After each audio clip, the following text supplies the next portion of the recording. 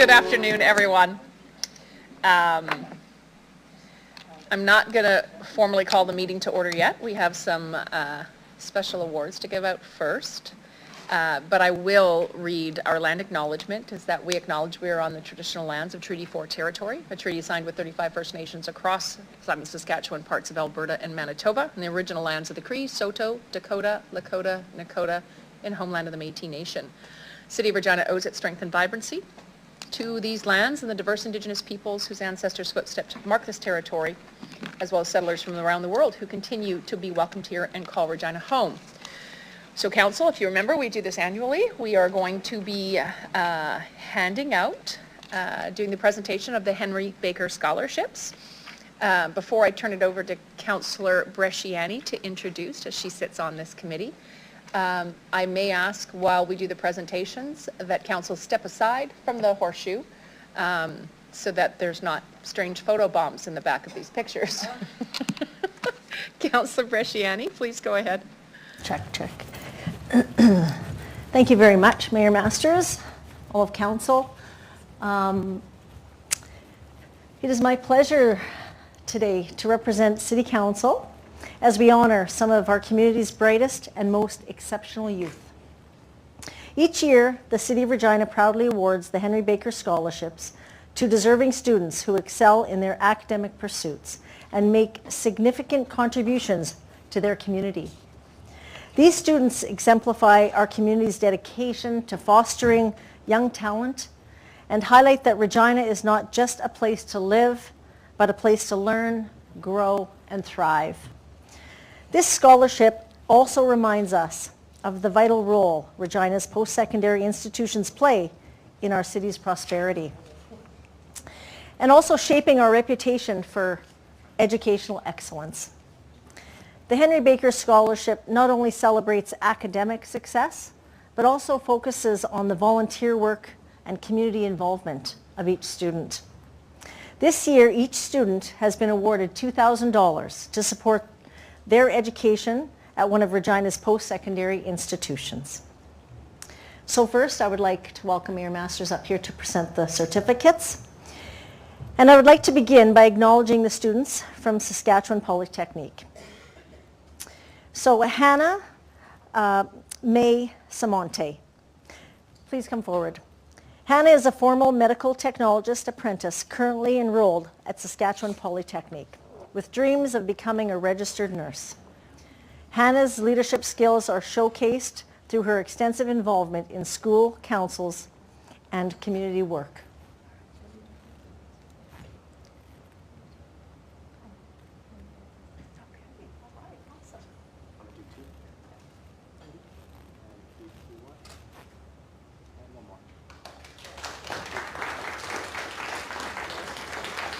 Is this a time, like, can family come as well, or do they do that after the photos? Okay, perfect. So we'll do a photos after with a group for the families as well. So, all right, Kirill Shelenkov. Kirill completed high school in Canada with an impressive academic record, maintaining an average of over 90%.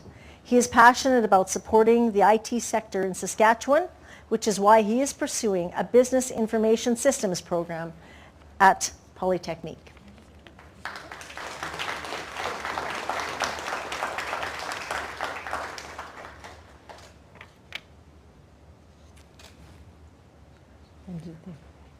Okay. Next, I'd like to introduce students from the University of Regina, starting with Caleb McGinn. Caleb is currently enrolled in the University of Regina's pre-medicine program and actively volunteers at the Carmichael Outreach. He engages in various sporting activities and is a summer instructor with the University of Regina's Educating Youth in Engineering and Science Camp. Congratulations, Caleb.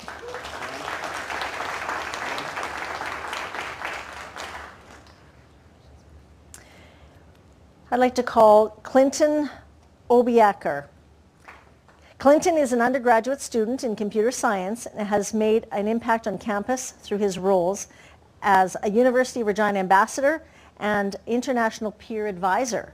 He also volunteers with the University of Regina Student Union and the Marion Centre, supporting Regina's most vulnerable populations. Congratulations, Clinton. Eric Tessier. Eric is currently pursuing a master's degree in clinical psychology. He has been actively involved in his community as well, volunteering at the Marion Centre, Paul Dojak Youth Centre, and the Regina Detox Centre. Eric also serves on the Regina Disc Golf Association. His research is focused on public health and caregiver mental health. Congratulations, Eric.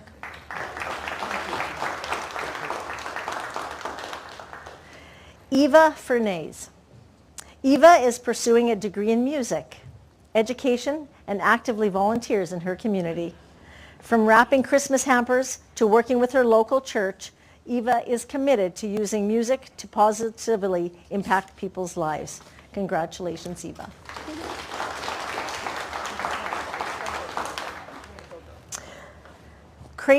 Gracie Christensen. Gracie has dedicated herself to volunteering in various institutions and coaching various teams, including youth hockey, basketball, badminton, and ultimate frisbee teams. Now studying kinesiology, Gracie hopes to pursue a career in physiotherapy and continue supporting athletes in their recovery journeys. Congratulations, Gracie.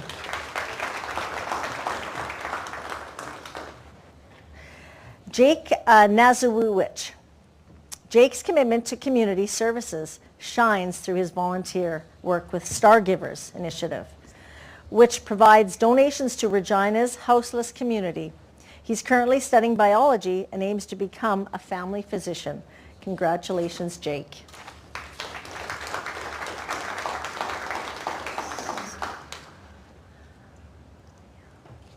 Jay Savalia. Jay is seeking to address community health issues associated with cannabis use and has focused his research on its toxicity as part of his master's in molecular biology. His extensive community involvement includes tutoring English learners and volunteering as a local community clinics. Congratulations, Jay. Kartik Patel. Kartik is studying computer science and has founded several initiatives at the University of Regina, including the UVAR One Discord server, which connects over 650 students, clubs, and communities to share resources and support each other. Despite significant health challenges, Kartik continues to engage in hackathons and tech competitions. Congratulations, Kartik. Linnea LaFontaine. Linnea is an active volunteer who has created projects such as Smiles for Seniors and More Precious Than Jewels, which support local seniors and women in transition houses. She will pursue a nursing degree to continue serving her community. Congratulations, Linnea.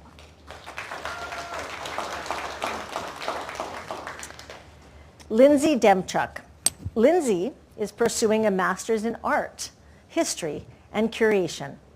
She has led initiatives like the creation of a student-run art gallery at the University of Regina and has volunteered with the Regina Humane Society. Congratulations, Lindsay.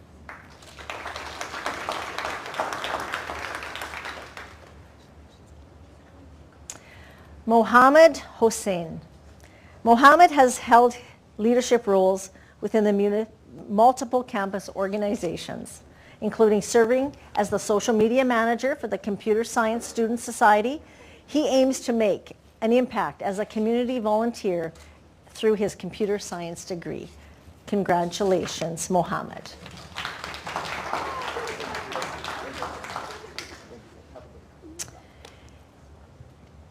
Teniola Omatayo. Teniola is studying for a degree in political science and volunteers as a senior ambassador at the University of Regina.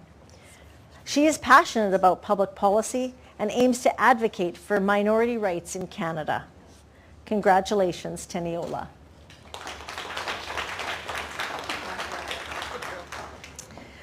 Again, congratulations to all these years' recipients of the Henry Baker Scholarship, including Jesselyn Peradowski, Kayla Kirby, and Tyson Fallman, who were not able to join us here today.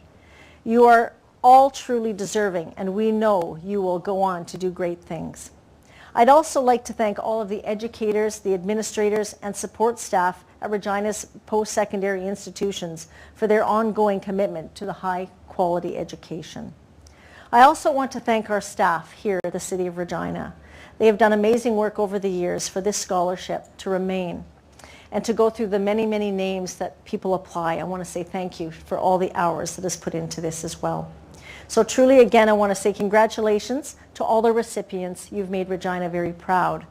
That ends it for today. We will do a group picture, and the family, you're more than welcome to come forward and take pictures. Thank you very much.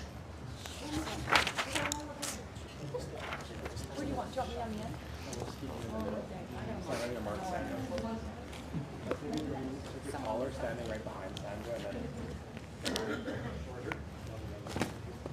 then 7 on each. Sure, come to this side. Here, and I'll put this.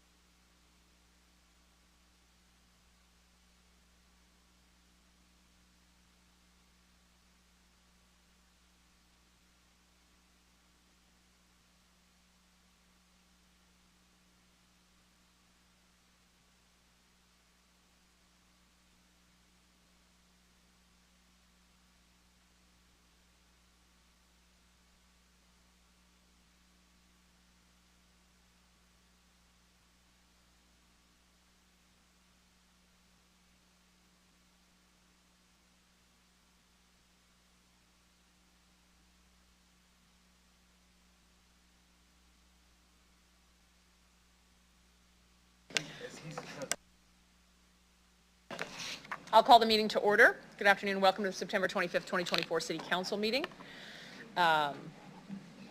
We have done the land acknowledgement for the work of the day. I'm just advised that some members of council as well as administration may be attending the meeting today through video conferencing. Cameras, microphones off. Turn them on when you go to speak, when you're queued up, and you got to put your hand up in the chat in order to for me to go to you. Can I have someone move a motion to approve the agenda at the call of the chair with the following adjustments? We are going to add the list of delegations. We are going to table the following items to October 9th, the CM 24-13, 24-115, and 24-16. Can I have a motion? Thank you, Councillor Hawkins, a seconder. Thank you, Councillor Mancinelli. I'll call the question. Any opposed? Mayor Masters. Yep. This is Councillor Zakidniak. Can you just confirm the titles of the reports that are being tabled, just to make sure I understand? Certainly.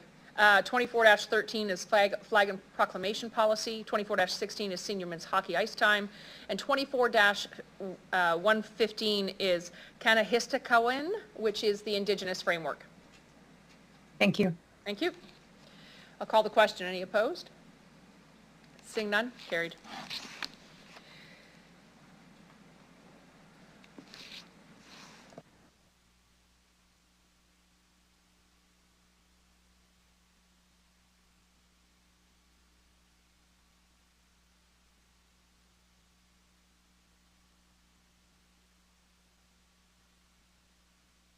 Got it. At the call of the chair, after consideration of the consent agenda, the agenda items will be moved and considered in the following order. We will do 24-12, 24-63, respecting office development policies review and related delegations. We will do 24-105, the permanent emergency shelter and its related bylaws and delegations and communications. Then we're going to move to zoning bylaw amendment for 3913 Hillsdale Street, 24-106. 24-107, Housing Accelerated Fund and bylaws through 2024-58 and related delegations. Then we will do motion 24-15, reconsideration of motion adopted on July 9th, respecting the Central Library. Then we're going to do 24-108, respecting Queen Street and related bylaws. 24-109, Bank of Montreal Bank Extension. 24-110 is real cash flow update and related delegation. 24-111 is the 2024 mid-year forecast report and related delegation. Tabled motions 24-7, 24-10, 24-12, and 24-14. CM 24-14 Housing Supply and Revitalization Initiatives Update and related communications. And then if we're still here next week, we'll do 24-117, 24-116, the reading of notices of motion 24-17, 24-18, and bylaws 24-50, 73, 24-60 through 69. The order is still subject to change at the call of the chair, but just felt probably good to lay this all out for us. Okay. Adoption of minutes. Can I have someone move a motion to approve the meeting minutes from the August 21st, 2024 meeting of council? Thank you, Councillor Stadnicek. Seconded by Councillor Vindura. Any errors or omissions? Oh, please go ahead. Before we move on, you'd asked about the agenda. I just need some clarification. It's a lot of stuff. Where is the reconsideration motion of the previous emergency shelter location? Number 10. It's amongst the tabled motions. Right, okay. Just want to double check.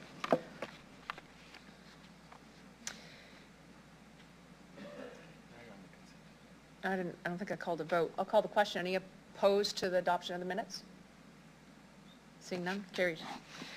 We'll now consider the consent agenda. The consent agenda is moved and voted upon without debate as one item, regardless of the number of agenda items included onto it. Item CR 24-111, the 2024 mid-year forecast report, is deemed to have been automatically removed because we have a delegation that has registered to speak to it. It will be considered in the agenda order at the call of the chair. So the consent agenda for this meeting includes 24-112, the 2023 annual reserve report, 24-113, motion 24-5 reserve fund policy, 24-114 capital expenditures report, 24-18 Regina Exhibition Association limited facility asset management update, 24-98 Stu Niebergall of the Regina and Region Home Builders Association, communication related to CR 24-119, which is 24-119 the land development and disposition strategy. I'll ask now if any member wishes to remove any items from the consent agenda for consideration and debate at some meeting sometime, somewhere? Seeing none, I have a motion to approve the consent agenda. Thank you, Councillor Hawkins, seconded by Councillor LeBlanc. Any opposed? Carried.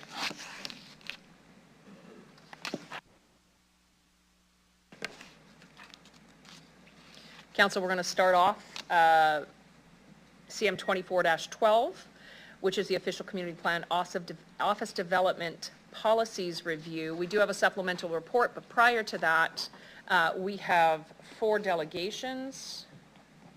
So I will call upon delegation Roseanne Hill-Blaisdell. Ms. Blaisdell, as you approach, I know you've done this before, we're going to ask that you state your name for the record, the organization you represent, where you live, and you're going to have 5 minutes to present to council, and they may have some questions for you when you're done. Welcome.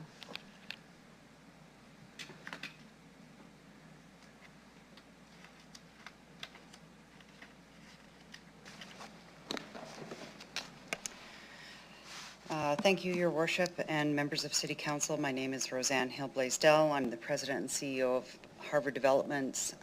I live in Regina, Saskatchewan, and today I'm here to speak in support of Regina's downtown revitalization. Allow me to step back in time for a moment. The decisions to build the Cornwall Centre and a concentrated hub of office downtown, which is pedestrian linked, was envisioned by the city, the province, and numerous other stakeholders many years ago. The Saskatchewan pension funds, yours, mine, are one of those key stakeholders and are still the majority owners of over half of the downtown office buildings today. They realized that a vibrant and active downtown in the heart of the city and the face is the heart of the city and the face of investment and attraction. The item in question today is the office policy. Its purpose was to be one of the most important components in nurturing and supporting the downtown, our small community, and supporting its economic health and vibrancy.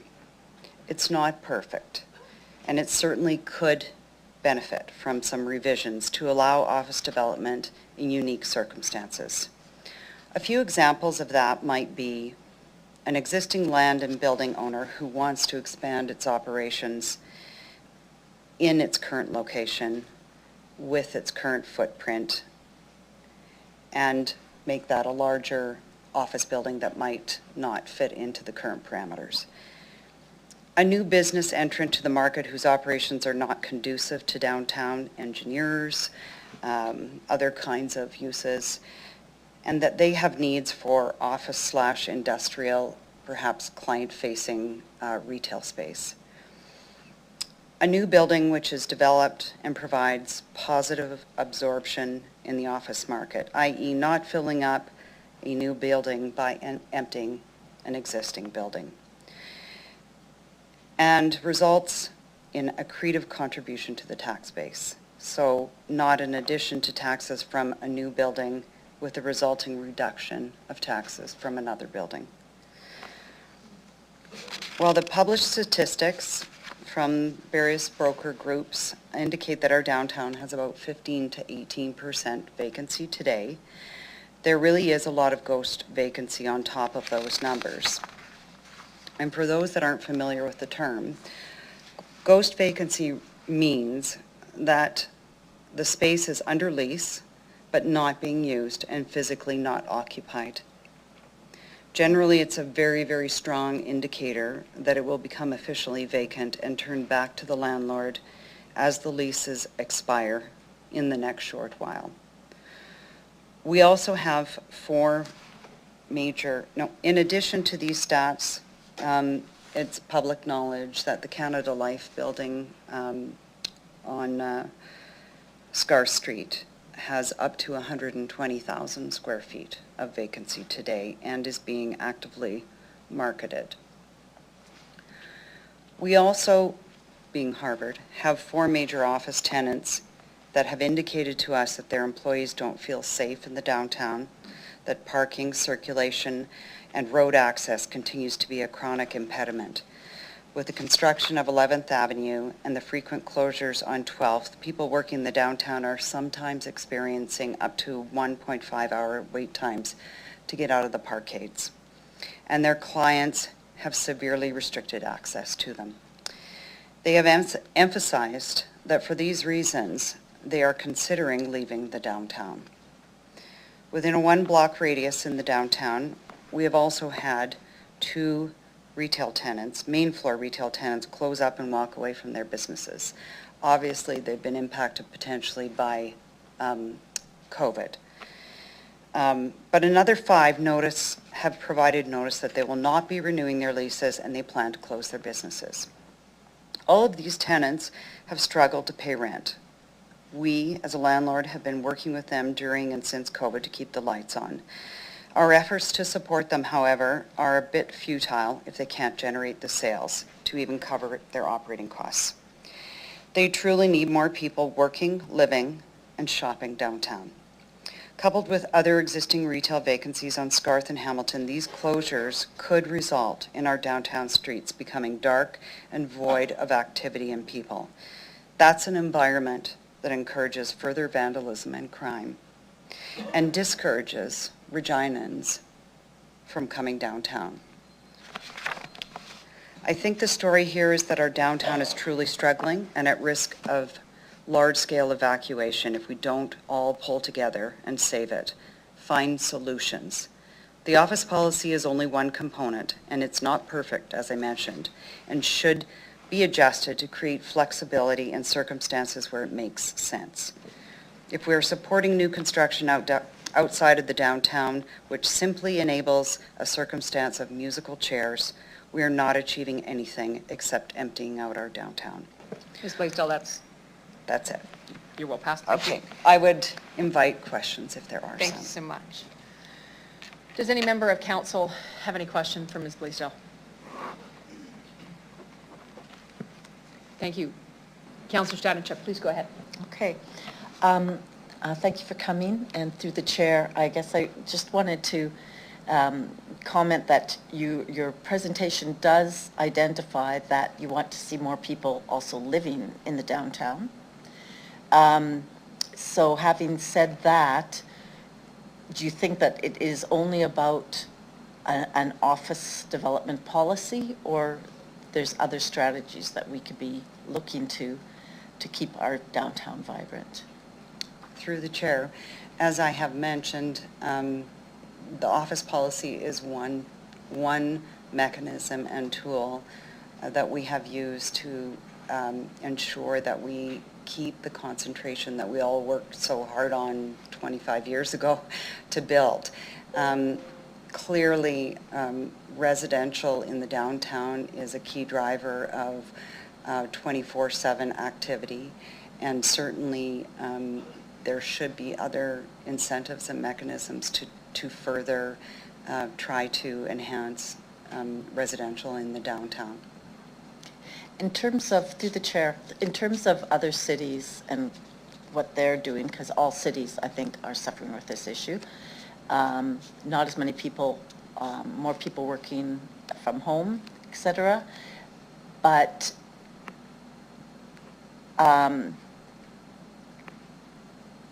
in terms of other, because I know that you operate in other cities, are you facing some of the same issues in the other cities as well? And what are their office development policies? Through the chair, in other cities that we operate in, predominantly there's a much larger population base, and there are a concentration of head office environments that drive a different traffic pattern. Our population base is small, unique, wonderful, but we are fragile in terms of ensuring that office is a concentration and that we have a downtown in any event. I know right now in Saskatoon, because we do operate in Saskatoon, that they are considering an office policy because they've had a lot of challenges with people leaving the downtown and going to the suburbs. Okay, that's all I have for questions. Thank you. Thank you, Councillor Stadenchuk. Councillor Bresciani, please go ahead. Thank you very much. Thanks for your presentation. I appreciate your response in your write-up, is your submission actually, you know, looking at different options to not have to turn business away that maybe does not fit downtown. How do you see that? Do you think that would be something that at a discretionary, or what would you feel would be comfortable in? And I know there's examples of that. How do you see that working through the chair? Through the chair. So I think when you look at revising a policy like this and creating some flexibility within that policy, you need certain criteria. And that criteria needs to be obviously tested and clear cut. You don't always want to have to test it on council floor, which I understand can be onerous and time consuming. But there are many examples where it's very obvious that a downtown environment does not fit with the use, such as an engineering firm, such as a geotechnical firm, such as an agriculture firm that has, engineers going out to site all the time, back and forth. Okay, thank you. You also talked about businesses that you've had, 2 main retail businesses, and 5 have now submitted notices for closure and leaving their business downtown. So what are your thoughts in, trying to keep these businesses open or retaining these businesses downtown?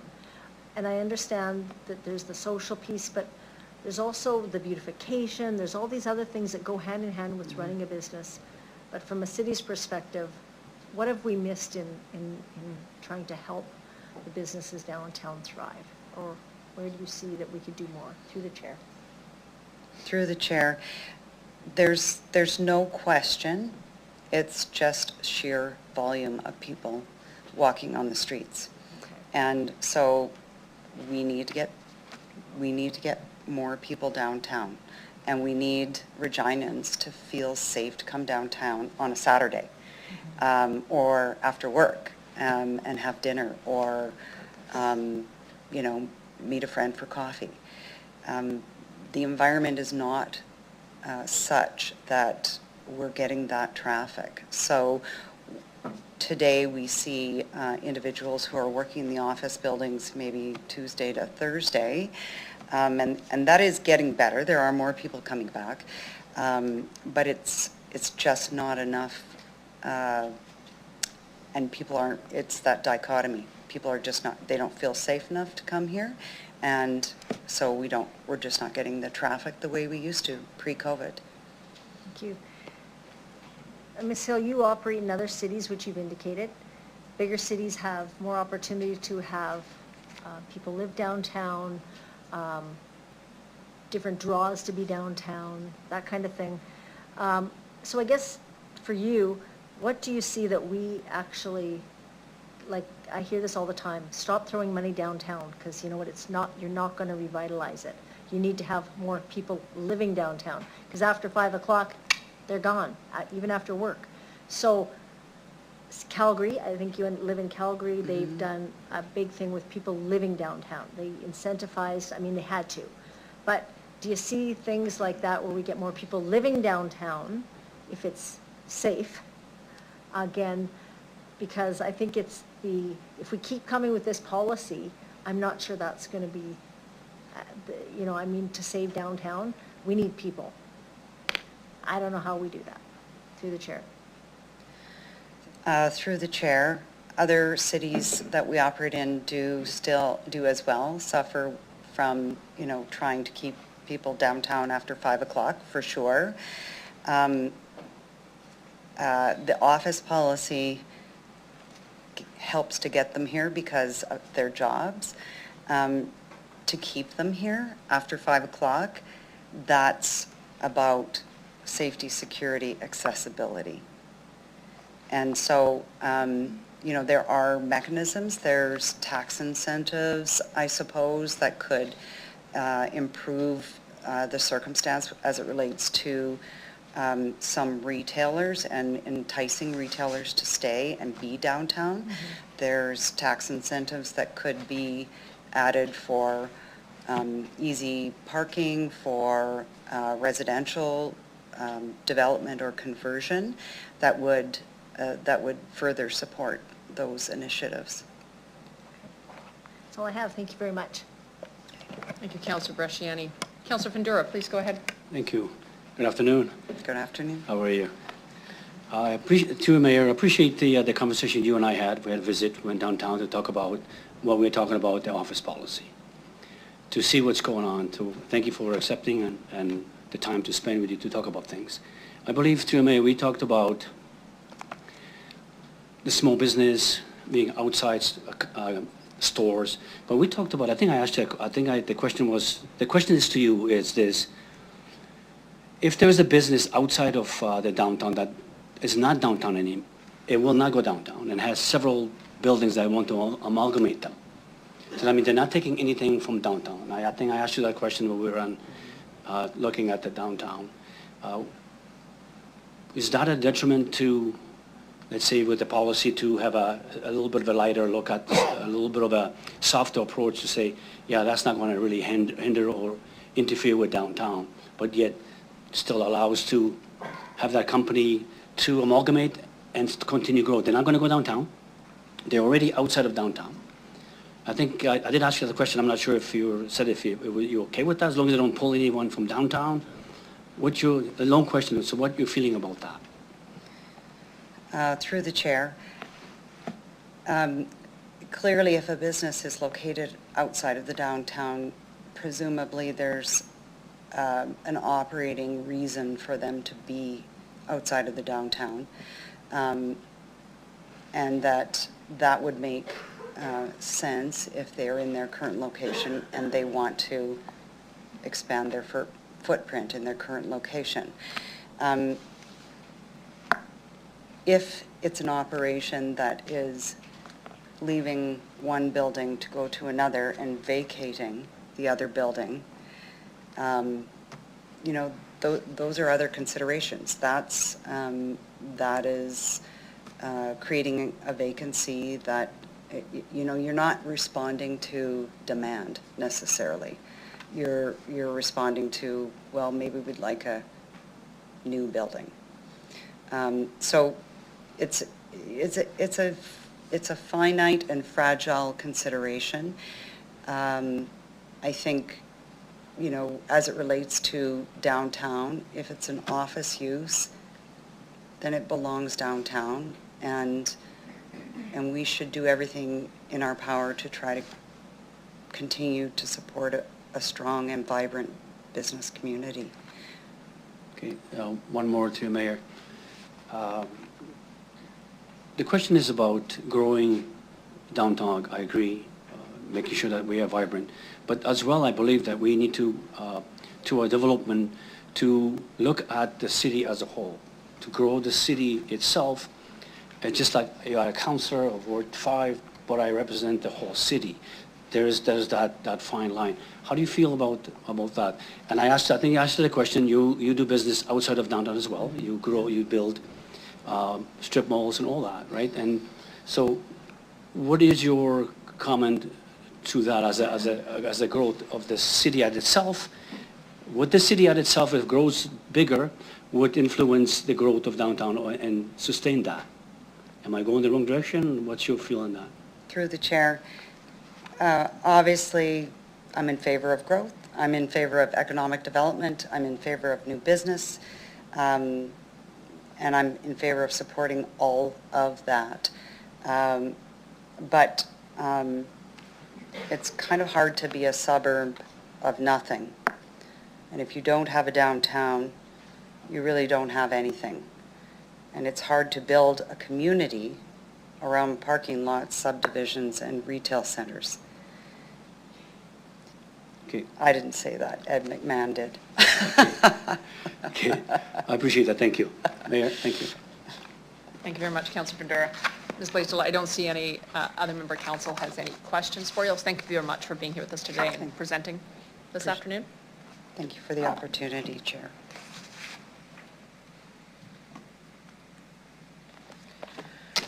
I will call upon delegation Judith Verasuk. Judith, I'm going to need you to state your name for the record, the organization you represent, where you live, and you're going to have 5 minutes and some opportunity to answer some questions. Welcome this afternoon. Thank you. Good afternoon, Mayor Masters and City Council. My name is Judith Verasuk. I'm the Executive Director with the Regina Downtown Business Improvement District, and I reside in the City of Regina. Thank you for the opportunity today to address you regarding the Office Development Policy Review on behalf of the RDBID Board of Directors. As stated at the Regina Planning Commission, the RDBID continues to endorse the city's current office development policies contained in Section D5 of the official community plan. Given the current office vacancy rate in downtown Regina, the impending loss of a major retail tenant in downtown, the significant impact of ongoing construction throughout downtown, and the lingering impact of the COVID-19 pandemic, downtown Regina needs to remain a priority for revitalization and investment. As such, RDBID supports option 2 of the main report, multiple reports here. Option 2 was status quo, the office development policy's continued application. And we strongly urge that no further office development be permitted elsewhere in the city except within the downtown central city office area or as may otherwise be permitted by the policy until such time as downtown vacancy falls below the established policy threshold of 6.5%. At your June meeting, Council requested additional information of administration. And in that supplemental report before you, it's interesting to note that the City of Saskatoon is initiating a review of their policies to explore whether a stronger policy and regulatory approach is required, similar to Regina's, to ensure larger office developments locate in their downtown. So if they're doing the opposite, like why are we trying to loosen up our policy? Also in that supplemental report, Economic Development Regina referred to the need for supportive policies that can incentivize developers and landlords to pursue new construction or redevelopment projects. They also state that progress on downtown revitalization goals are made most effectively in cities that build policies around residential growth in concert with or in place of office policies and incentives. They also note that revitalization and vibrancy are not policies or programs. They are the result of people freely spending their discretionary time, effort, and money in a concentrated area. We are, RDBID and the city, we are working towards creating that environment where people want to be. But we can't do it alone. Addressing safety and the perception of safety will require partnerships with RPS and the city and many other community-based organizations. RDBID continues to produce small-scale activations and events in City Square, as well as provide support to other event organizers and community groups who wish to be downtown. And with the city's support, RDBID continues to work on cleanliness and beautification efforts. The investment in our clean team and the support for our downtown art projects have made a visible difference. Where we need your support now is an investment attraction. The proposed new incentive program, which will be coming later on in the agenda, to support commercial, cultural, and economic development within the city center is a great first step, but more is needed. We appreciate the program assessment that was completed as well as the adjustments that were made to address the gaps in the existing incentive program. Additional incentives for residential, commercial, and post-secondary institutes should also be developed and funded to attract investment into downtown. While no one policy will revitalize downtown, a suite of policies, programs, and initiatives, all working towards the same goal, will move us towards revitalization. This is the direction we need to head in, not loosening one of the policies we do have in place.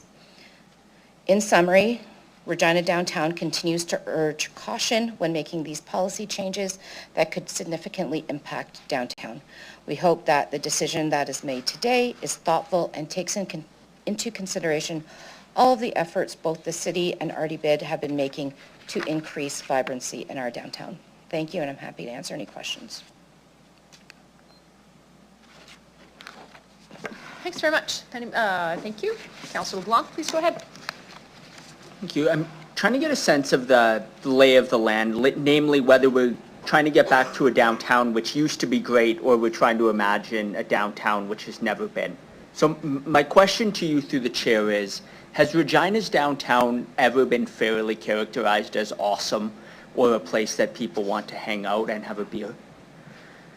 Through the chair, it's a funny question, but I would like to say that before recession hit, I think 2017-ish, we were on a great trajectory. There was, night markets, there were things happening at night.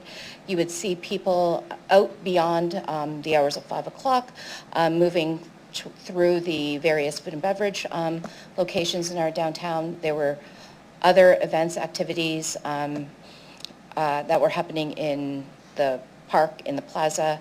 The Globe was open at that time. So, yeah, well, it's not, downtown Montreal. It was great for the size of population we have and the state of the economy which we were in. Great, thank you. Thank you, Councillor LeBlanc. Seeing no further questions, I'm going to ask one. We have an office space donut hole in the warehouse business improvement district, which last time this came around, there appeared to be some concurrence that the downtown bid would support just lifting that ban because of the volume of small and medium-sized enterprises that are located throughout the warehouse to allow for potential expansion and the uniqueness of that particular area. Do you have a comment on that today? Through the chair, the board, when considering the report at that time, they did express support for the warehouse donut being covered by this policy. That is correct. Has that position changed today? That is, through the chair, that is not a renewed conversation we've had. I think when we were here the last time, there was this option 4 that came forward, and that was the focus of kind of where we thought council was kind of moving towards, and that's where we focused our positioning. So what I would put forward on that one is in response to the option 4, we would prefer status quo. If we're back to the original without option 4, then the opening up of the office area policy to the warehouse district would be something that we could support. Okay. No, I appreciate clarifying that. It's a winding road. Don't need things walking on. And my other question was, you made mention of the Regina Downtown Business Improvement District in terms of some of the support that the City of Regina has provided over the last 12 or 18 months.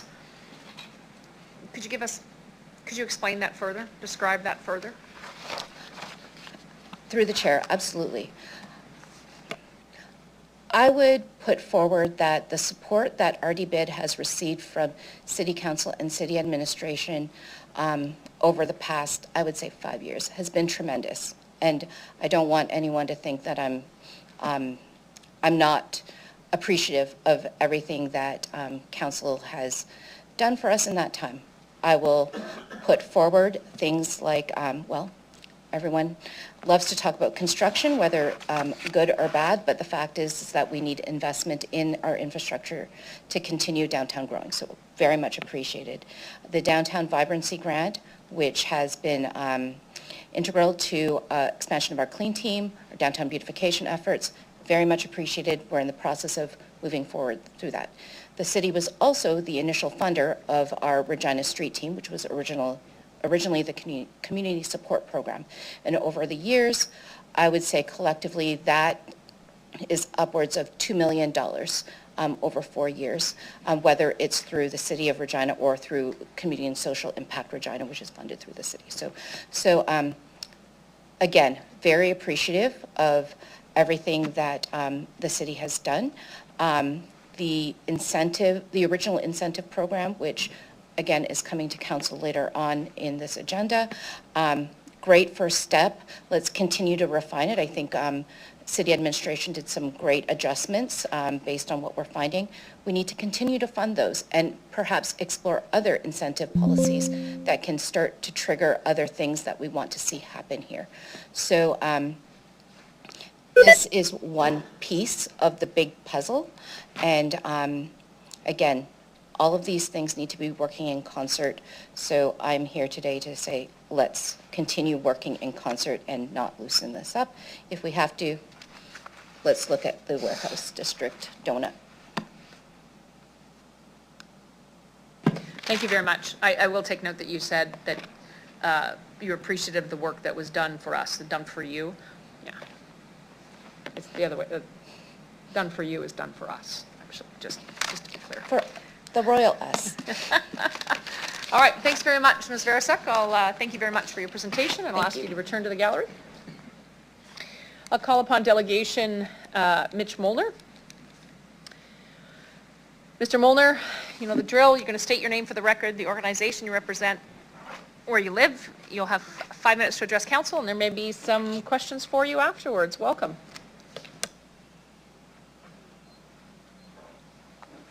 Thank you, Your Worship. Mitch Molnar, resident of Regina.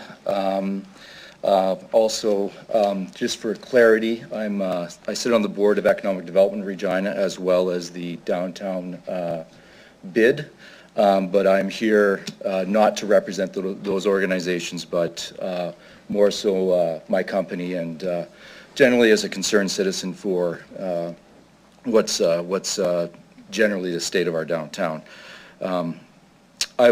My written presentation had quite a bit of turns out redundancy with what Judith and Roseanne previously mentioned. Judith's comments about the current issues going on in the downtown with as far as construction, although much needed and appreciated in the long term, it is a bit of an issue for us right now, especially with tenants that face 11th Avenue and the prospect of it going on for another 3 years. If you have a near-term lease commitment or a commitment that expires in the near term, I should say, that will be problematic to maintain those tenants. They're not interested. Their parkades are shut down. Their street fronts are shut down. I think that also Judith drew attention, which I won't dwell on, but we are also active in the Saskatoon marketplace, and I think it's very interesting that they are not it wasn't at the request of any particular council or developer, property owner, but from administration, that they brought forward a notion to council that they would like to study the ability and to add policy to protect their downtown. Much like our OCP, their OCP calls for the downtown to be the center of major employment. Unlike our rules and policies, they have nothing to protect their downtown. Their downtown occupancy has gone from containing about 49% of their office users down to 43% in the last 4 or 5 years, and administration is thinking that that is a concern for them. It's a taxation concern, it's a community vibrancy concern, so they want to study the issue. So I think that the proponents for suburban office that point to Saskatoon as a solution, I don't think it's quite that evident. Also, I agree with the comments from EDR. I better I'm on the board. I endorse them. I think that that it's very important that the revitalization and vibrancy is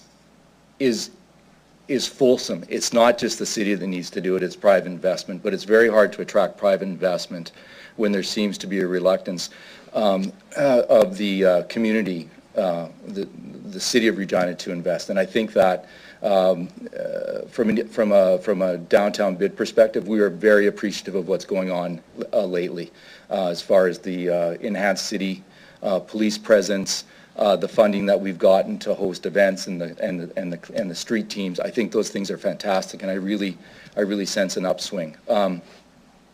And I would welcome also a conversation. I hope that Councillor Stadnichuk repeats her question to me about residential development. I've got something to say about that.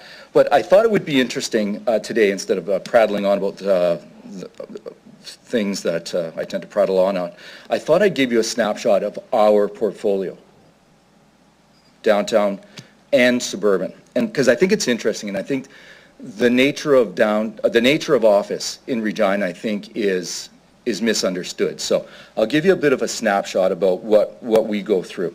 So in our portfolio downtown, we have 56 tenants, okay, 56 unique tenants. Of those, one is over 40,000 square feet. 3 are between 20 and 30,000 square feet, all government agencies. And 50 are below 10,000 square feet. In our suburban office portfolio, we have 10 tenants, 2 at 20,000 feet, both of which have a component of fleet vehicles and justifiably deserve to be in the suburbs.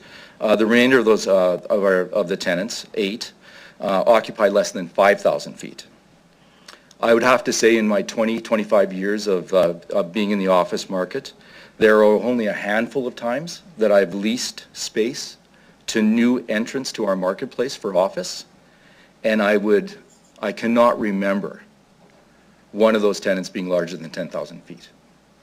So there's a point to all this if you let me continue. For a broader context, I requested Colliers International to provide a summary of transactions for downtown lease space from 2021 to the current. They tracked 47 transactions. Of those, 2 were 40,000 feet, 3 were 20 to 30,000 feet, and another 4 were 10 to 20,000 feet. So 8 of those 9 transactions, were Crown or government agencies. The remainder of those transactions are all below 10,000 feet. The 40,000 foot threshold, why I'm talking about that, is it represents the current definition of medium office being contemplated for suburban and corridor use. As evidenced by the above, our portfolio and talking with my comrades in the business, their portfolios look the same. Lots of tenants, lots of small tenants. Those small tenants are highly mobile and highly susceptible to lease costs. Part of the lease costs in the downtown is parking.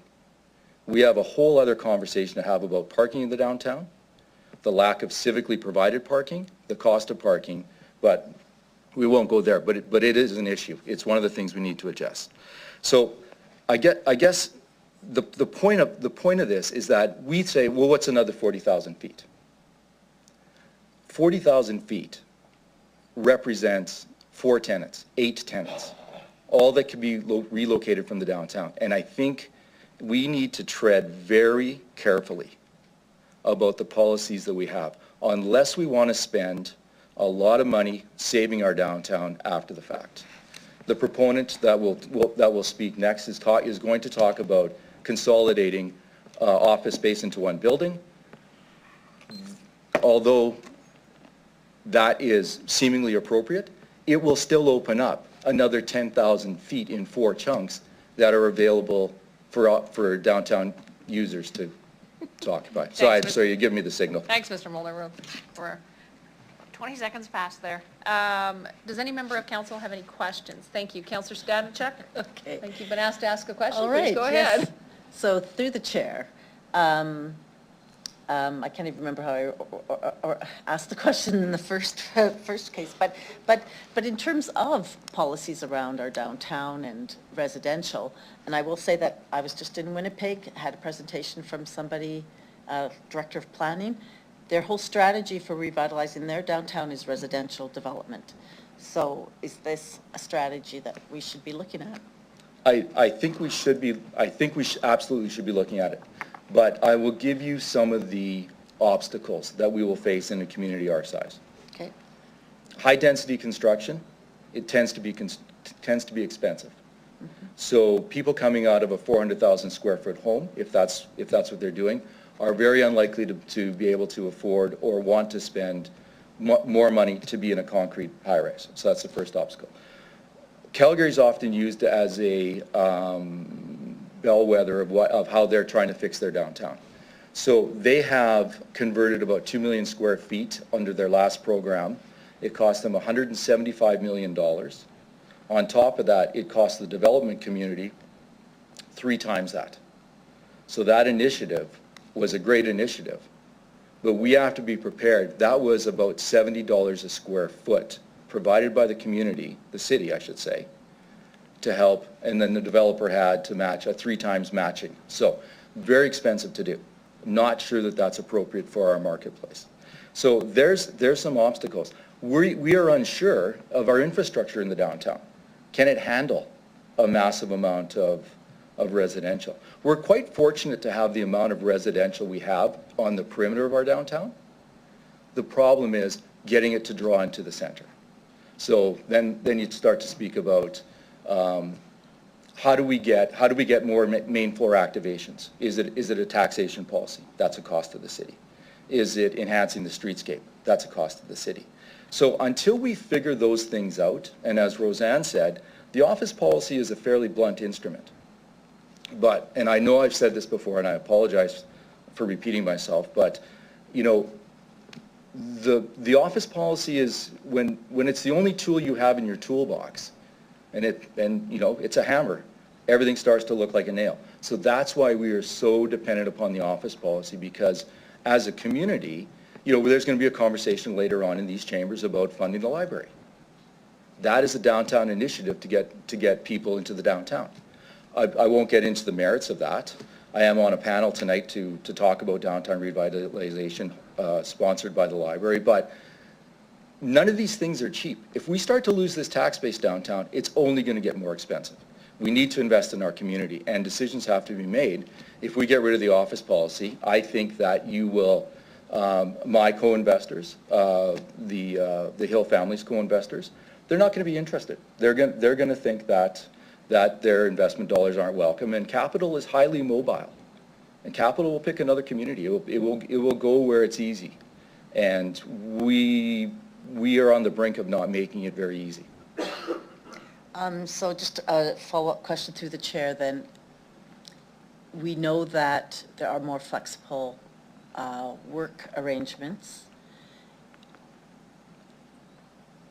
How do we handle that? Because that's a trend that we've seen since COVID, and it's not, I don't know if it's going to change, but no, I it's think just the new reality that we're not going to Yeah. see a lot of people working from home, from the office. Yeah, I think over time that will reverse. It's in some of the major marketplaces, it's reversing a little bit, but you're absolutely correct that a 3-day work week in the office is a very real thing. And it's really hitting our small retailers and other business people in the downtown, not only the office users.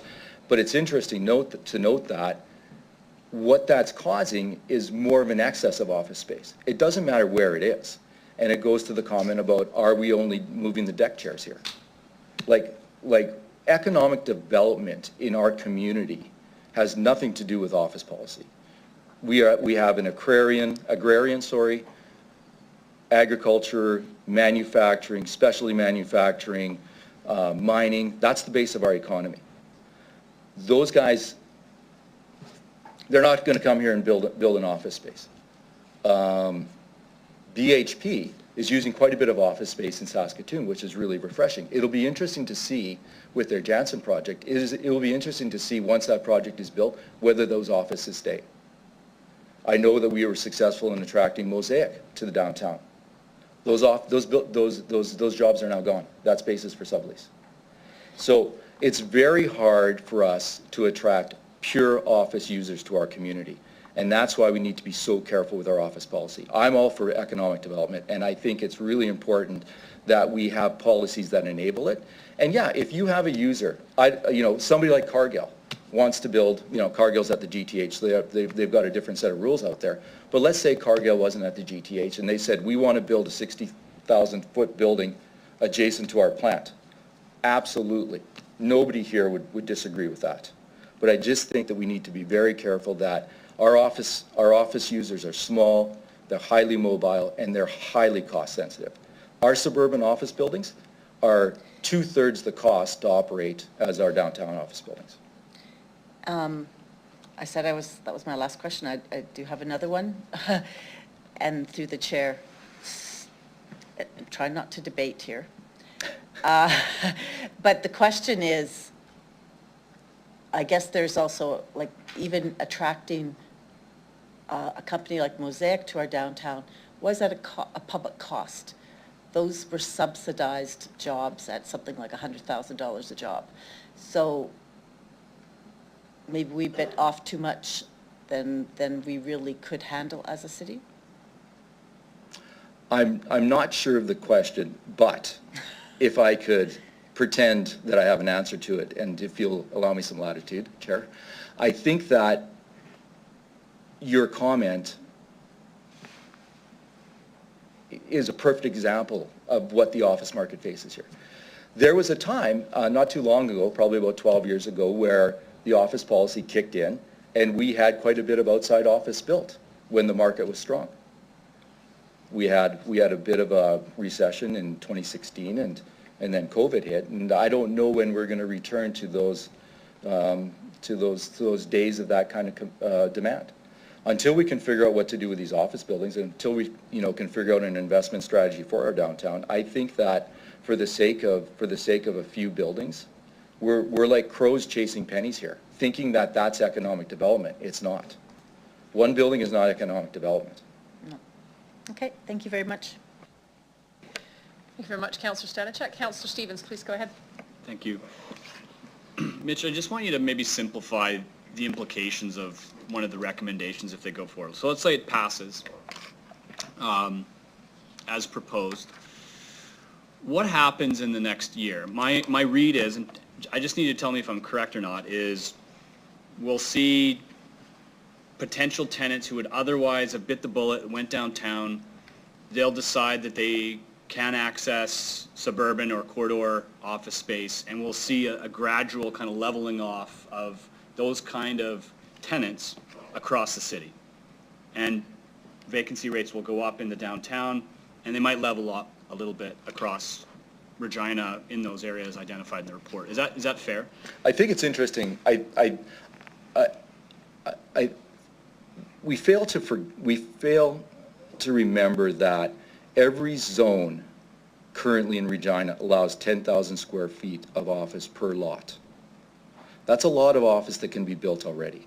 So I really don't think that we've got an issue, given the fact that I just went through my portfolio, and out of 56 downtown tenants, 50 of them are below 10,000 feet. I mean, this idea that there's no movement available and we can't build any new office, it's a fallacy.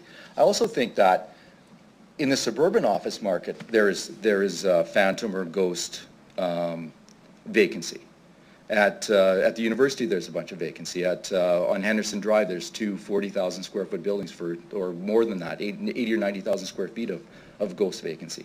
So, I really think that it's a red herring, and I mean, it's a great conversation to have about what do we need to do to have economic development. This isn't the answer. It's not the right conversation. It's not even the conversation about downtown revitalization, the office policy. It's a much broad-ranging conversation, and I think that council and we as a community have to decide where we're going to invest our dollars. I mean, we could have a Detroit syndrome on our hand if we're not careful here. And then what's the cost? Fair. Thank you. So, second question through the chair. Another threat, if you will, with the current scenario, I'll compare it to Saskatoon. If you can't answer it, that's fine. I don't expect you to know. But you do know that market, is they'll take a look at what you're offering downtown collectively. They'll say, no, we're going to build out of town. Despite what you've said about there's still other options. Could that account for why Martinsville and Warman have become almost true suburbs and are some of the fastest growing bedroom communities in Saskatoon? Is that what's driving potentially their growth, is the fact that you can build out of the city where it's cheaper? And would that be something we would see here? Right. I don't think that, I think that Regina, from a suburban or from a surrounding neighborhood perspective, has an industrial land issue. We don't have an issue with office development. I think that in Saskatoon, and we do own quite a bit of office, suburban office in Saskatoon, probably about, I don't know, 200,000 or 300,000 square feet of it. I think without a policy, it's the Wild West. I had a building up there, 100,000 feet. Without any approvals, I could have converted that building to 100% office. That's not a good policy, an industrial building. I don't think if we don't act today that we're going to have an exodus of office space to places like White City or, you know, Pilot Butte, those sorts of things. I think that that's a false narrative. I really think that we've got this thought that we're losing out on office development. Office people aren't locating here, and I think I don't think that that's correct. I think that we'd have that conversation about industrial land and losing out on that tax base. I think that's really relevant, but I think that this whole office is, quite frankly, I can't believe that over the course of the last couple of years, and especially over the course of the last 6 months, that so much oxygen has been taken up by this issue. Thank you. Thank you, Councillor Stevens. Councillor Zakidniak. Hi, can you hear me okay? Yes? We can, so yes, please go ahead. Okay, thank you. Thanks. So I just want some clarification, because there's now been multiple recommendations that have come forward here. So to clarify, I believe your position is that you are opposed to medium offices in urban corridors and also medium office development within the warehouse district. So we'll start with that. Is that accurate, through the chair? Through the chair, I think that it would be accurate to say that I think that we need to be careful. I think that on a one-off basis, that it might be appropriate to build some suburban office if the situation is correct. I am opposed to opening up corridors for office. That's a lot of land. That's a lot of 40,000 square foot buildings. And the warehouse district, I think, is, I'm going to get in trouble for saying this, but I think the issue is a red herring. I don't think the need is there. I think that people look to, the solution is there's a lack of demand. The solution is demand. No, go ahead. Sorry. Well, I was going to say the solution is more demand in that neighborhood. I mean, the tenants that are locating in that neighborhood typically are smaller than 10,000 feet, and they can go to town right now. I don't think that there's a 50 or 60,000 square foot tenant looking to locate in the warehouse district. So I don't think it's economically viable. I don't think the demand is there. So if you want to say you can build suburban, you know, mid-sized office in the warehouse district, I'd say okay, because I don't think the demand is there. I don't think it's going to happen. But so, am I opposed to it? I guess from a philosophical point of view, I probably should be, but I don't think it's a real issue. Okay. And actually, in terms of the sort of one-off circumstances, it was originally proposed by administration to consider flexibility through a contract zone. I've also heard it mentioned today and otherwise of considering those applications through a discretionary use. I don't know if you have a preference or if you think that either of those would be an appropriate way to add flexibility for unique circumstances. I think that council wants to stay away from discretionary use issues because they start to micromanage zoning, right? And I agree with that from a 10,000 foot view. But when you've got a downtown that provides at times 10% of your tax base, I think that that is maybe something that you should have a little bit of micromanagement on. So for office, I actually, under the old policy before the current, like 10 or 15 years ago, you could, on a discretion, if the office policy was in place, so if the vacancy was below 6.5%, you could have a discretionary build of up to 30,000 feet under the old policy. I actually went through that process and was happy to do it, and we had it approved because the demand was there. And I didn't think that there was anything wrong with that process. As a developer, I thought that that's fair game. I knew the rules going into it, and that's what I chose to go down that road, and I don't think there's anything wrong with that. And I think I wouldn't recommend it for all zoning to start getting into a bunch of discretionary uses, but because the office component is so important to our existing tax base, to be clear, I would love if our downtown was vibrant enough that we could throw that the office policy was the last consideration on my mind, but we're not there. Maybe one day we'll be there. We're not there. We go forward to get rid of the office policy at our peril. Okay, and what about the consideration of considering, I believe this was an original administration recommendation in terms of considering flexibility through a contract zone. Do you have an opinion on that as a possibility? Administration will want to hear that, but I think the contract zone is actually a pretty good idea because there are other things that we would like to see suburban office contribute to the downtown through levies and fees to sort of level the playing ground and to help our community direct money towards the downtown. Contract zones would allow those things to be negotiated on a one-off basis. So I'm not opposed to them. Okay, thank you, that's helpful.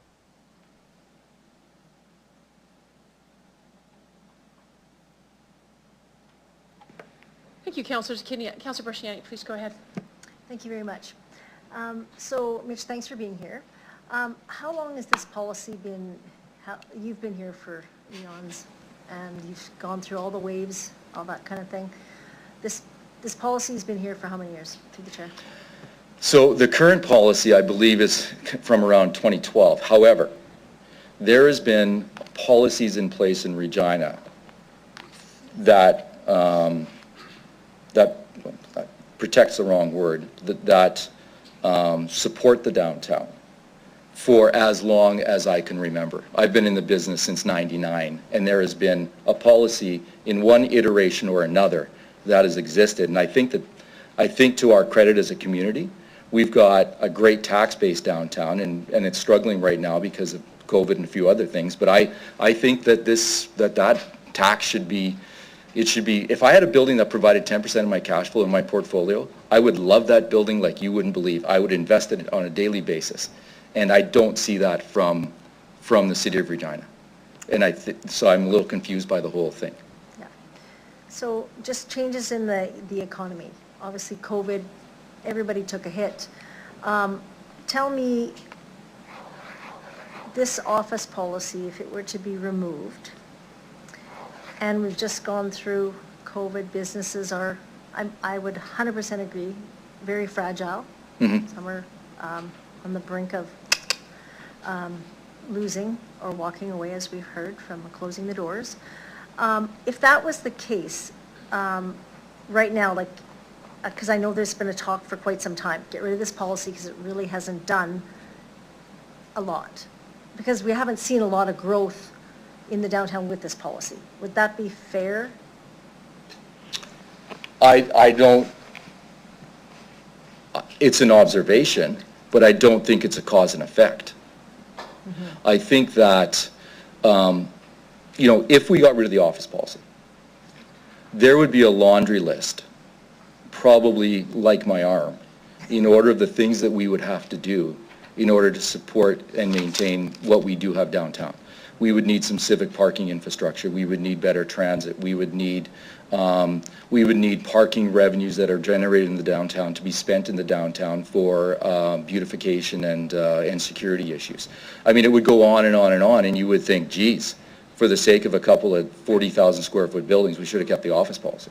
You know what I mean? Like there on either sides of the ledger, there are expenses. So I would be, yeah, if we didn't have an office policy, I still think we need some additional investment, but that investment to support the downtown would have to be a very broad base, and some of it would be financial, but some of it would be just be pure policy driven. We've got a parking study from 2014 that talked about building civic infrastructure parkades. And it talked about a whole bunch of other things. The only thing we managed to do out of the 2014 parking study was to increase enforcement. And none of that money from increased enforcement went to the downtown. Yeah. So we made, again, a policy made things worse. We've got a moratorium on parking for the downtown, yet it's a primary driver of why people leave the downtown. Parking space probably contributes $3 to $4 a square foot more to the cost of suburban space in your relationship. 100%. So, Perfect. You also talked about like discretionary. So I think you're a business guy, you believe in business, you own many businesses around, that kind of thing. There are businesses around outside the downtown that are operating currently that cannot expand because they would be considered over that 10,000. Same business, right? Their own business, but want to expand within their own Right. acreage or whatever, but they can't expand because of this policy. What were your thoughts on that, and how would we mitigate that? Sure. To the chair. I correct me if I'm wrong, administration, but I had thought that we had always talked about a change to the policy that would allow office that was adjacent to industrial uses to expand and to have whatever component of office they would need to support those uses. So I don't see anything wrong with that. If you've got a user that is growing organically, so they do need more space, I don't think there's anything wrong with that. I mean, they've traditionally been a non-downtown resident. I think that those sorts of things are appropriate. But the red herring that it's too much work to make a discretionary use to expand your building, I mean, you're already paying $50,000, $60,000, $100,000 on consultants. It's one more piece of paper.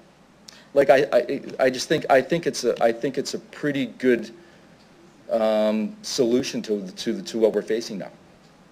So just to be clear, you're saying that in that situation, you would support a discretionary use for those applicants to be able to come forward saying why they could not be in the downtown because of their industry, as we heard from Ms. Hill, like those kinds of things? 100%. Okay. Awesome. That's all I have. Oh, Thank no, you. I do have one more. Sorry, and I know we are for break. Beautification. Very important to our downtown.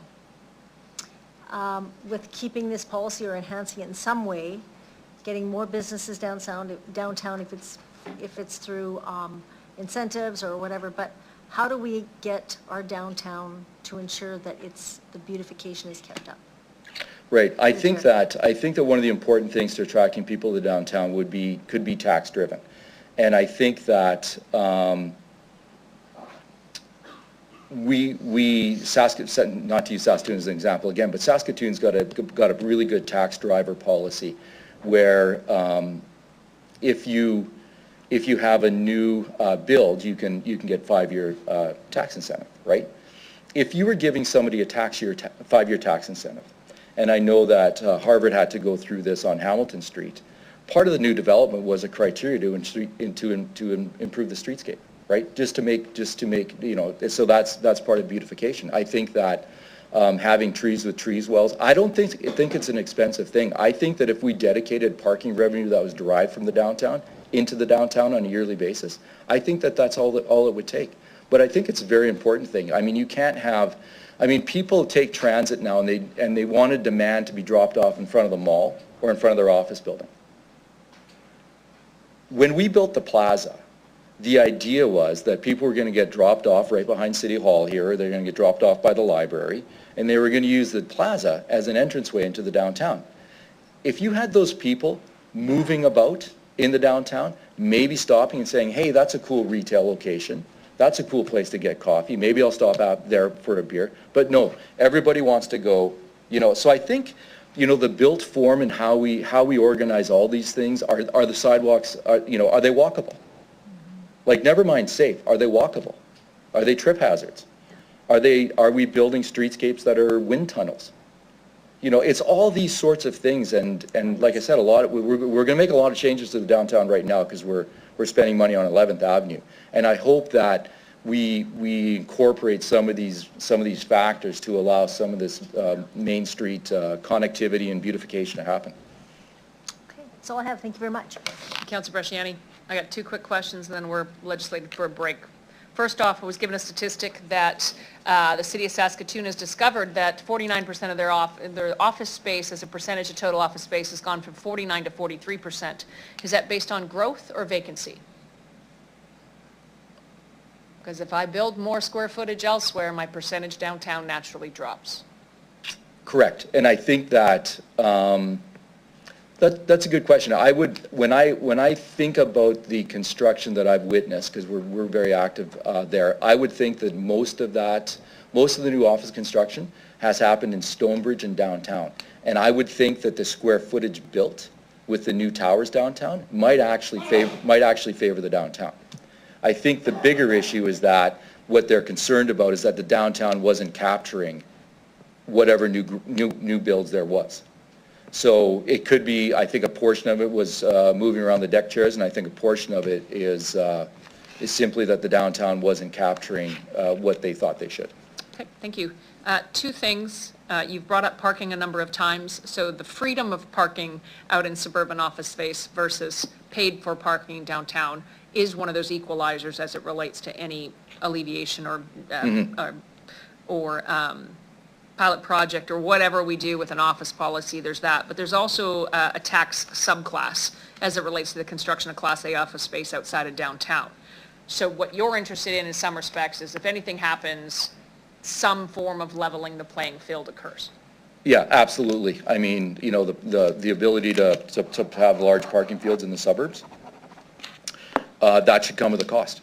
Okay. All right. Thank you very much, sir, for your presentation today. Thanks for spending some time with us and answering the questions. I'll ask you to return to the gallery. Council, we're on 15 minutes. Thank you. 2:34, 2:49, folks.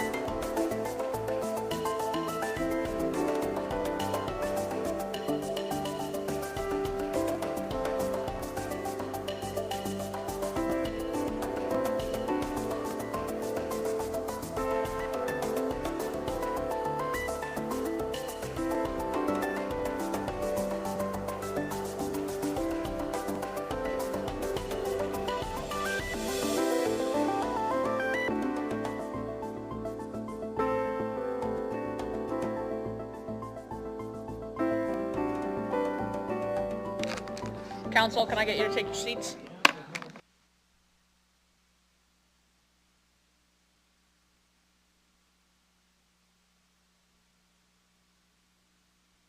I got quorum. I call upon Delegation Robert Goldman.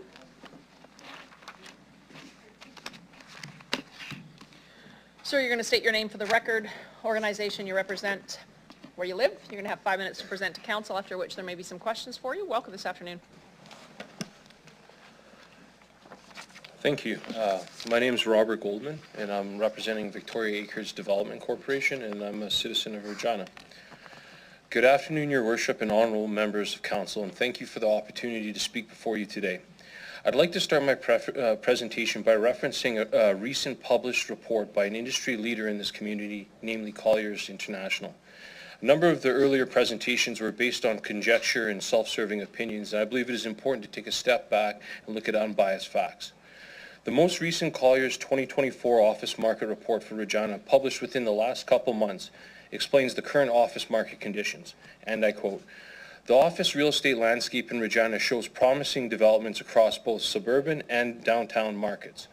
This report explains that in the last year, asking rental rates have increased 6.3%, and that Regina's office vacancy rate has fallen to 12.6% overall.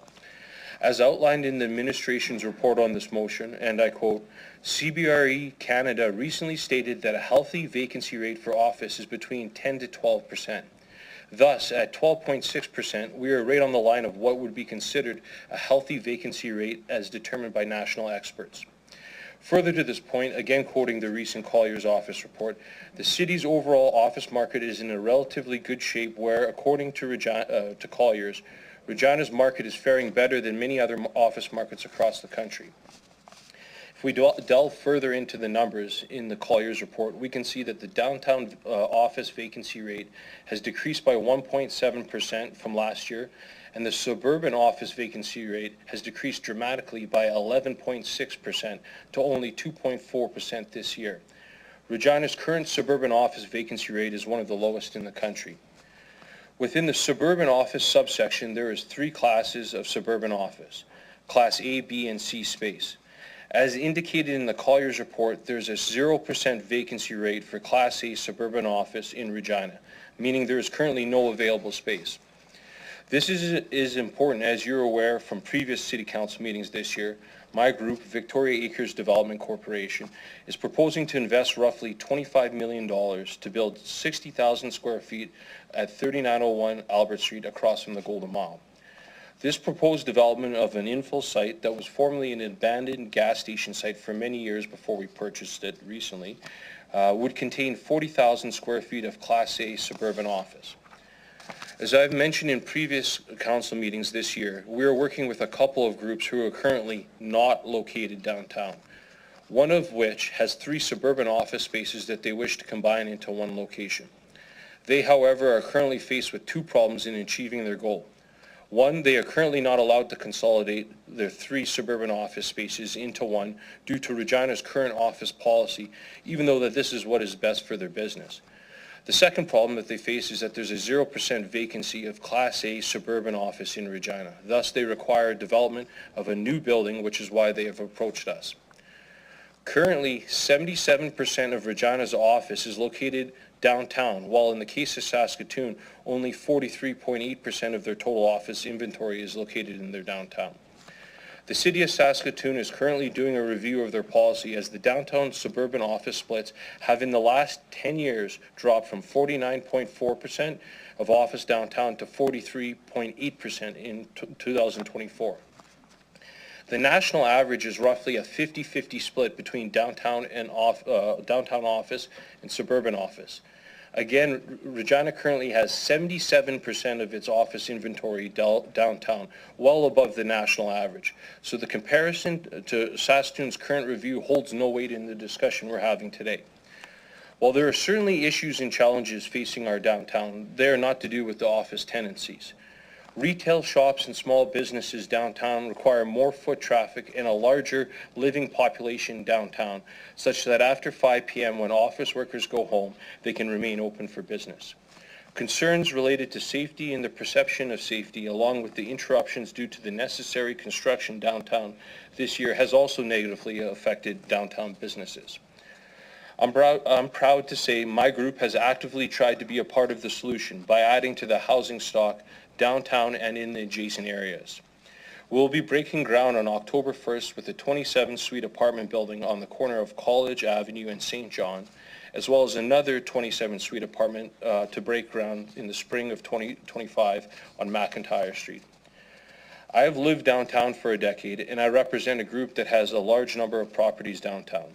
I wholeheartedly agree that work needs to be done, and incentives for intensification and revitalization is part of the solution of many of the problems that the downtown currently faces.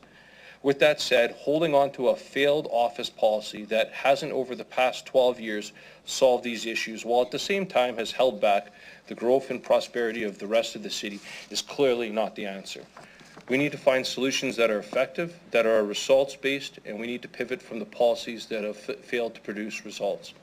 Thank you for your time and consideration, and I'd be happy to answer any questions you may have. Thank you, Mr. Goldman. Do any members of council have any questions for the delegation? Thank you. Councillor Stavichuk.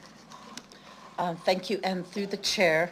Mr. Goldman, I'm wondering if you could tell me, you already own the lot on Albert Street. What do you pay now in property taxes? And what, if this new building does go ahead, what would that generate in property taxes for the city? Through the chair, thank you for your question. So at the present, we pay roughly $40-some thousand a year for property taxes. If we were allowed to proceed with our development, the property tax base on that property would be between $250,000 and $300,000 a year. Okay, thank you. In terms of, there's so many things that you mentioned. In terms of the through the chair, in terms of the tenants, the possible tenants that you have that want to consolidate, would they go downtown if they had the option? If you could build downtown instead, would they go downtown? Through the chair, so first of all, one of the major tenants we're using currently has 3 suburban offices. Right. Okay? They actually do have an office downtown as well, but yet have business outside of the downtown. And they wish to combine these 3 offices, suburban offices, into one, as that's most efficient for their business. Now, the only reason they have the 3 locations is, in the first place, is because of the office policy. That section of their business was never going to be operated out of the downtown. And so now they're in a position where they're looking for a new facility to combine all employees together in one location, and that is why they have approached us to develop on our Albert Street South site. And through the chair, could you explain, I realize I don't know what a Class A office is. You mentioned that a couple times. Through the chair, so the office market, whether it's the downtown office market or the suburban office market, is broken into 3 classes: Class A, Class B, Class C.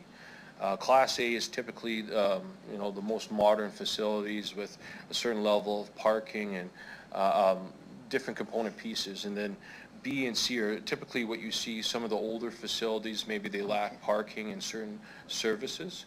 So as I mentioned, in the most recent Collier's office market report, there's a 0% vacancy in the Class A suburban office market. And in the B and C, we have hardly any vacancy as well. So cumulatively, there's a 2.4% vacancy in the suburban office market in Regina, which is one of the lowest in the entire country.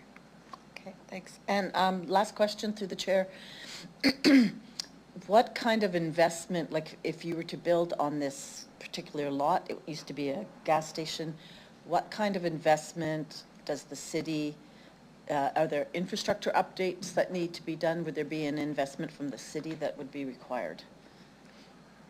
Through the chair, so that's a very good question. It's an infill lot, and all the services have been brought to site. So in essence, if the city were to vote today to allow for us to be able to move forward, they wouldn't have to invest $1, and they would convert 40,000 some a year property tax bill into 250 to 300,000 without having to invest a dime. Okay, thank you. That's all I have questions. Thank you, Councillor Stanachuk. Councillor Brasciani, please go ahead. Thank you very much for being here. You talked about the property that you have on Albert. And so we talked a little bit about discretionary use. So if developers have some, like a development they want to see does not fit in the downtown, would you agree with that type if the policy was to remain to protect, or what are your thoughts on that, through the chair? Through the chair, thank you for the question. So Regina, I understand that London has a semi-similar policy, but for all intents and purposes, Regina is the only place in Canada that has this policy. So when major companies look to invest significant amounts of money, they don't usually have barriers in any other municipalities. So we've had conversations with groups that have looked to invest with suburban offices, and when you explain to them, you have to go through a process, discretionary use. It can take about 6 months, and at the end of the day, you don't know if you'll be successful or not. And in order to apply for a discretionary use, you're in for $100,000, $200,000 of investment that you can't recoup if, in fact, you get approved. Your discretionary use doesn't get approved. So it is definitely a barrier. In the case of the user that I'm dealing with, they want nothing to do with that.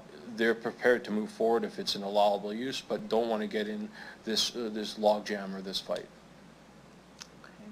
So would you say, in your experience, that we are losing businesses moving to Regina to set up their businesses here in Regina because of this office policy, through the chair?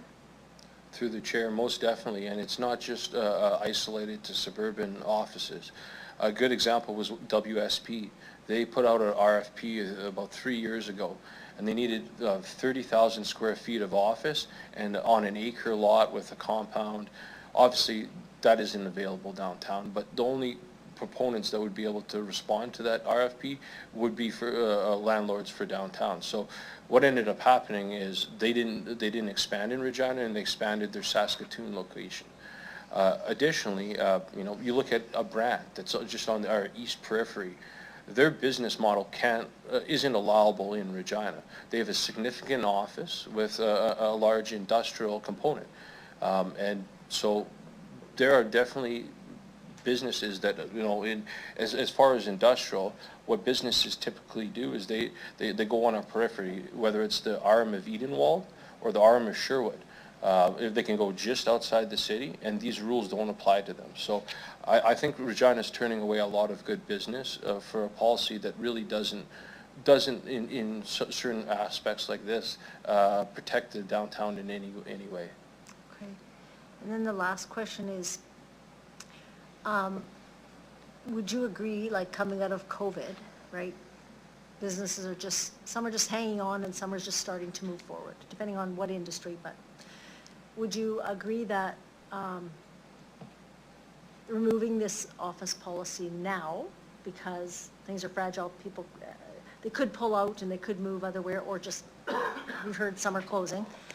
Do you think that the timing is right for this? Like, should this maybe be revisited in, maybe a year or two just to protect some of the downtown until, again, I know it's a tough one, but the economy is tough, so it's easier for people to say, listen, we're going to close or we're going to move. Or do we give it a little more time and 2 years look at this, like, to see to protect the downtown a bit? Otherwise, is it a risk that a lot could leave and then we have a hole in our downtown? I think that's what is kind of worrying the downtown bid and all of some of the people downtown. What are your thoughts on that? Through the chair, so I will refer to the administration's report on this. They actually talk about Regina has one of the strongest back-to-work policies and uptakes in the country. As we discussed in my presentation, The current vacancy rate is in line with what would be considered a healthy vacancy rate. As far as the policy as a whole, I don't think that it's up for debate whether we're going to remove the whole policy. I think we're talking about making exceptions that made sense. One is industrial. I do believe that in the warehouse district, there should be allowed to convert some of those old buildings into office.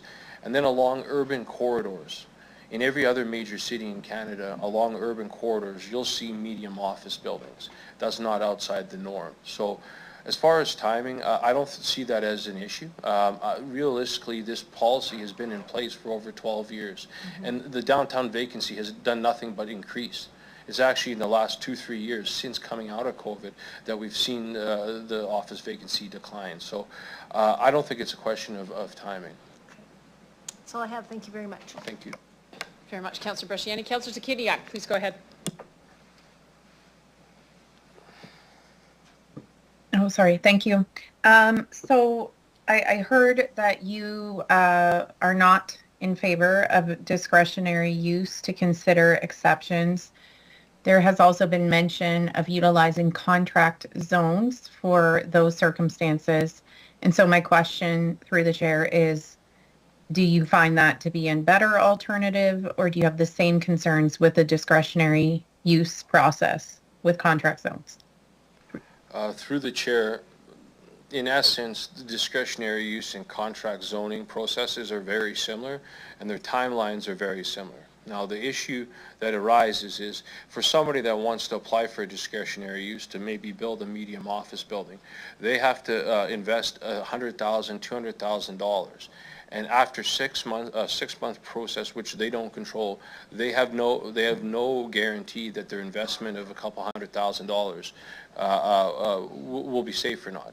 Whereas if we determine certain areas, such as urban corridors, that it makes sense to allow for medium office, they could proceed on that basis and invest that $100,000 or $200,000, knowing that they can the outcome will be that they'll be able to build the building. So yes, I'm not in favor of discretionary use or contract zoning as it pertains to medium office.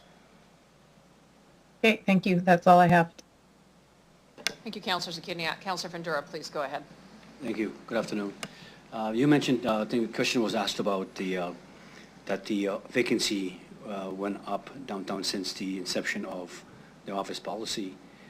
But my question on that is, what drives that? What's the basis to that the vacancy went up? I think your comment was made that that policy should have done something better or more to drive that downtown or support it, or so what's the recipe about the vacancy? What's going on? Mayor? Through the chair, that's a great question. So after the policy was originally put into place, new office towers were built downtown. So naturally, when you bring on more supply, the vacancy rate will inevitably increase. There are really two office markets in Regina. There's the suburban office market, and there's the downtown office market. Now, a lot of the major users, the accounting firms, the law firms, different business service businesses, they're not going to leave the downtown. There's certain businesses that want to be downtown, and there's certain businesses that want to be in the suburbs around their customers or consumers. So there's really two different marketplaces. And to put a limitation on what one can, whether one can grow or not, and then in turn build in the other, and then when the vacancy rate goes up, claim that it's due to the suburban office is just not accurate. Okay. To you, Mayor, one more.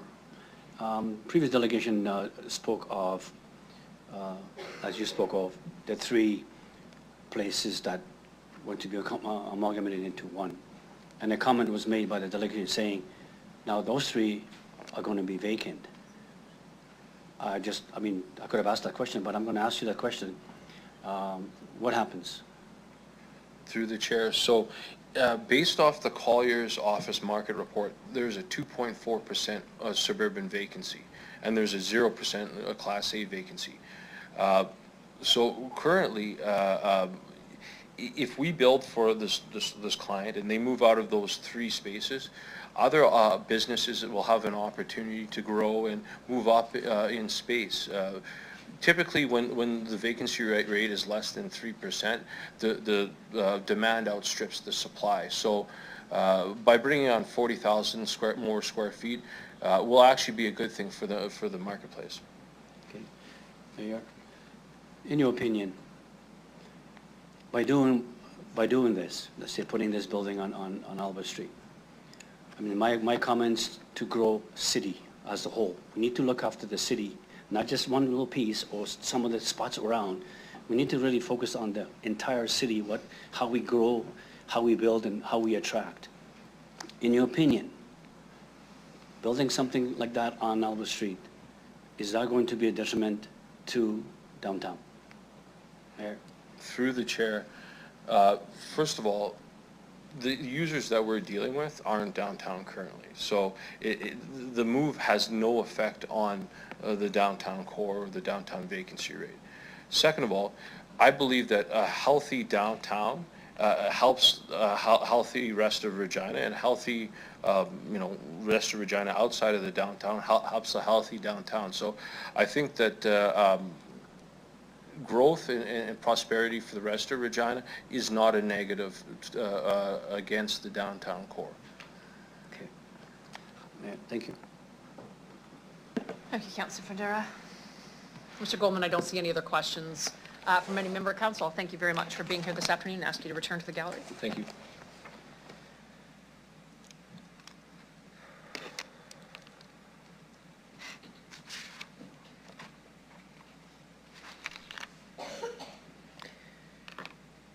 We'll now consider item CM 24-12, which is a supplemental report regarding the office development policies to review. Council, this is a receive and file and forms part of the debate of the next item. So while I'll have a member of administration introduce it, we're going to vote on receiving and filing it, if that's all good with you. Thanks very much. Can I have a member, Ms. Bryden? And I'll turn on your phone line as well there, Ms. Dawson. Please go ahead and introduce the supplemental report. Thank you. Good afternoon. Through you, Mayor Masters. At the City Council meeting in February of 2024, Councillor Findura brought forward a motion to review the OCP office development policies that regulate the development of larger scale office developments. City Council at that meeting directed administration to prepare a report to RPC and Council with policy amendments that address 2 main changes. Firstly, medium office buildings that will be permitted to locate in the warehouse district, and flexibility to be provided for council to consider unique opportunities through contract zoning, regardless of the policies, for example, distribution and vacancy requirements that exist today. Proposed OCP amendments and zoning amendments are summarized in the main report and outlined in more detail in Appendix D. The OCP amendments were based on council's motion from February 14th. Zoning amendments related to office development are provided in Appendix E of the main report, were also included to implement existing policies related to industrial office and heritage buildings in place in the OCP since 2020, and minor changes to aspects like the definition of office. At the June 26, 2024 meeting, City Council tabled the report to September 25th of 2024, today, meeting to consider along with a separate report about city centre incentives and investment, and to provide a supplemental report to outline the implications for 2 potential additions to the OCP amendments for the office policies. It's a lot, I know. The which were permit the development of medium office as an allowable use along urban corridors, and remove the downtown vacancy requirements for non-downtown office as it pertains for medium office development within the urban corridors.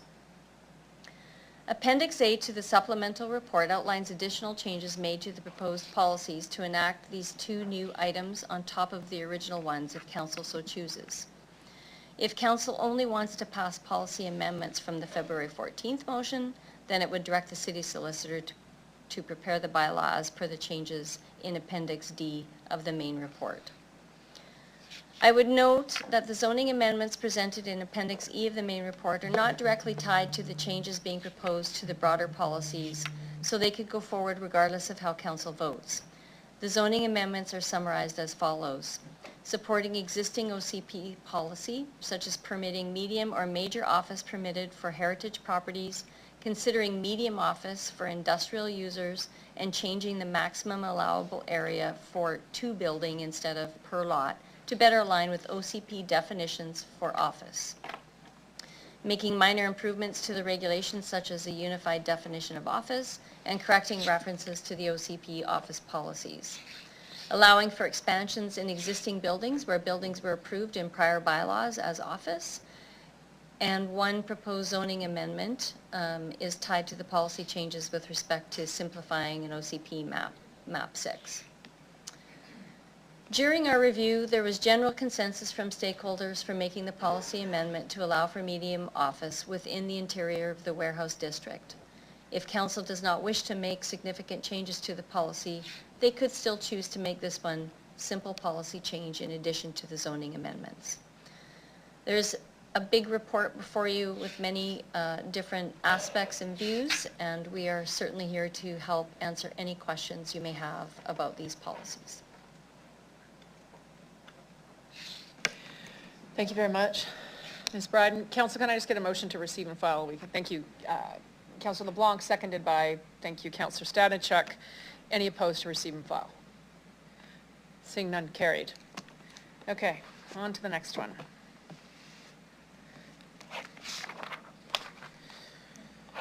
We'll now consider CR 24-63, the official community plan, office development policies review. This item was tabled during debate at June 26, 2024 City Council meeting. The main motion that was moved by Councillor Findura and seconded by Councillor Stanichuk before the item was tabled and is still on the floor. I will have Councillor Findura, it was your table, it was your original amendment in terms of what went on the floor, so I'm going to put it up to you for you to move, and I just need, Councillor Findura needs a seconder. Thank you, Councillor Stanichuk. Councillor Findura, please go ahead.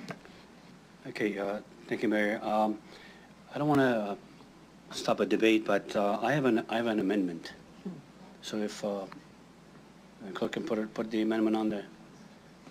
Councillor, if it's yours, you can put something new on the floor. Okay, You so don't, I'm it's gonna not an put- amendment, you can just Okay. move something else, and you just need your seconder to agree. Okay, so I will move. So I'd like to see it on the screen. We'll move my amendment. All right, let's give the Deputy City Clerk a moment.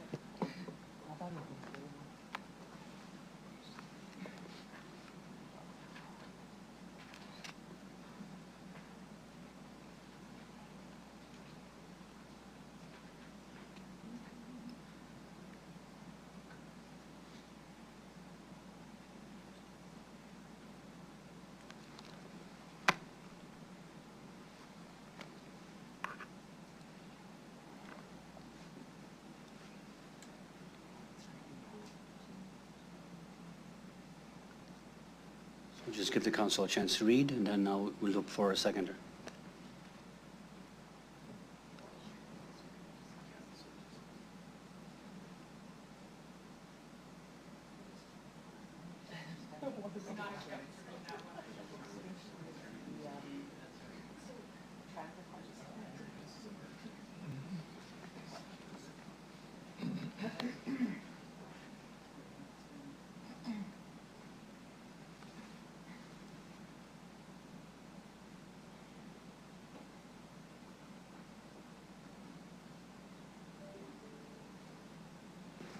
Councillor Stanichuk, you're the seconder on the original thing that went on the floor. Are you good to second this? Just for clarification, the main distinction here is that the outside of the downtown medium office along main corridors is restricted to transit hubs. That's the main distinction, right? Correct. On Albert Street On Albert Street. specifically. So Albert Street, Golden Mile, as read. So. Yeah. Okay, I'll support that.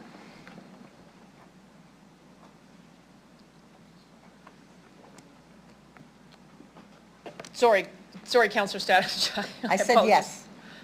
I have a seconder. She said yes to the dress. Okay, here we go. Before we proceed, before you go anywhere with this, I need to know from Ms. Bryden, Ms. Dawson, perhaps Ms. Williams, does this particular amendment in terms of what's been withdrawn, so what's been withdrawn is all whatever major corridors, and it's just restricted to Albert Street, transit hubs along Albert Street, we'll clarify that in a second, but does that take care of number 3 and number 4? Does that, of the original? We'll have the city clerk pull it up for you. I'll maybe go through the options that were in the main report. Oh, please don't confuse this further. Okay. Just number 3 is this.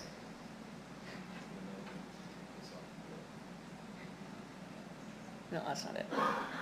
Yeah, no, the vacancy rate. So number 3 comes off. The amendment in Part D, it takes this out, and number 4. 3 would be replaced, yeah, would come out. 3 comes out. Okay, go to number 4. Number 4 comes out. 4 comes out, too. So 4 comes out. Yeah. 3 and 4 come out and are replaced with, yeah, in terms of what's been moved, council. Yeah. Martha will put that up in 1 second. And while she's working on that, Councillor Fandura, if you want to start talking now, you go right ahead. Okay. To your mayor, I've been working on this, trying to open up the office policy, and the first report that the administration going to bring, the administration is going to take the policy and completely take it out and redo. And I think the discussion was that we want to do something, but we don't want to do that kind of a drastic changes. So the decision, or the idea was just to go a little bit small amount of things to allow certain things, but not destroy completely everything, you might say. So this has been going on since the policy was implemented, 2012, 13, 14. I asked to bring it to the council table to debate, to figure out policies. What is it for, if it's going to work or not. I'll give you an example.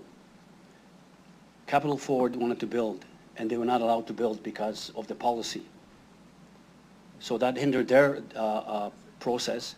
They were building for their use, for their automotive industry out there for them. They were not able to do that. They had to do more buildings. So the policy is good on one way, but it takes out a lot of other things.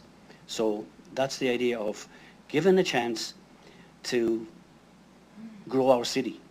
Because I mean, as you heard from delegations, presenters, and I've talked to many cities, sometimes the policy like this hinders for businesses come here. And maybe hence our city stay the same size as it is because of that. Other cities growing, Saskatoon 350, close to 400,000. And I always say this, out of our 5 cities, Winnipeg, Saskatoon, Regina, Calgary, Edmonton, why are we the smallest one? Let's think about that. What is growth?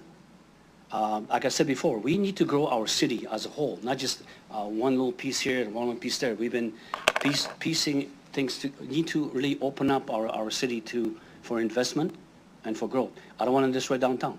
I grew up downtown, lived downtown, but since 2012, what are we hearing? It's difficult to get there. I'm not just talking about the construction right now. Even before, folks didn't want to go downtown. People moving out. We had residential moved in, let's say, 73 person moved downtown, 9 moved out. We talked about growing downtown, it's feed people downtown, that vibrancy.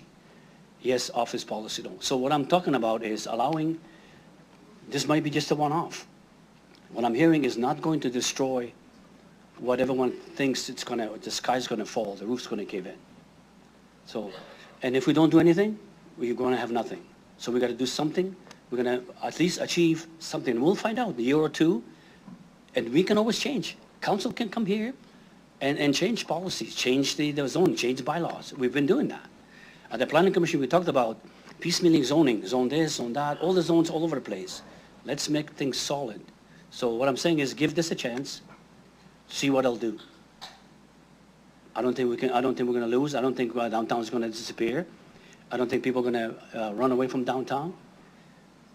But for the last 12 years, I don't believe we've done anything to improve downtown of its vibrancy and growth and support the businesses that are there.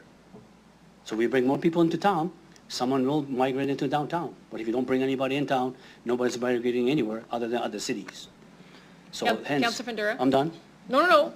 You got a little bit of time left, actually, but you also get to close, so Okay. you could totally save this Okay. for a strong finish. All right. I'm just curious, do you have any questions of administration? Anything? Just one question on these are so the two administration, these are not facts saying that if this goes there, the downtown will suffer. Do we have any concrete evidence? I think through the Collier's report and the city's report saying that we don't have a complete understanding of what is really going to happen. There's no crystal ball that we know that if this building is being built, that downtown's going to suffer or people are going to move. We don't have that, do we? Do we know anything within the reports, the Colliers? Through you, Mayor Masters, no, we have no concrete evidence of direction either way. Okay, so if we go in this direction, at least we'll know there's something that we can sink our teeth in, crunch on this apple to find out what it looks like, what it tastes, and what's come out of it. And then we can always adapt and change policies as we always do. Mayor? Through you, Mayor Masters, as with any policy and any policy changes, we would be reviewing policy on a regular basis. And so, for example, over the next year, we could be monitoring and noticing any trends that we might see one way or the other. Okay, and so the idea of the like the transit hub, and we talked about we want to move people not just in cars but in transit.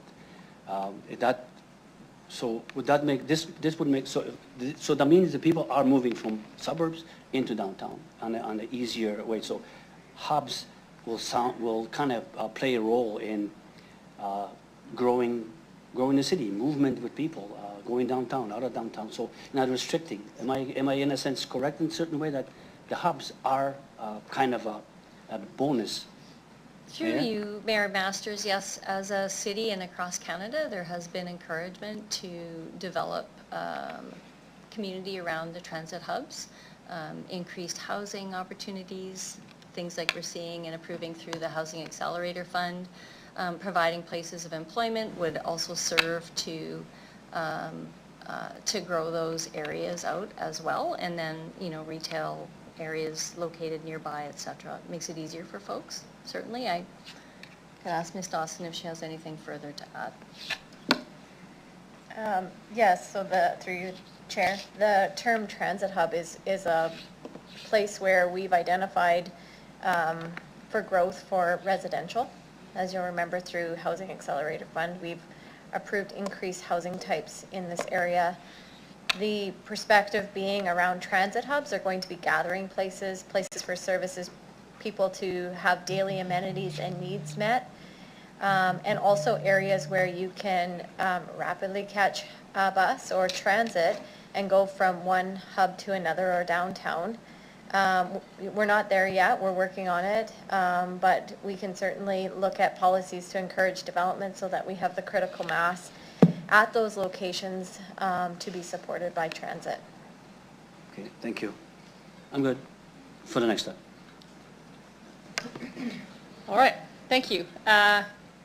Councillor Mancinelli, please go ahead. Thank you. In Councillor Fundura's summary, he mentioned the Capital Automotive Group talking about their success in needing to right-size their offices for their operation. I believe administration mentioned something about the correction of the allowable meters per lot as opposed per building in an operation like that. So whether this new amendment by Councillor Fundura passes or not, the changes you've suggested that are part of the parcel that's being delivered right now, they're encompassed for that change to be made if the rest of the package is passed. Am I correct in that understanding? Through you, Mayor Masters, that's correct. Okay. And I think at the heart of this is there's a couple of local players who are looking to expand, who need something that's not in the downtown, but are trapped by the office policy.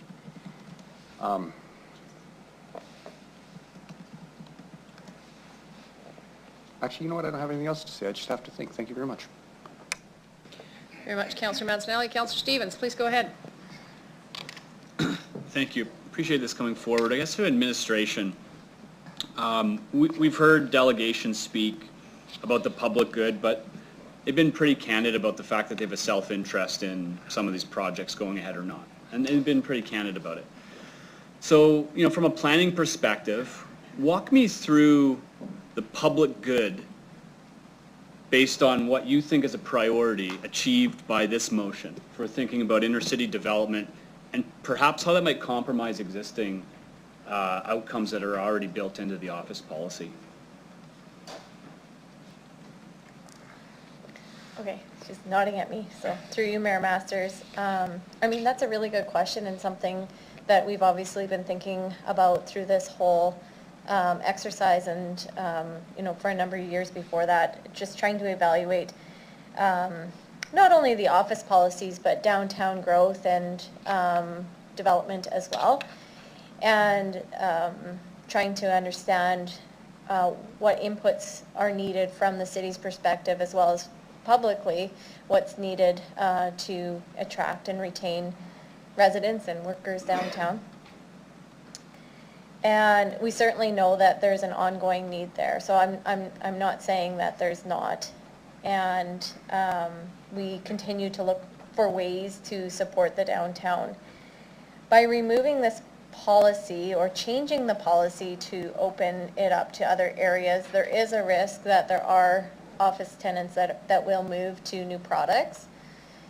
And there's a risk that office tenants, collective office tenants may move to a larger building. So right now, what we have is the availability for, say, an 8,000 to 9,000 square foot tenant to move right now, but they would have to build their own building.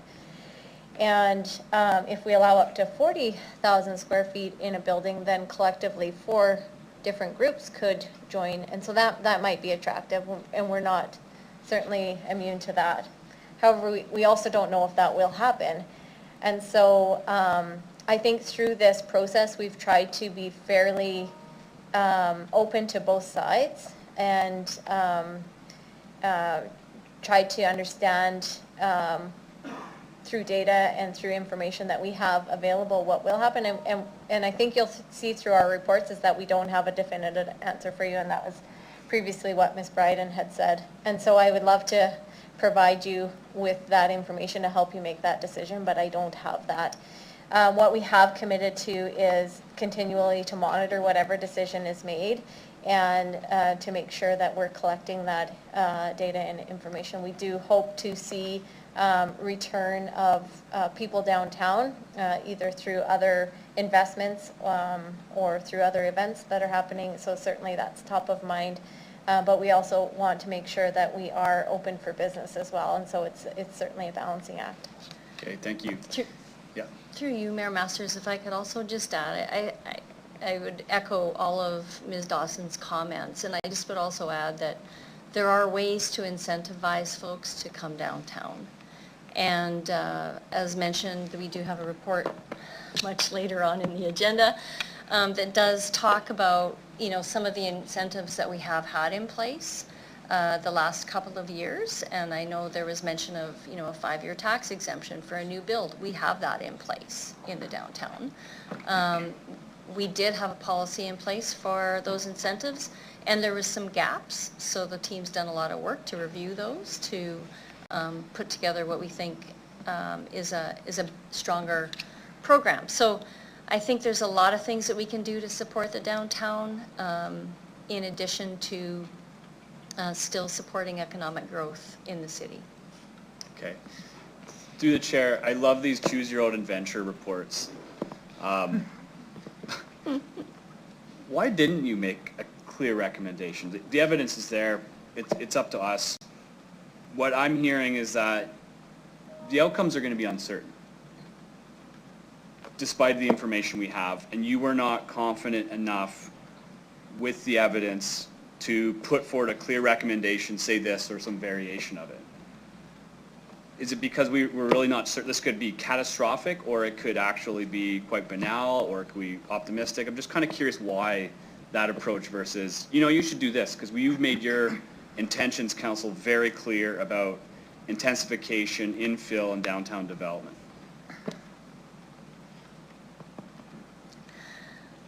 Through you, Mayor Masters, maybe I'll get Mr. Mario to answer that one. No, I'm just, If the answer is, hey, this is a tough one and it's political, that's cool, but. so through you, Mayor Masters, I think that that's exactly it. We know that downtown is a priority for the city, and there's a lot of things that we have put in place. There's a lot of things we can still do better to support the downtown, and we are working towards that, and we're working with our partners in the downtown and the warehouse district to advance those things. We also want to be open for business, and so you know, supporting new development in the community. Okay. Through the chair to Councillor Findura, and I mean nothing untowards about this, but number 3, I understand that this draws from some of the work that administration prepared.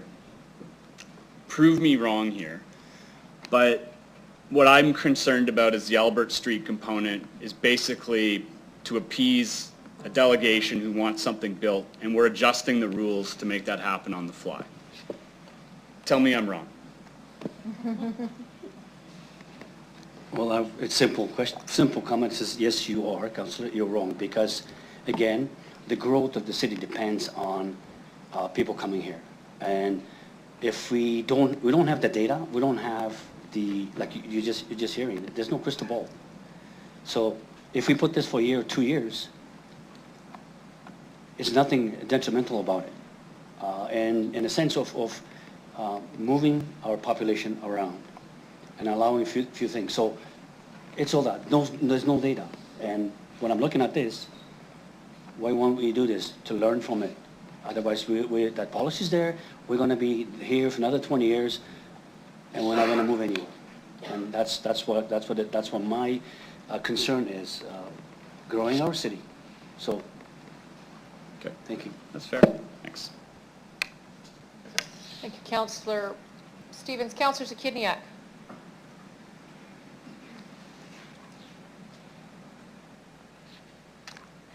Sorry. Yes, so, okay, so I have some questions potentially for the mover and administration. So recommendation number 1 talks about approving the proposed amendments.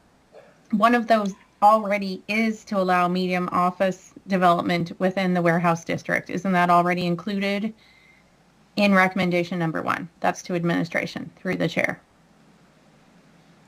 Through you, Mayor Masters, we've worked to clarify and not duplicate this. So this is the motion that's on the floor. So Is that a no? It's a no. Thank you. If you change your mind, well, you can come back again. We're not saying it twice. we're not saying it twice. Through you, Mayor Masters, we're not removing we're not referencing the warehouse area twice. Is that, just to clarify? Yes, that was the question. That's not my question.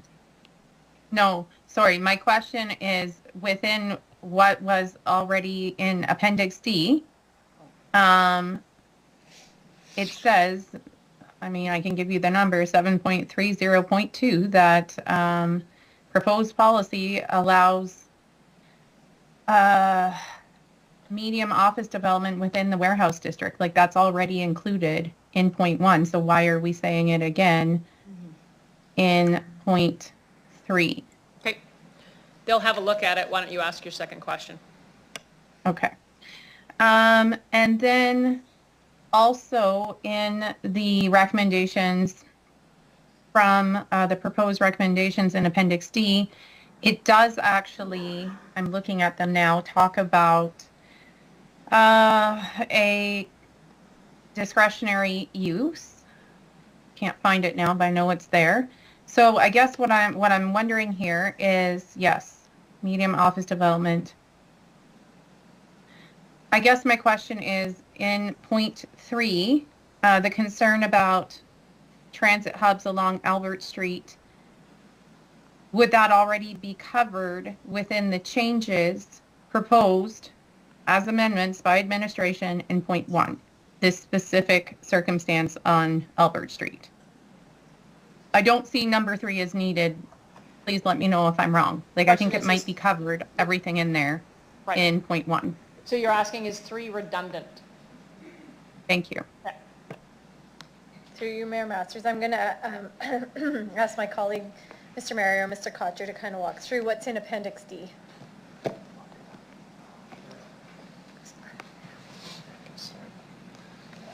Through the chair, I'll try.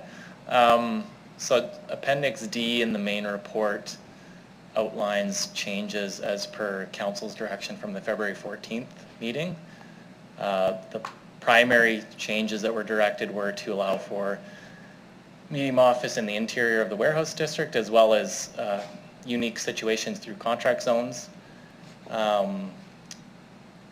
So to Councillor Zakiniak's point, number 1 possibly is a bit redundant with number 3, that possibly number 3 should replace it, saying that we should amend the OCP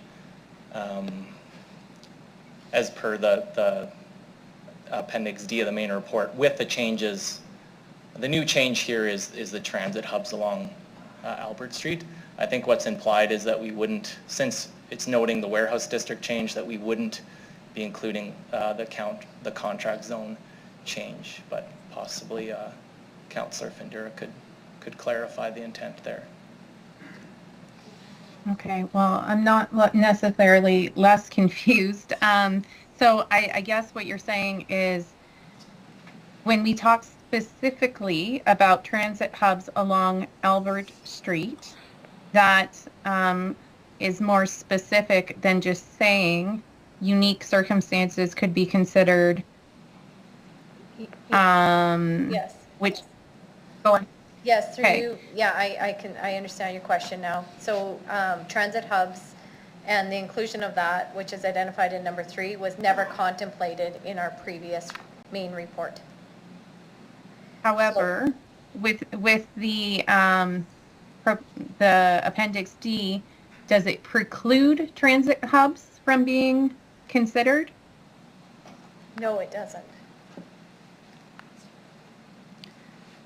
But, And what, but Councillor Findura, maybe this one's for you.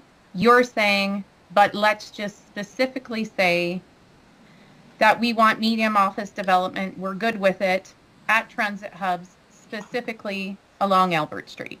Is that accurate? That's the intent of what I'm talking about, is not, because the concerns were that we're not going to, at this point, allowing on Victoria Avenue all over the place. It's just a specific 2 spots to grow. For instance, Albert Street needs growth, South Albert Street North needs growth. So yes, that's what it is, just specific on Albert Street. And I included warehouse to make sure that the warehouse is included, because the delegation was asked, are you for or against putting the office into warehouse? And it wasn't definite answer, yes or not. I shouldn't, but I shouldn't. So it's specific to Albert Street and warehouse. Okay, thank you. through you, Mayor Masters. One moment, sorry. Councillor Zakiniak. Go ahead, Ms. Dawson. One big difference between the motion that, or the change that was made today, is that it appears that there's a desire to have it as a permitted use within these locations, meaning it would not come to council or go through any kind of public process. The previous in Appendix D, when there was talk about a contract zone, that's a rezoning process that has a public process component to it and would need to come back to council for consideration with criteria. Okay. So that is one of the big differences that I see in between the 2 different. Yes, thank you. That's somewhat that is helpful. Now, I guess like I like, while I'm fine with the inclusion potentially of transit hubs along Albert Street, I'm a little uncomfortable with just specifically targeting one specific street in our city, just sort of off the cuff. And so I feel more inclined to just support administration's recommendations, but I also understand, like Ms. Dawson said, that because with the contract zone direction, these folks, like it does add more time and I guess cost as folks need to do that, and it's uncertainty because it needs to come to council. Is that accurate? To Ms. Dawson, I guess? Yes, that would be the process through the chair. Okay, yeah, I suppose I'll just need to consider this a bit further. Thank you. Thanks, Councillor Zakinia. Councillor LeBlanc, please go ahead. Oh, apologies. There you go. Thank you. I want to get clarification on the implication of number 3. So, medium office along a transit hub of Albert Street is a permitted use. Does number 3, to the mover or to anyone in administration, does number 3 preserve the contract zone on other transit hubs which are not on Albert Street? Ms. Dawson. Through you, Mayor Masters, I think that question is actually for the mover, and I'm not certain whether contract zones are to remain or if that's not to remain. So, if I may clarify. Please. Councillor Findura, with your motion, was your intention to maintain the opportunity for contract zones which require council approval throughout the city, as well as opening it up in the warehouse and making a permitted use at these transit hubs on Albert Street? Was your intention to include the contract zone criteria? Yes. Yes. In the event of contract zones, what would happen is an application could come forward in any appropriate parcel in the city, and that would come before council. Thank you. That is helpful. And so the proposal, as Councillor Zahidniak fleshed out, is we would in some ways privilege medium office development along Albert Street in a way we're not along other transit corridors. That's correct. My question to administration through the chair is there a reason to privilege medium office development on Albert as opposed to on other transit corridors?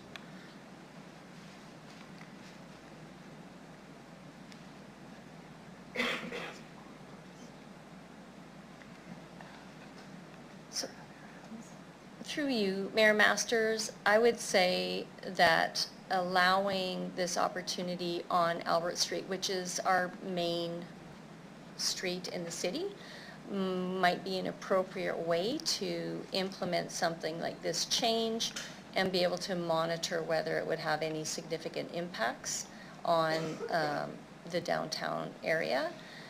I would say also there are other areas of the city that may benefit from some encouraging of some development, and I would, specifically say that, like that Northgate area, certainly there's lots of opportunity for some construction or development in that area. So I think there is some common sense, if you will, about looking at Albert Street as an adjustment to the policy, so we can monitor what that might mean for the office policy. We heard Mr. Goldman, through the chair, outline certain concerns he'd have with the contract zone model, namely uncertainty, delay, and cost. I wonder if administration can respond to those highlighted concerns with the contract zone policy, in particular if it applied to Albert. The contract zone does create that scenario where an applicant would have to go through a process. It's usually about a 3-month process at the City of Regina. Don't know where he usually goes, where it's 6, just saying. And it does create some instability for a developer, and they do have to make some significant investment, and then that conversation comes before council. And so I do think that that does potentially prohibit folks from coming forward with that type of an opportunity. Thank you. And to the chair, I understood one of the concerns to be in part, I have to buy the building before I can know if I can use it the way I want. So I have to buy it before I can apply for this discretionary use. Is that so through the chair, or are there ways around that? Through you, Mayor Masters, we're doing everything we can to prevent that type of a scenario. We would highly encourage folks to come forward and talk to the city about zoning and what's applicable and what is not applicable before they make a purchase. Thank you.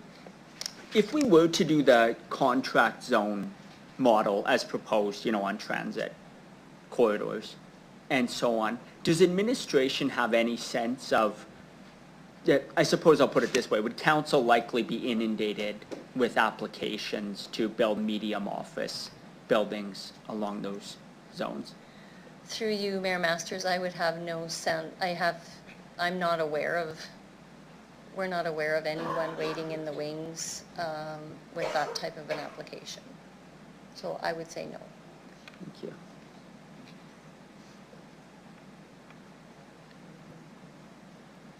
I'm going to say here, and I may request a brief adjournment or the clerk's help with an amendment, which is essentially to make the provisions we can see say the contract zone continues to operate in all places. There's no permitted use along Albert Street transit hubs.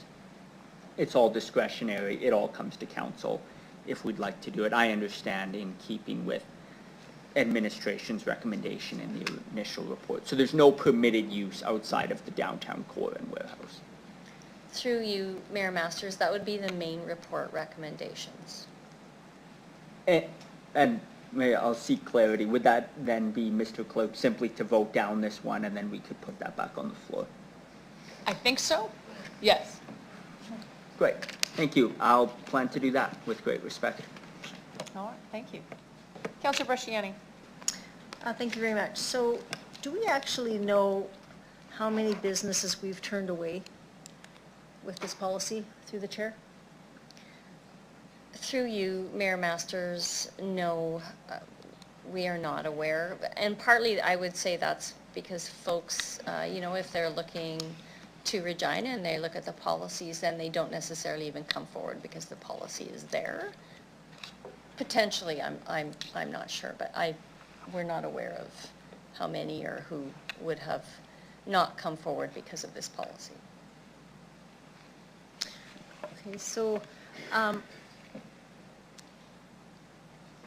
when we engage, I guess, if it be whoever does the marketing to get people here to have businesses down here, do we ever engage in those to find out really if this policy is impacting or if it's, I think it's really hard, we have to do our due diligence, and if we don't really have an idea if policy is hindering or bearing, we've heard it from a few. How does administration actually, shouldn't we be digging into actually finding out if the policy is hindering, and how would that be done? Through you, Mayor Masters, we've done a lot of consultation with EDR, and they did provide some input into this report. Mm-hmm. And I would say, I was just looking for what the notes would be, but, there's a lot of things, a lot of factors that come into play for different companies or businesses when they're determining the factors of where they would like to locate. And office policy might be a part of that, but it's not necessarily the full reason necessarily in all cases about why a business would or would not develop within the downtown or within the city. Okay. We talk about the contract zone, would that be similar to the discretionary zone, same thing? Because that's part of this as well, just need clarity on that. That's compared to... Yeah, through you, Mayor Masters, the process is the same. The details about the applications are a bit different. Discretionary is already zoned, and we're just seeing if the use is appropriate for that particular site. A contract zone is a special zone for that particular site, and it is tied to that particular parcel. And it's registered on the title and special provisions under the legislation for a contract zone. But yes, the process is the same. Notice goes out to the public, circulation, advertisement, potentially public meetings on it, comes to planning commission and then council for a decision. Okay. We've talked about business up north, Capital Automotive Group. Need to expand. It would have to be through a discretionary use, I understand, if they were to come to do it. And currently, because they have the land, the only way they could actually do it would be through a discretionary use. So I want to know, with Councillor Fundura's amendment, would that still be in there, the discretionary use in that? Or would that be allowable now? I just need clarification on that through the chair. Through you, I'm going to ask Mr. Mario to address this particular case. Thank you. Through the chair, the Capital Automall Group constructed a office building on their site a couple years back, and it was less than the 1,000 square meters threshold. And one of the amendments that we are bringing forward, it's just a zoning bylaw amendment, not necessarily a policy amendment, is to make that easier by changing a word in the bylaw to allow for multiple office buildings less than 1,000 square meters. So it would be possible for them to add another building on that site pending the proposed zoning bylaw amendments. Okay, thank you. So with this amendment that Councillor Fundura, does that affect the bylaw through the chair? Through the chair, no, it would not. Okay.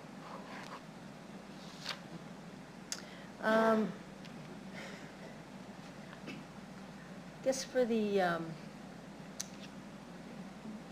mover, I guess the other question I have is, when looking at Albert Street, I guess why was the brackets of Golden Mile and Northgate areas, why was that? If we're looking at transit hubs, and again, if it's, why was it there, and I guess it not including Victoria Avenue? I guess I need some clarity there through the chair. Ms. Dawson, can you answer what No, transit? I'm asking actually Councillor Fundura first. Yeah, please. he can answer, but transit nodes are technical. Yeah, so we have approved transit nodes, and you most recently saw them when we approved changes to the half. There's several transit nodes within the city. There's two along Albert Street, the North Gate and the Golden Mile. There's one at Harbor Landing, Norman View, Rochdale and Pasqua, Victoria East, at the university. There's one at Sandra Schmerler, and there is one at Aurora. Right. Councillor Fundura, go ahead. I think I was trying to do some writing here. What was the question? Sorry. Well, Why, again, so you're talking about why only Albert Street? well, you've just put Albert Street, but you've put in brackets Golden Mile and Northgate areas. We've heard that there's other transit hubs, so why not? The discussion was that if we open up the policy completely, we're really putting a lot of pressure on downtown. So the purpose of this is to not open up the policy completely, but just put it in one or two zones and then have a study on it and figure out what's going on. Because otherwise, if we go everywhere, then might as well just as the administration, we're going to bring a report to open up the policy completely. And then it didn't come to a council, because the consultation with the community said, whoa, hang on, that's going to completely turn this truck completely upside down. So the idea, instead of going total open, let's just work on one or two hub areas, warehouse district, specific to that. Everything else is over there with the contract, whatever that means. Someone can do things over here, but we want to have this as a certain thing, and only in this area for now. And as Mr. said, policy will be worked out. Council can change things, whatever. But the intention was not to completely take the policy and rework it. And one more question for the mover then, and how long would this be that would come back to council to know how it's doing? Like, when would that be, through the chair? Once this passes through and the development goes, then you have starting, like, we do things here through data. I've talked about how we do business. We have not had data prior to, let's say, 2-3 years ago, whatever. And we were guessing. So even just going to the certain simple thing as transit, when we were at the R card, it told us exactly where people are moving, where to move the transit and why. That's the R card we're looking for, to have the data for us to understand exactly what we're doing and why we're doing it, and what's the outcome from that. Sorry, Councillor Findera, I'll rephrase the question. I was asking, when do you think that you would Oh. want this to come back? I mean, So this- we know, how it's doing. Is it making a difference? Is it, I mean, again, I agree, we want to make sure we're open for business, and is it making an impact or is it not? I think that Okay, was. I got it. So if the construction goes and then built up for a year, maybe, and a year after that, you see Maybe what I'll happens. ask So I the think administration can answer that. Ms. Bryan, go ahead. Thank you, through you, Mayor Masters. So these types of developments take a while for investors to figure out where they want to go and build, et cetera. So I would say we would want to, at a minimum, report back in 2 years to council and see if we've seen change. Thank you very much. That's all I have.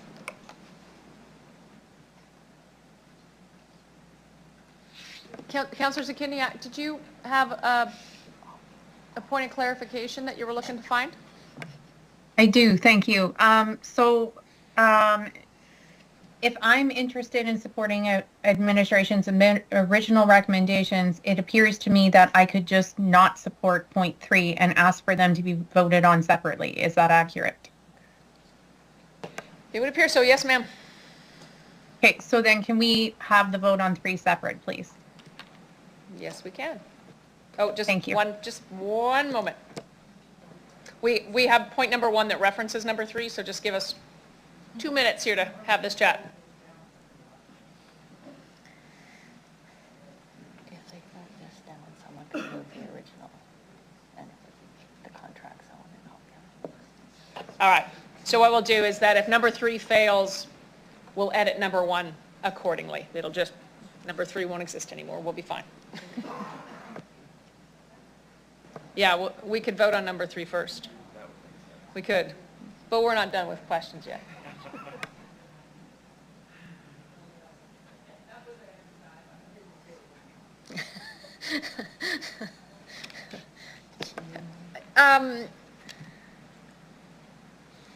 I think Councillor Bresciani raised a really good point in terms of there is no, is anywhere in the original, I don't remember seeing it in terms of, if point number 3 passes, that it comes back in 2 years with some assessment as to success or failure.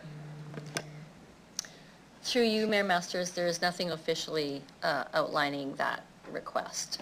Councillor Hawkins, Councillor Stanachuk, Councillor Hawkins, I'm going to try again. Stanachuk and Councillor Findura, would you be okay to add a proviso that administration report back in 24 months as to update and impact?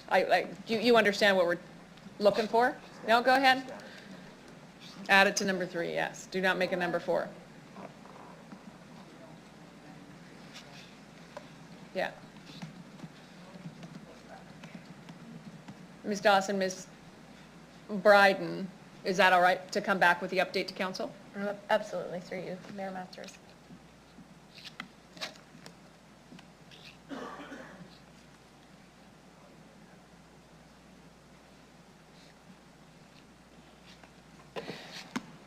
I thought there's a really good question that got asked about Councillor LeBlanc's question to one of the delegations. Are we going back in time, or are we trying to do the imagined? So I'm going to ask anyone on your team, Ms. Bryden, how do you prove a negative?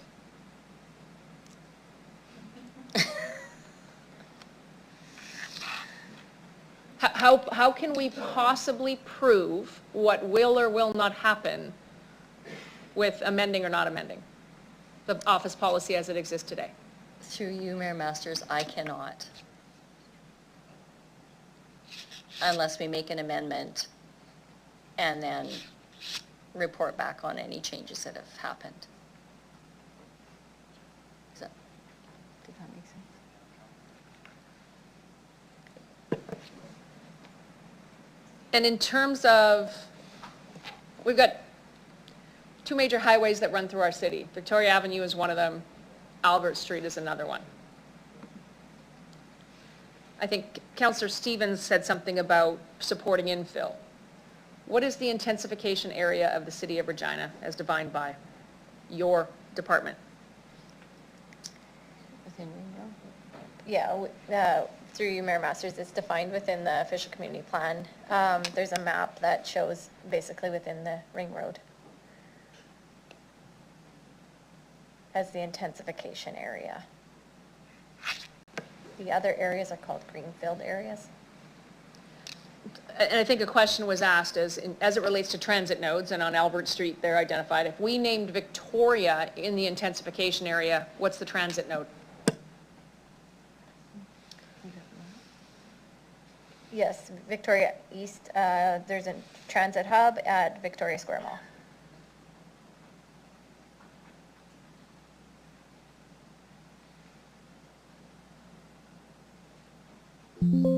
Councillor Fundura, is that why you focused on Albert Street? Not just the opportunity, but because we push out into the suburbs too far then? That was the intent. It's the soft landing on what we talked about, because I believe, again, I'm going to repeat myself, is that the administration was going to bring in the office policy. And the way it looked, the way consultation happened, it wasn't going to work. So my idea is to specifically zero in on one area of Albert Street, north and south, and Warehouse District. But Albert Street to start with. So, and again,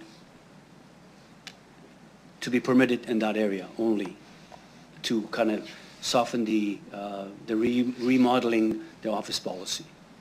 I don't think we haven't done anything for the last 12 years, so we don't know. And this will let us know how that would look like.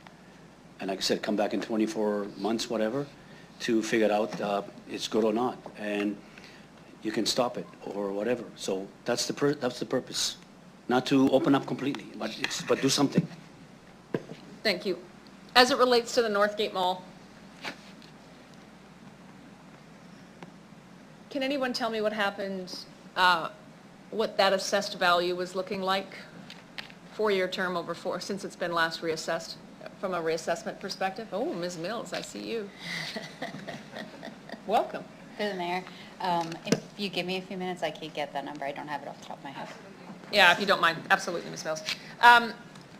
Ms. Bryden, what I heard from the delegations from downtown is, when it comes to suburban office, is an unfair advantage as it relates to taxation on Class A buildings and the cost of parking, because there's so much more land outside of downtown, the whole point of downtown being densification. Do you have a sense for how much less tax is paid for suburban Class A office space? So through you, Mayor Masters, and this might be another question for Ms. Mills, but a Class A office in the downtown versus a Class A office outside of the downtown would pay equal taxes if you'd have the same building, both places. If it's deemed Class A office space, it seems the same, pays the same rate. Perfect, okay. And from a parking perspective, is there any surcharge of parking as it relates to suburban office space? Through you, Mayor Masters, no, there is not, and we have no minimum parking requirements in place either at this time. Through you, Mayor Masters, I might just clarify, there is one zone where we do have a parking maximum, and if you go over the parking maximum, there is a payment.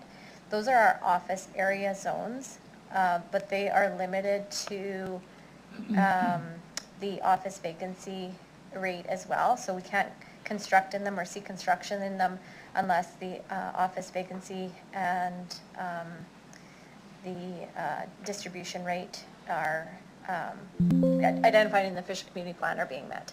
So that's the 6.5 vacancy rate downtown or the 80-20 split. So that's like in Harbor Landing. Yeah, I apologize. How much more expensive are they in that particular office zone? I don't know, like for construction, how much more they're expensive, but I know Mr. Cotter has this at his fingertips, so could you describe the payment for parking spaces in the office area zone? Sure, through the chair. Sorry, just pulling it up. Yeah, it's 7,000 per additional parking stall to be expended by the city for the purposes of acquiring or supporting public parking or transit or other public amenities.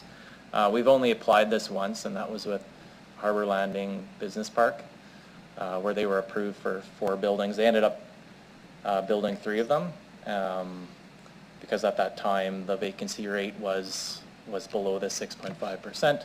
They went over on their parking, so they paid into the cities. I believe they're the DDRA. Through your Mayor Masters, those payments are paid into the DDRA, or the Downtown Dedicated Reserve. The downtown bonus, yeah, taxation rate. Okay, thank you. Ms. Mills, do you have? Sorry, through the mayor, I'm still waiting on my team here.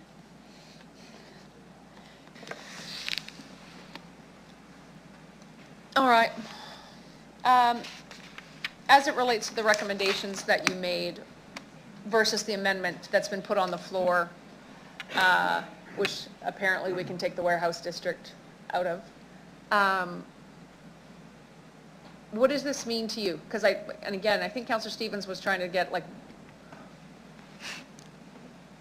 I understand a little bit about the history of the office policy per se and the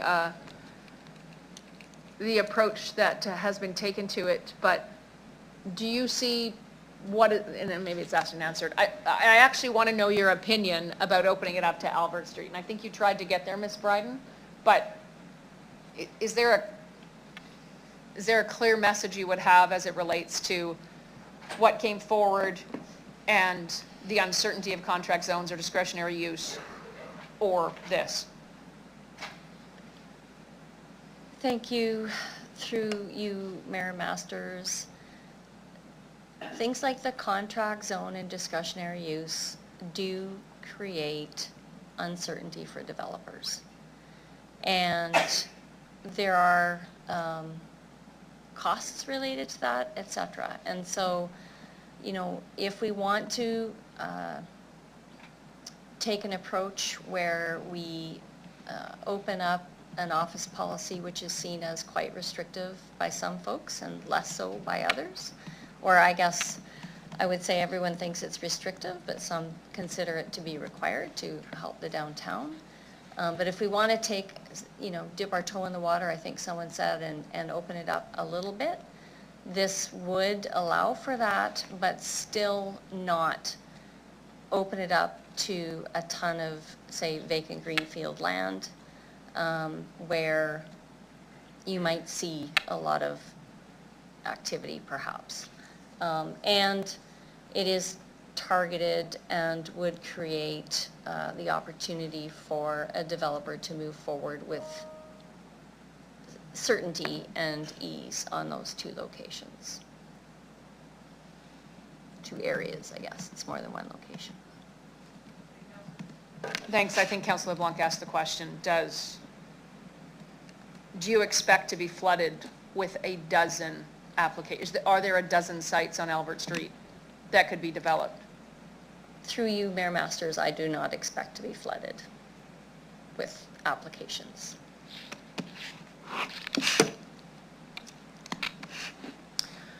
All right, thank you very much. Oh, Ms. Mills, do you have it? Sorry, I don't, sorry. All right, we're at a mandated 15-minute break in any event. We'll be back at 4:30. We can get it.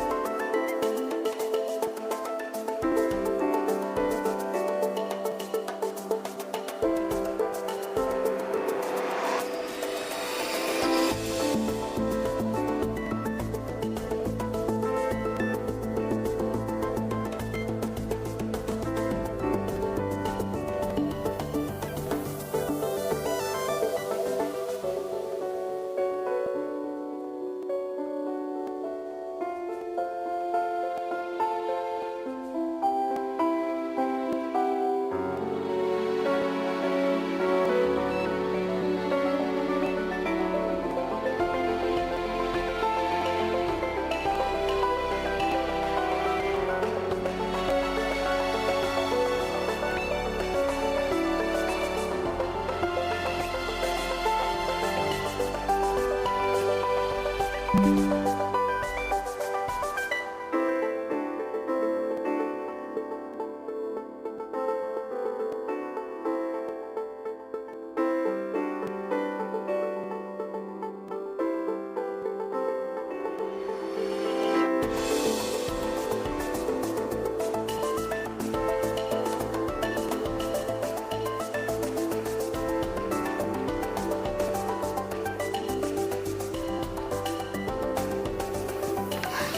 Councillor Findura, please close. I need to talk. I need to ask clerk something. We're going to closing. What's your I need question? to ask the city clerk. I just wanted, because if number 3 doesn't pass, because we had asked for them to all be separate, then the report coming back in 2 years won't pass. So I'm just asking if we can have that as number 4, please. Got it. Councillor Findura and Councillor Stanachek, are you okay with that? Sorry, That's okay. just wanted. Repeat. The administration to report back in 2 years. If 3 fails, Councillor Nelson just wants to ensure that a report still comes back in 2 years. Yes, Yeah. Yep. Got it. Just give us a second. Councillor Findura, why don't you close while we figure this out? Okay. Okay, Mayor, my turn. Okay. Close it up. Well, let's, I think we talked about pilot. Let's call this as a pilot. We like pilots. We like to do pilots. That makes us, gives us a chance to study things. And we know what we're dealing with. We don't know, have you heard? We don't know what could happen. We don't have a crystal ball. We can do the study, what comes out of it. Then at least we'll have the evidence-based discussion moving forward. Albert Street is all infill. So if you think about a gas station, we've talked about gas stations and properties sitting empty that used to be gas stations for as long as I've been here and probably 20 years prior to that, and nothing's happened. So we have empty spots on our beautiful street, which is called Albert Street. What are we showing to the world when people come visit us? So I'll call it as a pilot. Let's study it. I'm not sure if do we want, so the question would be, do we want to, I'm just thinking about if we want to take out warehouse district out. I checked with the clerk. It doesn't matter. There's no damage done by leaving it there. Okay. Just a repeat. Okay, so I do agree. So let's study this thing. It's a pilot project. Let's see what comes out of it. We don't have any evidence right now, so pilot project, let's go. So are we voting? So Mayor, I'm good. I've said enough. I think we heard enough. Let's move. Do nothing, give us nothing. Thank you. We're going to vote on 3 separately. Yeah, we'll vote on, the vote is on number 3 right now, Council.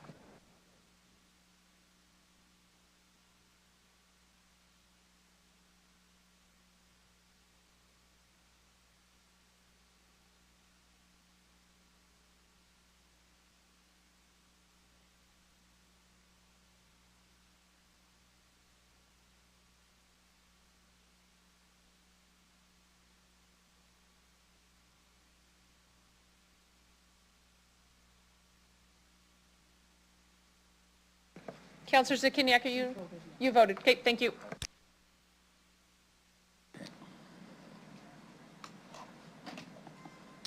Mayor Masters, the vote with respect to separating recommendation number 3 has passed in a vote of 8 in favor, 3 against.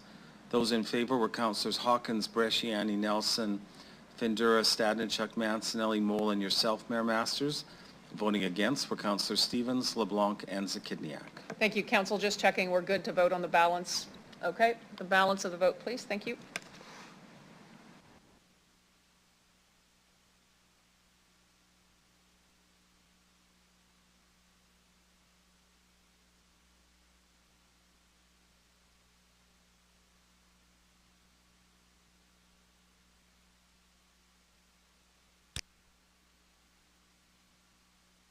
Mayor Masters, the remainder of the motion is passed in a vote of 10-1.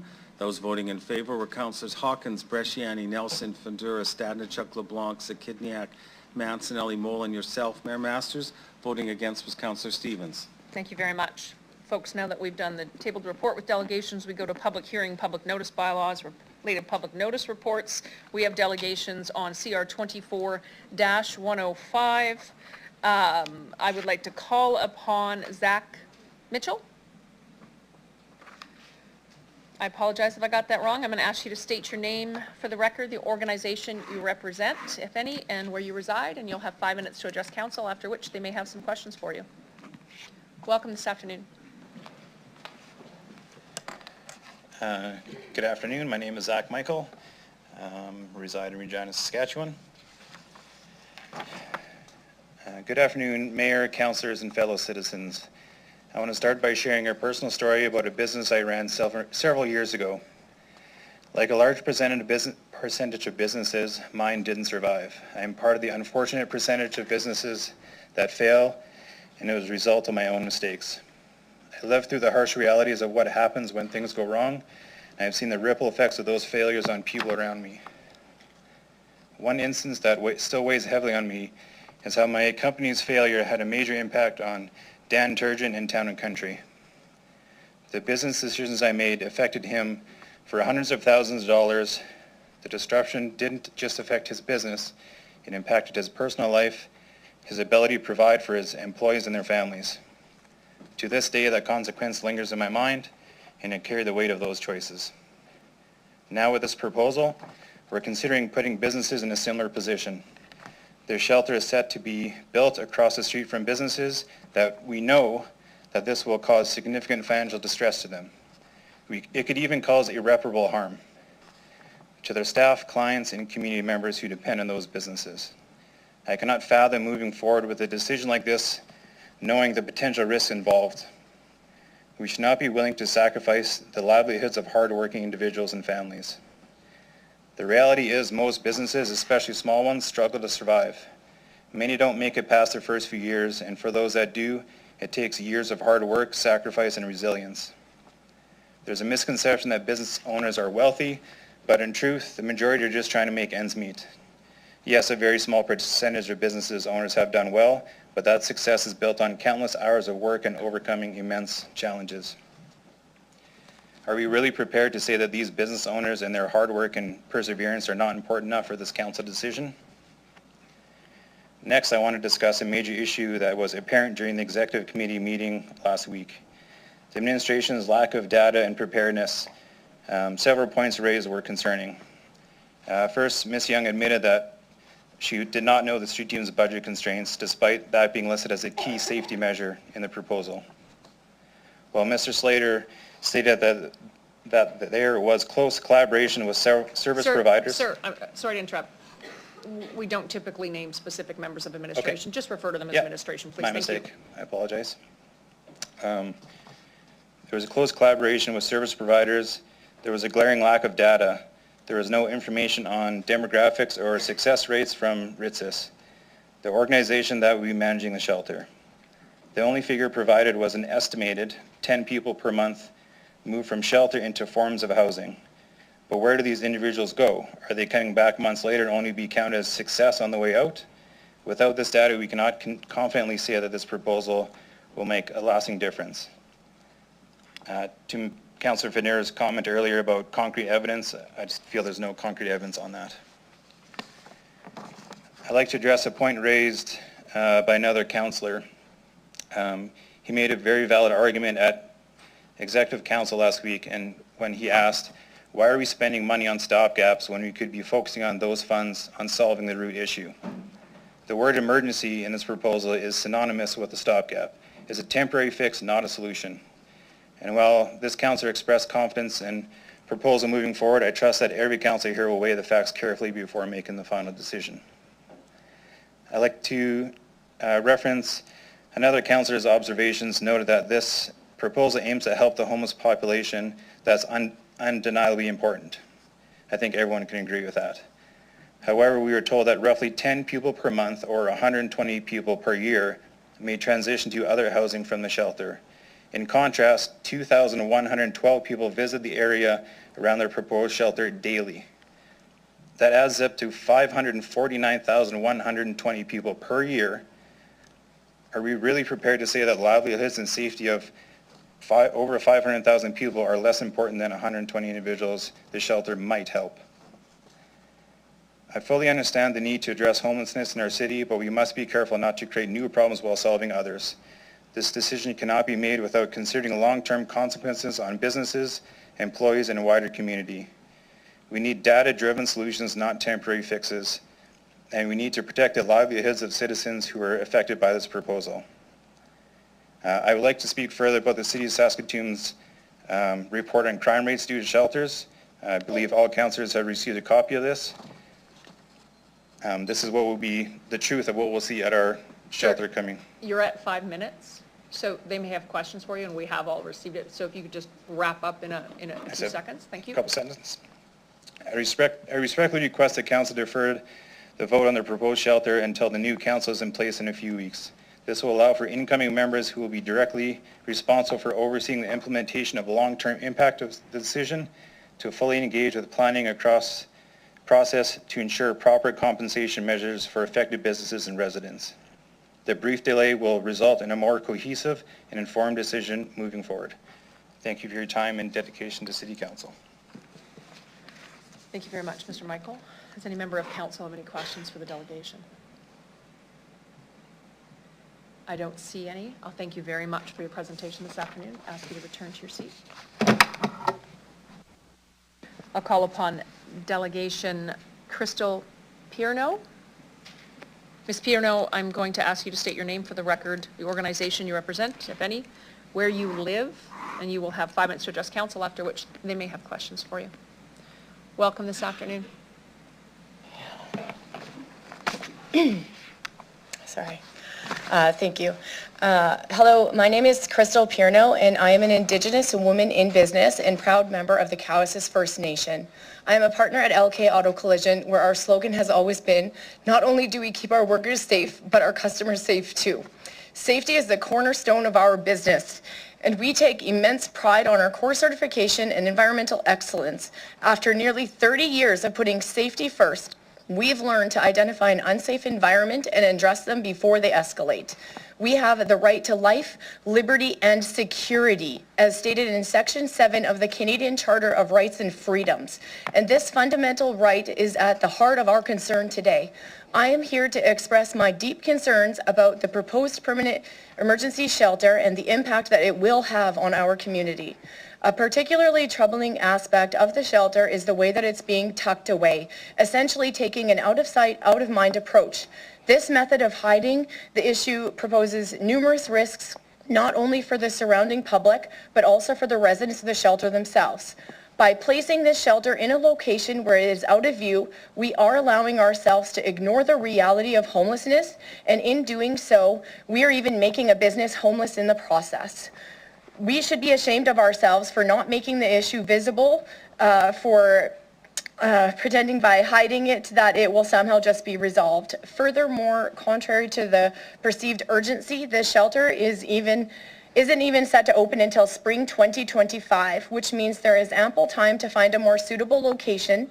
Ideally, the location should be closer to urgent care in hospitals or facilities where the individuals can access necessary medical support. Visibility is crucial because it brings awareness, compassion, and urgency. By bringing the issue into the open, we are more likely to ensure that safety measures are properly addressed and that the residents receive the attention and resources that they truly need. We will never solve homelessness by pushing it in a corner. I also feel compelled to share a deeply distressing experience that 2 of my employees recently endured. While taking out the trash, they discovered a deceased person next to the garbage can. I cannot begin to express the impact that this has had on them. Such trauma is not something that can be easily repaired or forgotten. The lack of due diligence by the city in pushing the shelter forward without fully considering the consequence for business and the community is disappointing. How do we as employers support our staff through such terrifying and life-altering experience? Mental health, once affected, is often irreparable, and I cannot stand by and allow such incidents to be repeated. After a recent council meeting, an amendment was introduced allowing business and residents to propose wraparound services to reduce the shelter's impact. However, there has been no clear guidance on submission deadlines, recipients, or accountability if the promises fall short. How can we trust this administration will support the shelter without transparency, clear timelines, and assurance that our concerns will be addressed? We were visited by a councillor multiple times. When questioned about revisiting the Albert Street location, he insisted that the project would proceed regardless of our concerns or presence at council, leaving us feeling unheard. He even admitted that if the shelter were beside his own business, it would scare the hell out of him.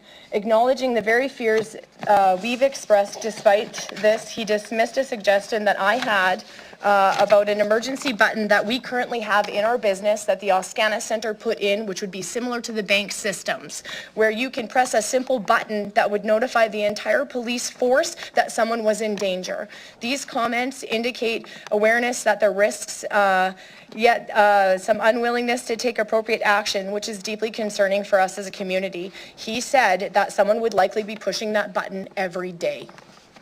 In closing, I urge council to consider the delegate statements and reconsider the location, focusing on what's genuinely best for addressing homelessness rather than adhering to a rushed timeline.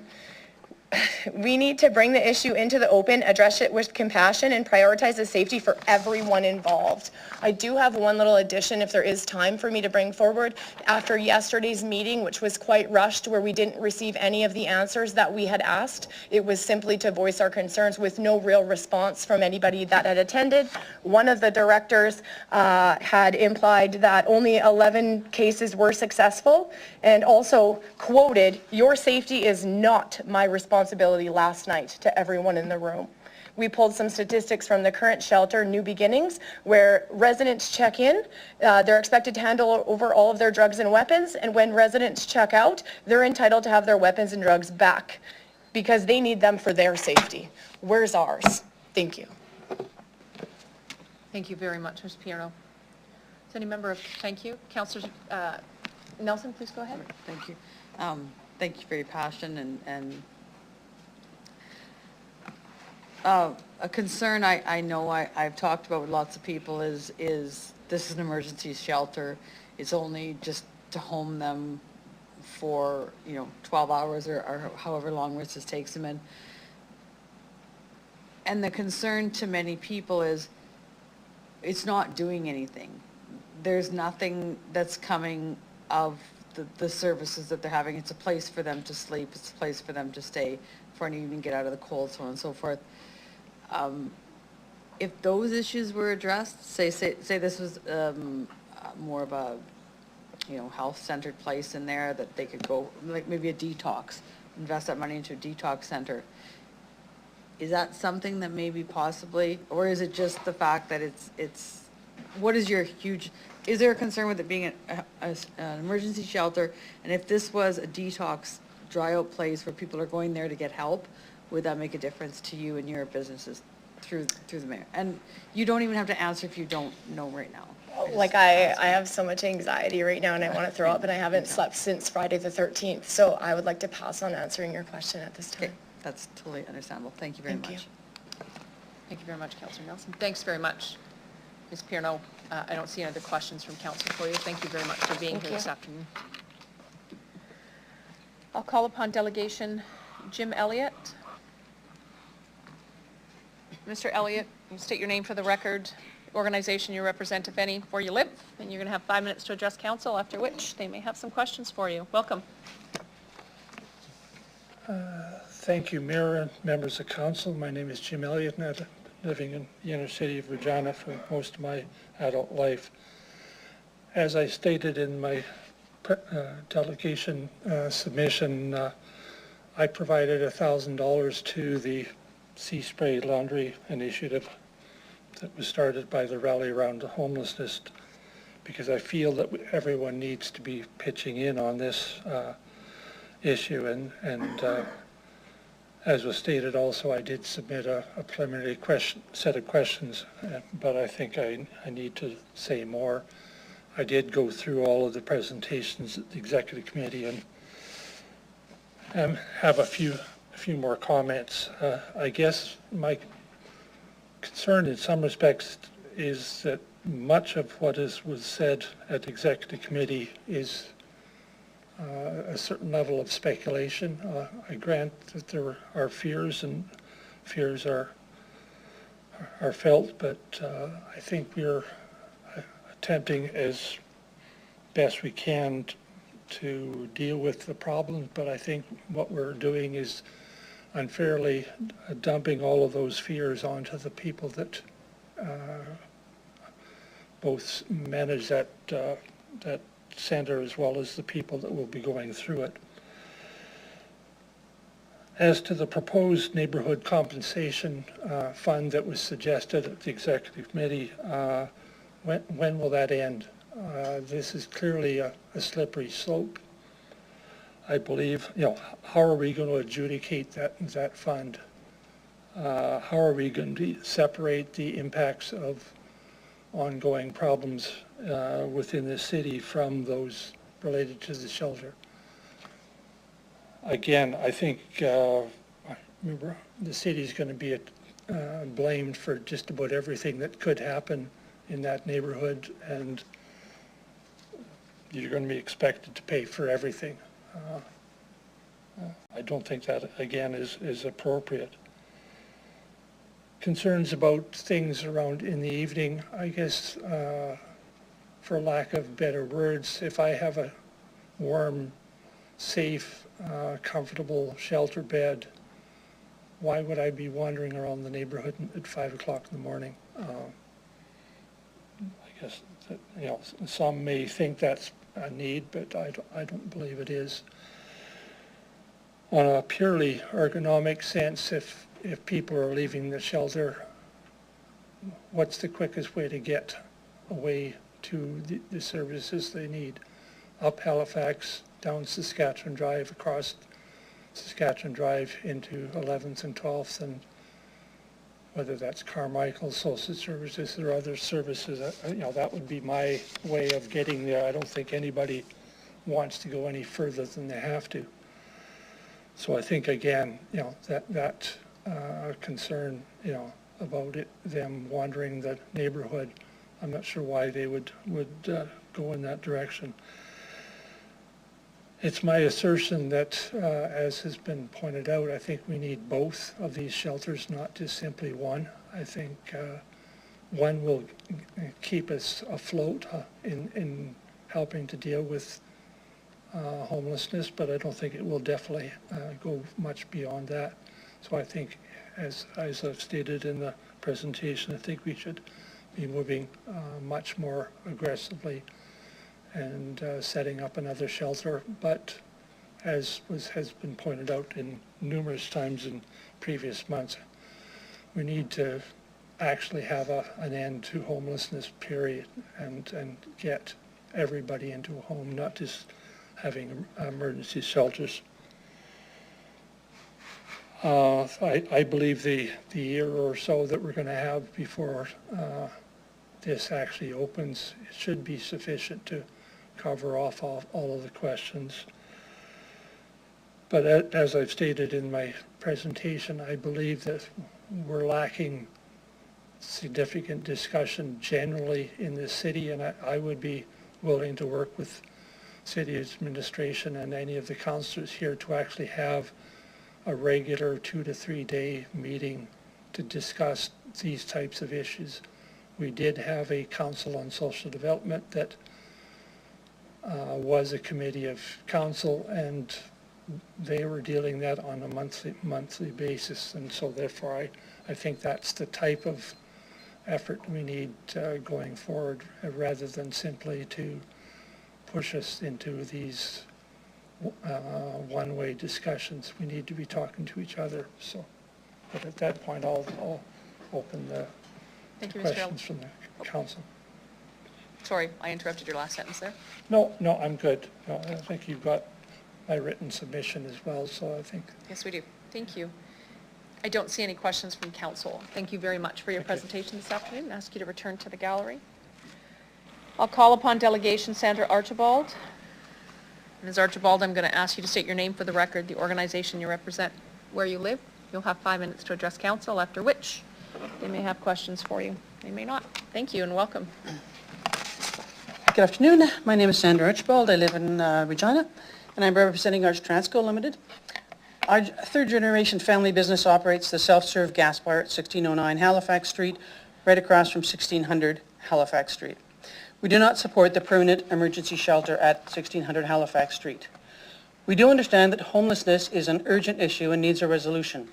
I attended the information session last night and heard numerous concerns raised by the residents in the area, seniors, business owners, and those involved with CBOs. There were few answers. In the report, there is no detailed plan and budget for the future years. Is this proposed property purchase a reasonable value for taxpayers' money? Is the price fair value? There are no comparables listed in the report, even though we heard at the last executive meeting that there had been recent property sales and business evaluations in the area. Renovations are estimated at $3 million. What does that include? A laundry area and expanded sleeping area shouldn't cost that much. Does the city oversee that part of the project? And how can citizens have input? Environmental design may be included in the renovation costs, but with respect, if the people staying at the shelter are dealing with homelessness or addictions, the specific color of the walls and the type of vegetation may not be at the top of their list of needs. Where will financial resources come to support the Regina Street Team or the nearby CBOs? Who will ultimately own the property? The report states, quote, administration will request consent from SHC to transfer the property to Ritzis. End quote. Once the transfer is completed, does the city bear any further responsibility for, quote, continued community support by engaging in regular check-ins with surrounding businesses to hear and address their concerns? End quote. Operating costs are estimated at $30,000 a month, funded through existing budgets. Is that expense ongoing, or does Ritzis take on that responsibility? The report states that individuals will be supported with a coordinated wraparound approach and they're engaged in a case plan. Will the city, why then is the city putting the shelter on at this site and then leaning on other CBOs if the wraparound approach is already in place in the shelter? We've heard that there are many CBOs in the area. Should those groups be included to develop a more comprehensive and focused approach before dropping the shelter onto their shoulders? The public notice advertised on September 7th may satisfy the letter of the Act, but it certainly doesn't meet the intent and the spirit of the Act. The public notice was not understandable nor helpful to the public. We note that in Appendix D, at least 3 properties were designated vacant, where in actuality 2 are active businesses and 1 is a Ranchero school with attached playground. Was this an oversight, or was it intended to obscure the data that there are many more businesses active in the surrounding area?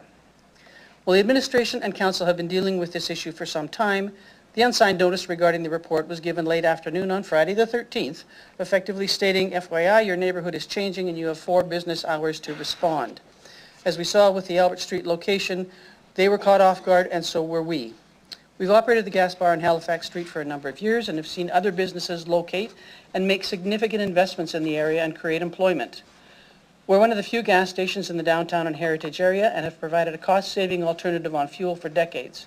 We've created employment for people, including many students. We're open 7 days a week, and we too are concerned about our employees arriving in early hours and leaving after closing at 9 p.m. On average, 535 customers come to the gas bar daily, and we are concerned if they may be nervous coming to our business if a shelter is across the street. Many of those customers are people who live and work downtown. How will the administration consult those citizens prior to any decision? Will proximity to an emergency shelter alter their buying habits? Will our business continue, and at what cost for added lighting, cameras, enhanced window protection, on-site security, etc.? We note that an amendment to the report now provides for consultation between administration and stakeholders to develop a maintenance compensation program which may yield some results, but there is no estimated timeline. We recognize that in any segment of society, only a few people can cause the problems.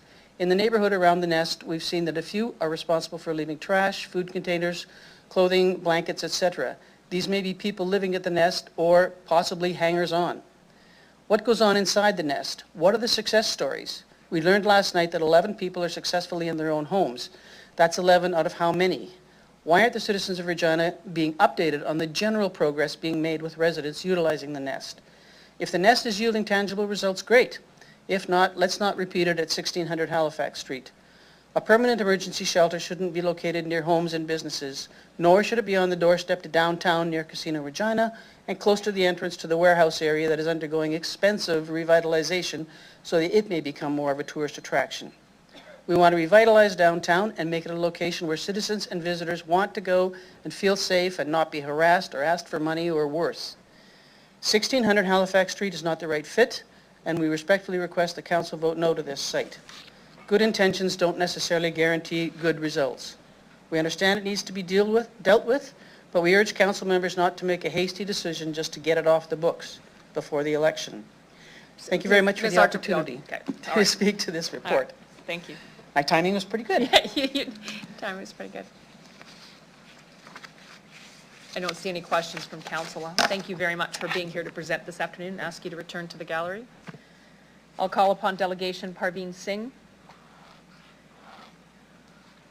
Ms. Singh, I'm going to ask you to state your name for the record, the organization you represent, where you live. You'll have 5 minutes to address council, after which time they may have questions for you. Thank you. Good evening, everyone. This is Jasdeep Pannu, representing Parveen Singh, business and property owner of Caraway Grill, located at 1625 Broad Street, food processing plant, and Caraway Express Limited, located at 1715 South Railway Street. As per our previous presentation, we highlighted our main concerns regarding the safety of our employees, customers, businesses, as well as the business and property values. Our concerns are still same. Our primary concern is safety. City convincing the neighbors to make the shelter safe from outside by installing lights, camera, fencing. These measures are truly prevent the crime, ensuring a sense of safety for everyone, then I don't think so we need any facilities to make our society a safe place to live. Till today, no one has presented a successful example of shelter home. No one has single example of running a peaceful and safe shelter home which helped community. Everyone is aware of data and reports of Saskatoon's shelter home. Things are getting worse every day instead of improving. Nobody wants to live in the surrounding area of the shelter home, as they don't want to put their and their loved ones' lives in danger. The most surprising and concerning aspect is that city lacks a plan to help these people, to make them able to commute into the society and enable them to contribute positively. The city is not thinking about thousands of people of surrounding area and their safety. They are thinking more about 55 people and providing them a space to sleep. There are no efforts in place to help these individuals to become better members of community. If city wants to help them, and encourage them to contribute to the society, please develop a solid plan and focused on educating and reintegration rather than establishing a shelter home that could make their lives and society worse and increase in homelessness. If city moves forward with this establishment, the shelter and put the shelter at 1600 Halifax Street, we need assurance by the city of the safety of ourselves, employees, customers, business, and property values. Thank you. Thank you very much. Councillor LeBlanc, please go ahead. Thank you. I just want to clarify through the chair I'm understanding your position correctly. Is your position that we should not have a homeless shelter in Regina? No, sir. Actually, we are not opposing homeless shelter. We just want to encourage the city to come with such an idea so that you can educate the people and make them able to commute to the society. Educate them, help them mentally, emotionally, so that they will be able to contribute to the society. They can't be consumer to the society. Thank you. And through the chair, if that education and so on was offered at this proposed location, am I right, you would then be in favor of it? Might be, but we need assurance from the city that our employees are safe, customers are safe, and our business value is safe.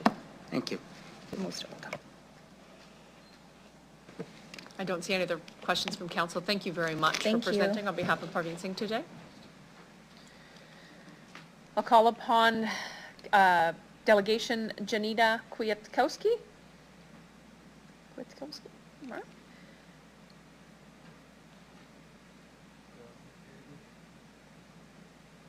One more time. Janina Kwiatkowski. All right, thank you. I'll call upon Delegation Miranda Michael. Ms. Michael, I'm going to ask you to state your name for the record, the organization you represent, where you live. You'll have 5 minutes to present to council, after which time they may have questions for you. Welcome this afternoon. Thank you.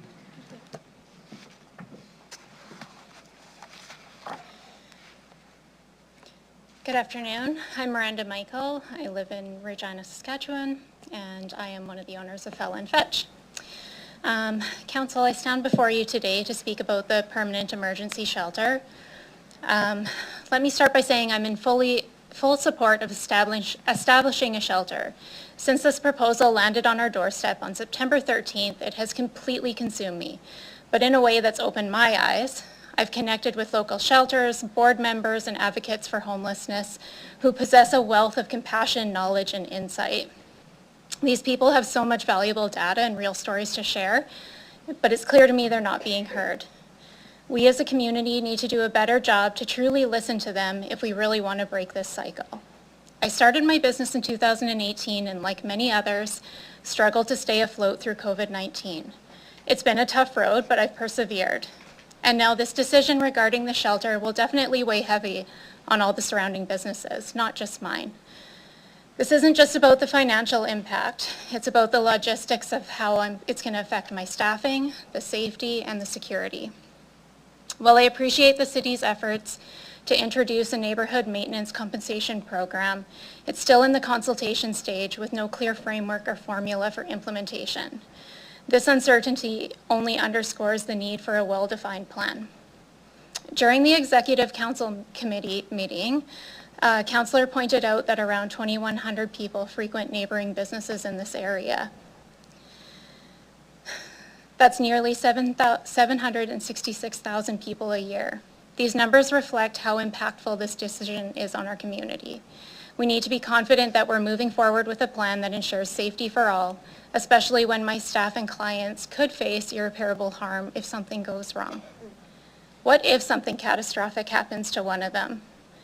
Could we live with ourselves knowing that we didn't take the time to get this right?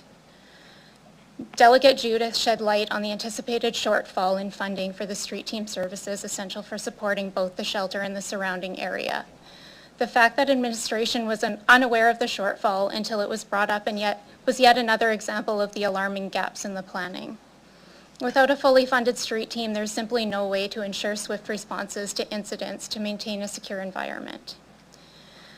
Another councillor asked administration how they would address our safety concerns, and it became clear that the plan was still incomplete. The lack of preparation raises serious questions about whether we're ready to take this step responsibly. Moreover, the shelter's proximity to Rancho School and the Oscana Center, which houses federal inmates with ongoing reintegration into the society, highlights the complexities of the situation. We cannot afford to overlook the needs of these vulnerable populations, or we risk repeating them and making the same mistakes that hindered progress in the past.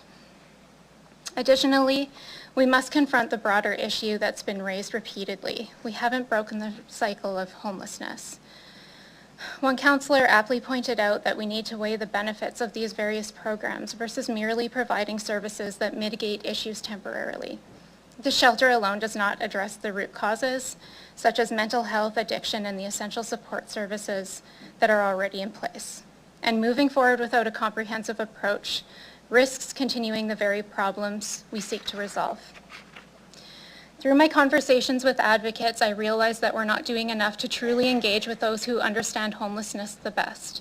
There's a wealth of knowledge and solutions out there, and if we genuinely want to create a change, then we have to take the time to listen and incorporate their expertise into our approach. This aligns with the city's 5-year plan to end homelessness, which emphasizes the importance of community engagement. However, in this particular instance, it's clear that we have not put the necessary work, as the decisions have been pushed forward without fully embracing the engagement step outlined in your own policies. We must do a better job of following our own guidelines to ensure that we're truly addressing these issues in a meaningful way. I also want to acknowledge that while the city claims to value community engagement, the timing of the recent engagement meeting held last night after speech submissions were already due sends a different message. It limits our ability to incorporate the valuable insights from that session into this discussion. So I encourage council members to actively engage with the delegates, to understand the key takeaways that we got from the meeting, to ensure that these voices are genuinely heard and considered before making such an impactful decision. For this reason, I just ask that you pause and reflect. Are we genuinely committed to implementing real change?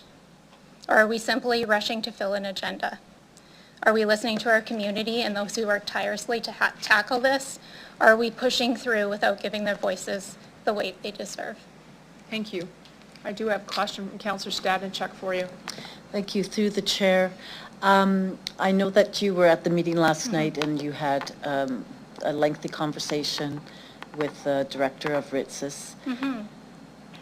Do you feel more comfortable with the work that they are doing to help people, find other levels of supportive housing and help them with whatever kinds of issues that they're dealing with? Through the chair, I had a great conversation with Natasha. She gave me tons of insight, which was great. There's still not a lot of content in terms of success, but I know it's hard to measure that too, which I completely understand. There was a few things that I guess concerned me from that conversation. It's great that they have services involved in the shelter. I appreciate that because we were unaware of the wraparound services that they provide. What I did learn from that was that they have 5 security guards on at all times. So 5 security guards for 55 people and 4 staff. And what I took away from that is what do we have? Because she clearly stated that their problem is within the facility and their direct perimeter, but they don't step outside of that. And so that's what I took away from our conversation too, was that do we have the security measures in place? And to be sure that I was clear on that, I called the center today just to make sure that I had all those numbers correct, and they did. So that would be 21 full-time employees just for security for 55 people. I have 500 in my door in a day. 4 outreach workers, which would be 17 full-time employees, and 1 case manager who's there Monday to Friday.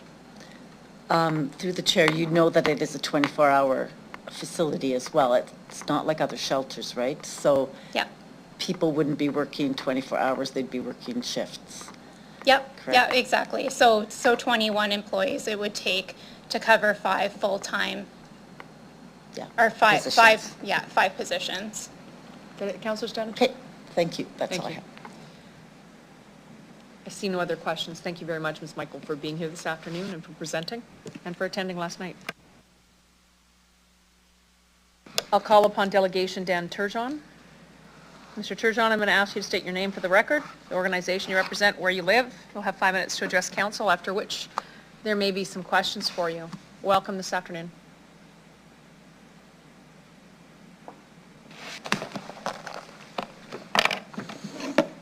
Good afternoon, Mayor Masters, councillors, and member of media. My name is Dan Turgeon. As a resident of Regina Lakeview, I am represented on council by Councillor Stadnicek. As a resident business of Heritage neighborhood, I am represented by Councillor LeBlanc. Councillor Stadnicek, thank you for returning my call and discussing. Councillor LeBlanc, I would have enjoyed a conversation. I represent Town and Country Plumbing and Heating and my property at 1450 South Railway. Town and Country enjoys being a neighbor in the heritage community, striving to demonstrate pride of ownership in our property. Throughout the 61-year existence of our local company, we have resided at a number of addresses in the warehouse district and have found our home at 1450 for the last 20 years. As leaders of this city under bylaw 2017-4, Council has an obligation of objectivity and transparency. I request that you reserve your decision in the vote until after you have heard from all delegations here today. Council shall endeavor to conduct and convey council business in an open and transparent manner, so that stakeholders can view the process and rationale used to reach decisions and the reasons for taking decisions. I presented as a delegation at the Executive Committee on September 18th. I did enjoy watching the diplomatic process in action. Additionally, I observed a council who was challenged to vote on a recommendation that had incomplete and sometimes inaccurate information presented in the packet and verbally by administration. I left Henry Baker Hall feeling drained, but with a glimmer of hope for local businesses as Mayor Masters moved at item 10 to the motion, which was ultimately passed. This feeling of hope disappeared on Friday afternoon as I received a notice of information session to be held last night at 6:30. I'd suggest that this date, time, and title hardly represent the spirit of a 7-0 unanimous vote to consult with community. I find that Council's only way forward to display the principles of good governance to the citizens and businesses of Regina is to introduce a motion to table CR 24-105. Much more work and consultation must be completed on this vote of significance. Councillor Findura discussed at length his desire to learn more about community impact and community security of this location. Councillor, I urge you to consider the report that I emailed yesterday titled Community Challenges and Response to Emergency Shelters, produced by Saskatoon Fire and Saskatoon Police Service. Last week we heard from administration that there's no new information to present on this matter. In fact, Council, there is new information, and you've all been, you're all in receipt of it. As one of the affected businesses, this cannot I believe that the most significant consideration of item CR 24-105 is item 10. Administration is to consult with stakeholders and affected businesses within 250 meters proximity to the shelter. As one of the affected businesses, this cannot be left on the sidelines and must be sorted prior to the vote. I believe this is a material amount which must be considered prior to the approval of the 1600 Halifax location. There currently is no operational budget for this maintenance program. Administration and ratepayers have not agreed on this process. Administration has not provided their analysis to Council on the liability that City of Regina must carry on its balance sheet due to the irreparable harm that may be incurred due to the 1600 Halifax location. I have included as a separate document a professional report on appraisal on 1440. I've also included the property tax my property tax notice and have paid $28,886 in property tax. Last week in Council there was a presentation on the design of the facility. Administration presented on the biophilia that could be incorporated into the design and pointed me to view the Carmichael Outreach Building on 12th. I observed the biophilia. I also observed mountains of rubbish left in between tables. I observed in the lot behind Carmichael a community of folks gathering tents, tarps, carts, and enjoying a very large campfire when I rode my bike by at about 5:15 in the morning. It appears that the City of Regina does not have a system in place to enforce bylaw infractions or provide services to the community. I understand that the assessed value of the property to be considered is $15,349,100 and generates $248,000 in property taxes annually. Hear the beeper? That's a beeper. You can wrap it up. Thank you, sir.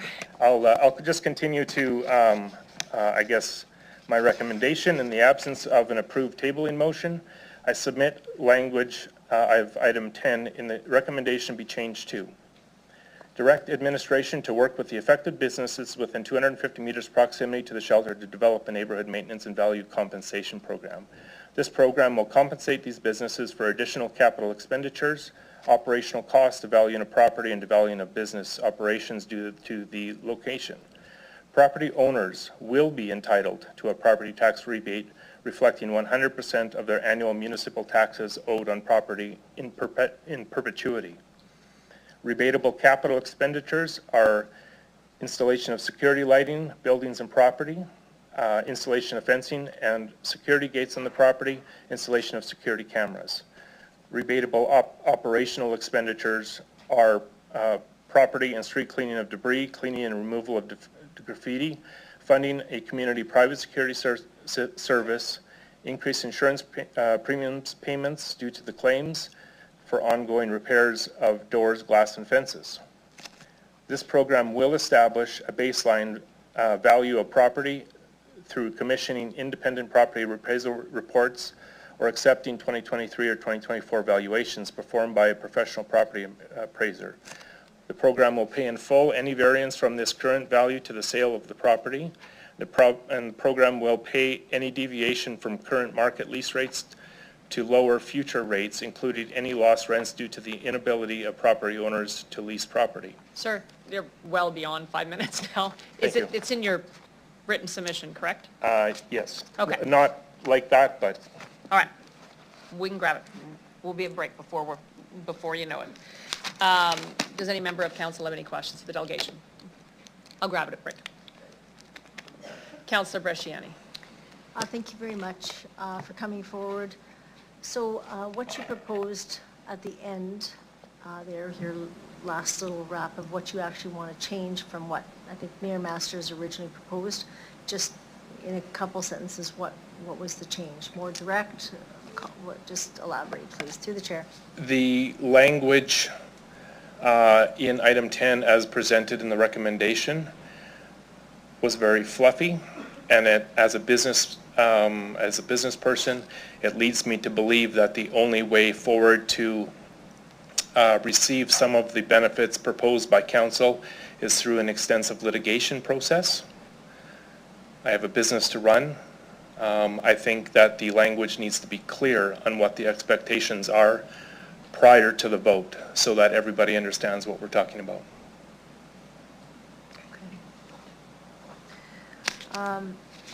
In regards to last night's meeting that you attended, I was there just for a little bit of time.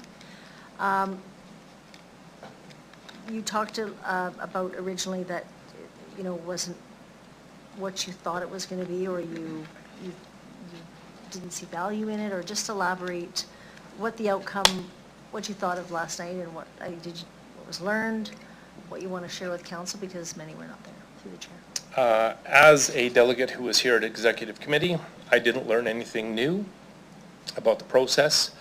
I think the director of RITSIS made it crystal clear to the audience that RITSIS is not responsible for the safety of the community, only people that they're housing.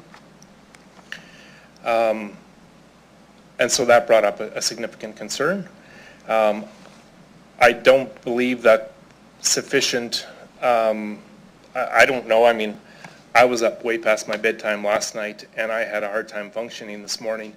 I don't know how administration could have compiled the concerns that were brought forward and have in front of council for today. I just don't think it's possible. Yeah, we did get a package from administration. Good. Yeah, so they did Great work. probably work late. Just in regards to some of the things that you'd said here at the end, property values, current market lease rates,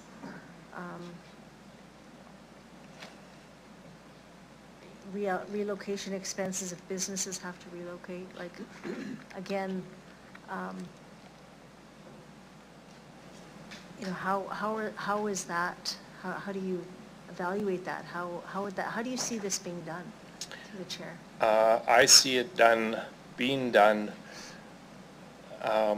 with more conversation than what we can possibly fit into today's council meeting. Mm-hmm. I see it being done in the future. I don't believe that we should proceed with the civic purchase of 1600 Halifax until we have until we can put a program together to respect the citizens and the taxpayers of this city. It's not possible for us to achieve that today. Anything further, Councillor Bresciani? You're good. Thank you. Councillor Stevens, please go ahead. Thank you. Mr. Turgeon, I appreciate your reflection on the mitigation program. Let me ask you a hypothetical on how far it would go. I mentioned this last time, tons of encampments throughout the city. And those residents are telling me, you need a shelter to put them in there. It's affecting my property values. Would it be the same fair to say that we should have a same system in place for everybody affected by crime or poverty, whether or not they're living in a shelter or whether they're living in camps? So should we actually be compensating people financially for the hardships of social inequality and these kind of problems, or is it specifically to your business that you see in your neighborhood? Through the chair, I believe what we can learn by some additional study, reading some reports that just our neighbors to the north and west created, was that it's not particularly, well, I guess it's unclear. The data shows that when the EWC opened, in the neighborhoods immediately surrounding the EWC, there was an increase in everything from calls to service. There was an 1/3 increase of the total increases was affected on businesses, on employees of businesses. I guess because council didn't have that information prior to this consideration, I think pause and reflection would be required on how to properly sort through that data so that there can be success with the shelter when it does move forward, so that it doesn't tear apart a neighborhood, which we have businesses that are thriving. As I was walking back from the information session last night, I was reflecting on a sense of safety that I felt walking through unlit streets. 1450 doesn't have any street lights. It doesn't have any sidewalks. It doesn't have any curbs.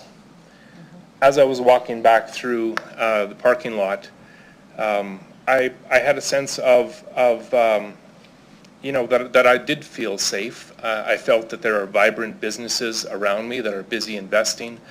I think what you've heard from those businesses is there's a significant level of concern that behooves you to pause this conversation so that proper conversations can happen so that there can be success for the individuals who need it.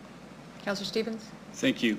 Again, I can only ask questions, so I apologize for the bluntness of it. What if I told you that I have piles of data that have been collected about the current nest and surrounding facilities and other shelters that would paint a very different story?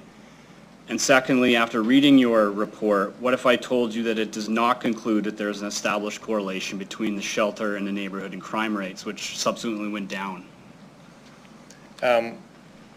Through the chair, I would suggest then, Councillor, you should have engaged with the community prior to 4 hours before voting to recommend this motion.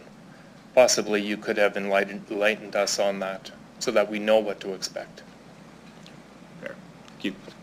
Thank you. Councillor Stanachek, you have a question? Just through the chair,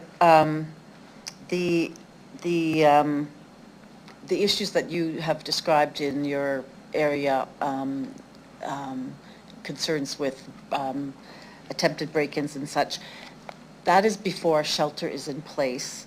And I guess I wanted to ask if you, from hearing last night's information session, that you understand that there is a difference between that shelter, which is 24 hours, versus an emergency warming shelter in Saskatoon that kicks people out during the day.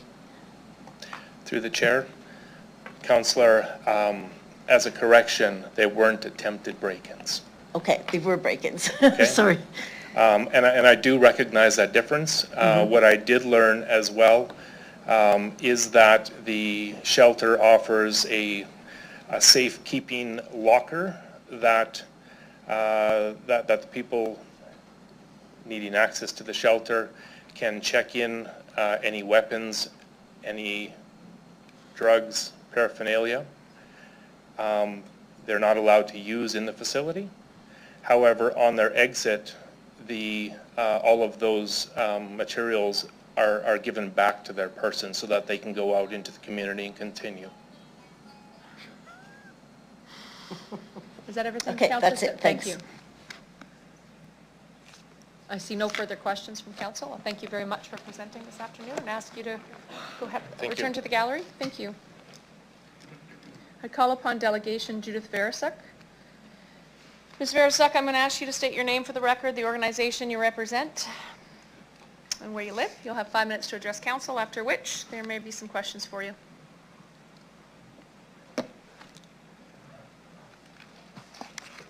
Thank you.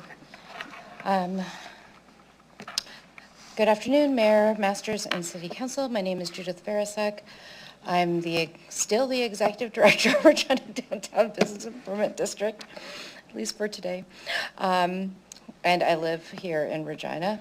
Thank you for the opportunity to address you today regarding the permanent emergency shelter on behalf of RDBID. As stated by numerous business owners in the immediate vicinity of the proposed emergency shelter site, there is concern about negative impacts observed at the temporary shelters across from Centennial Mall in 2022 and the Nest since 2023. They're worried about this happening at the new location.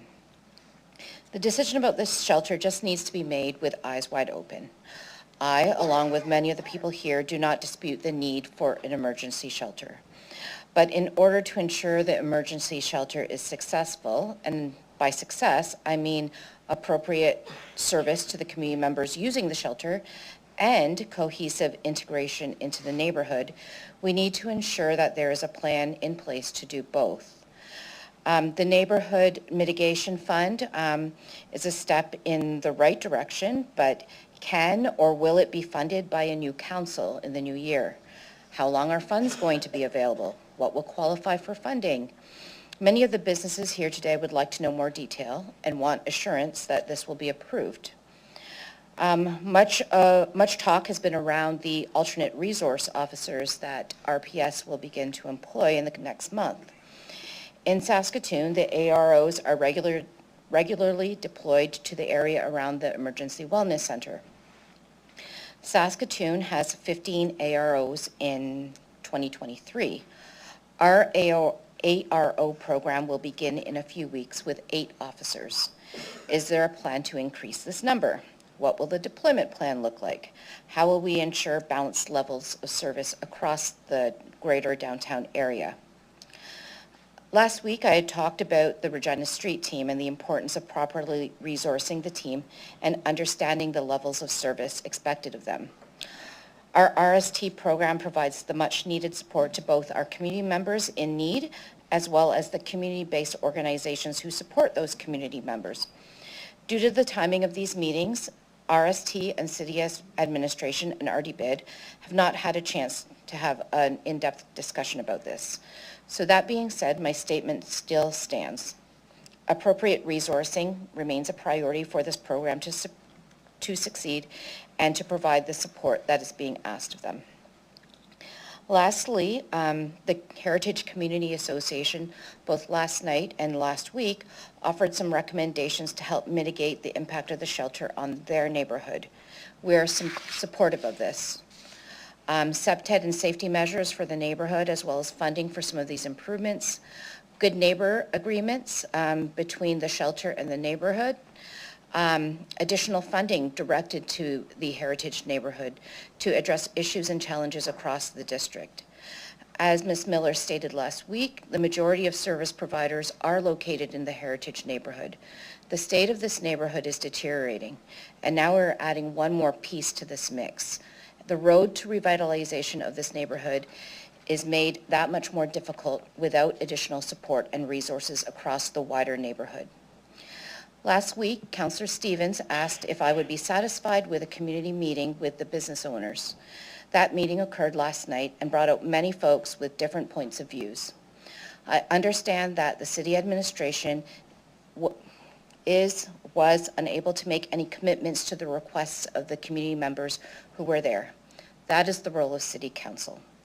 I, along with many of the businesses and residents who were there last night, would be satisfied once the questions are answered, a plan is in place to support the neighborhood, and funding and resources are committed to make it happen. Thank you.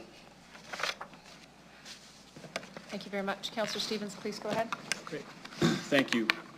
I think I text and call the street team more than my wife and family. So I have some familiarity with their work. I'm kind of curious on the simple fact that you're switching locations, right? I understand the need. What do you think that changes? So you're basically taking the facility from one location and putting it into another. Does that by itself amplify the need, or is it generally we're going to have to take this more seriously? Through the chair, I think that's an interesting question, and I wish some of my team members were here. It was short notice, and a lot of them were on holidays. So that being said, the question was asked in private conversations, you know, is this new need, or is it just like a balancing out, moving need from one area to another? I think the challenge that will happen is that there's that spike usually within the first year where it's new to the neighborhood, more support is needed, more education is needed with the new businesses surrounding. So outside looking in, not having had an in-depth conversation with my team, I would imagine that there would be a spike in year 1, year 2, and then hopefully stabilization as we begin to outline routines, nail down levels of service. And then I guess once the ARO program kind of comes online, really understanding who kind of fits in where and when that happens. So spike, hopefully leveling off. Thank you. Through the chair, I think the bids have been unfairly shouldered with dealing with these social issues. We've probably heard from the same folks. What was of greater concern to your members in the downtown? Was it the camp that I recall being out front, or is it the nest? So if I'm, like, the reality is we're either or. It's in the neighborhood in the tents, or it's in a facility like what we're talking about. What is of greater concern to you and your members when it comes to revitalization and public safety? Through the chair, I think that's a real loaded question. It's like trying to choose who's worse off, which really isn't the point. I think depending on who is in the area, that's who the call where we receive the call from. So in actuality, they're all a priority for us to address, whether it's through the RST team or through the bid providing support to the businesses themselves. I don't want to downplay the impact of one over the other. It's just different, but at the same time, we treat it all as important. Thank you. Final question. I have very imperfect information and claims that have not been substantiated by some of your members about the effects on real estate. We actually just had that conversation. People moving out of the area. When I fact check some of the claims by some of your members who own real estate, the tenants move for all sorts of different reasons. So can you provide us any sense of clarity on the details of what happens when the nest moves in and a direct correlation between that facility and tenants, et cetera? And like, do you have that information? Maybe this is the easiest place to start. Through the chair, some of the adjacent office spaces around that have contacted us. They were concerned about their tenants. They've had to implement or invest in additional security measures to make, whether it's perception of safety or real safety. They were putting more money into their properties to help address that factor. Anecdotally, some of the comments that I heard were more around, we were trying to attract prospective tenants. They were very interested. They decided ultimately not to locate with us due to the surrounding issues, the issues around the neighborhood. Okay, thank you. Thank you, Councillor Stevens. Councillor Bresciani? Thanks, Judith. So I have a question for you. Something that, we did in North Central was we kind of had a community plan there. I'm just wondering, do you think that the same should be done in the Heritage neighborhood? And the reason I ask that is, looking at the shelter goes ahead in there, do you think that there's value in having a conversation, bringing everybody together that's going to protect the business interests, that's going to obviously work with the nonprofits in there that do the great work to support the most vulnerable, but also I guess bring everybody together to find ways to work together, and that would be through obviously engagement, and then it's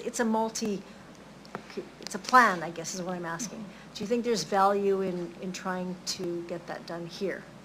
Through the chair. Through the chair, I think that's a great comment, and I just want to clarify, a community neighborhood plan has different connotations for the planning department, but I think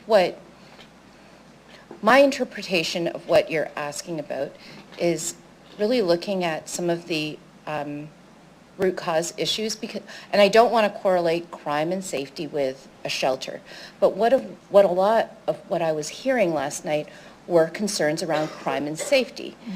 So people are worried about property, they're worried about their own safety, they're worried about other people's safety.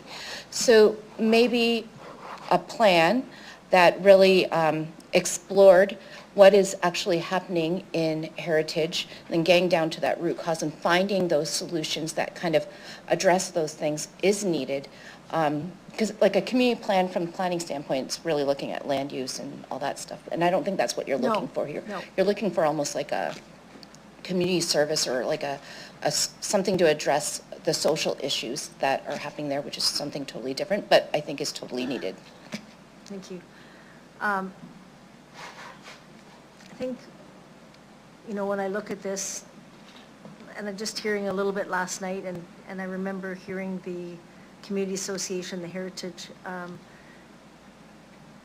Community Association speak, it was more around kind of having the foundation and bringing everybody together. This is not an easy decision at all, and we know that businesses are going to be impacted. We also know that there are already nonprofits working in that area to support these individuals. And so it's figuring out a way to bring it together so the businesses can still thrive, but also we have supports in place. So, I guess, do you see it as something that would be coordinated with yourself and the city, or what do you think in that terms? Through the chair, I think the Heritage Community Association is very well positioned to provide the input. But they don't have, I'm sorry if I'm speaking out of turn, the resources, manpower, funding to actually initiate that. So I would imagine having support from city administration to help organize the process of developing that sort of plan would be key. Ideally, your first steps would be to stabilize and organize, do an assessment of what you have, what are your assets, try to figure out where you can stabilize very easily, and then organize efforts to address what needs to be addressed in orders of priority and low-hanging fruit. And I'd be happy to help participate, but... Yep, and then the last question I do have is, as the downtown bid, how do you advocate for the business owners there? Through the chair, by being here. I know a lot of the business owners have been talking to, whether it's myself or someone from my organization. We're definitely hearing what they're telling us, and what they're telling us informed what I just spoke about today. Thank you very much. Thank you, Councillor Bresciani. Councillor LeBlanc. Thank you. I ask for your reflection on a potential amendment to the recommendation as gone, which is if we added a new paragraph 10A that essentially says bolt-in commitment to some of these social supports that the Heritage Community Association is asking for. My question through the chair, do you think that's a good idea, and would that alleviate some of the fears of your members? Through the chair, I think it's that commitment piece. And I think that's where people are nervous. Because I'm here all the time.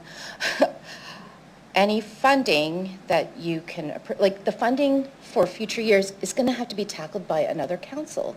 It's going to be tackled through your budget process. And there's that risk that it's not going to happen.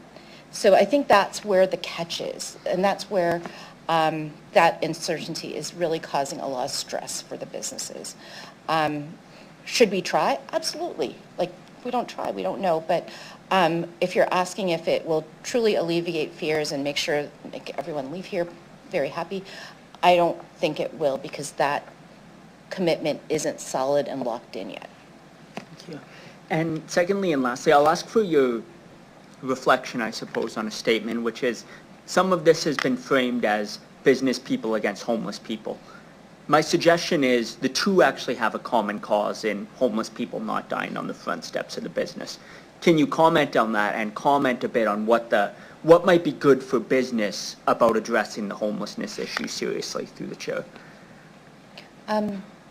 Through the chair, well, we're all people, right? Like we should have compassion for other humans in our community. That may be down on their luck or through no fault of their own. They just find themselves in a situation that is really untenable. So I think the businesses are trying. It's just a drastic change, right? If they have been operating their business for 20 years in the same location and haven't really had any issues, that uncertainty of not knowing what a shelter will bring to the neighborhood, only having seen what's in the media for the others, like, it's scary. So I think some of it is time. Some of it's education. You heard a lot of them taking the time to talk to the folks that run the shelter, which is great. But to ask businesses to change their opinion and their fears on a dime, I think that's unrealistic. I think everything takes time. I mean, we took 3 years to deal with this office development policy, so so it takes time. And I think just getting, just being open, honest, and really meaningfully listening to their concerns and trying to address that, I think goes a long way into building trust with the businesses. Great, thank you. Thank you, Councillor LeBlanc. I see no further questions from council. I'll thank you very much for presenting this afternoon again and ask you to return to the gallery. I'll call upon Delegation Florence Stratton. Ms. Stratton, I'm going to ask you to, as you know, state your name for the record, organization you represent, if any, and where you happen to live. You'll have 5 minutes to address council, after which there may be some questions for you.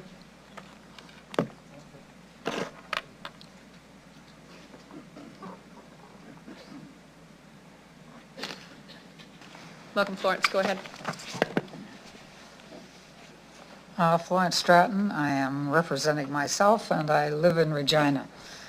I will be making a number of requests, the first of which is that all members of Regina City Council, along with all residents of Regina, support the recommendation to approve the permanent emergency shelter project proposed for 1600 Halifax Street.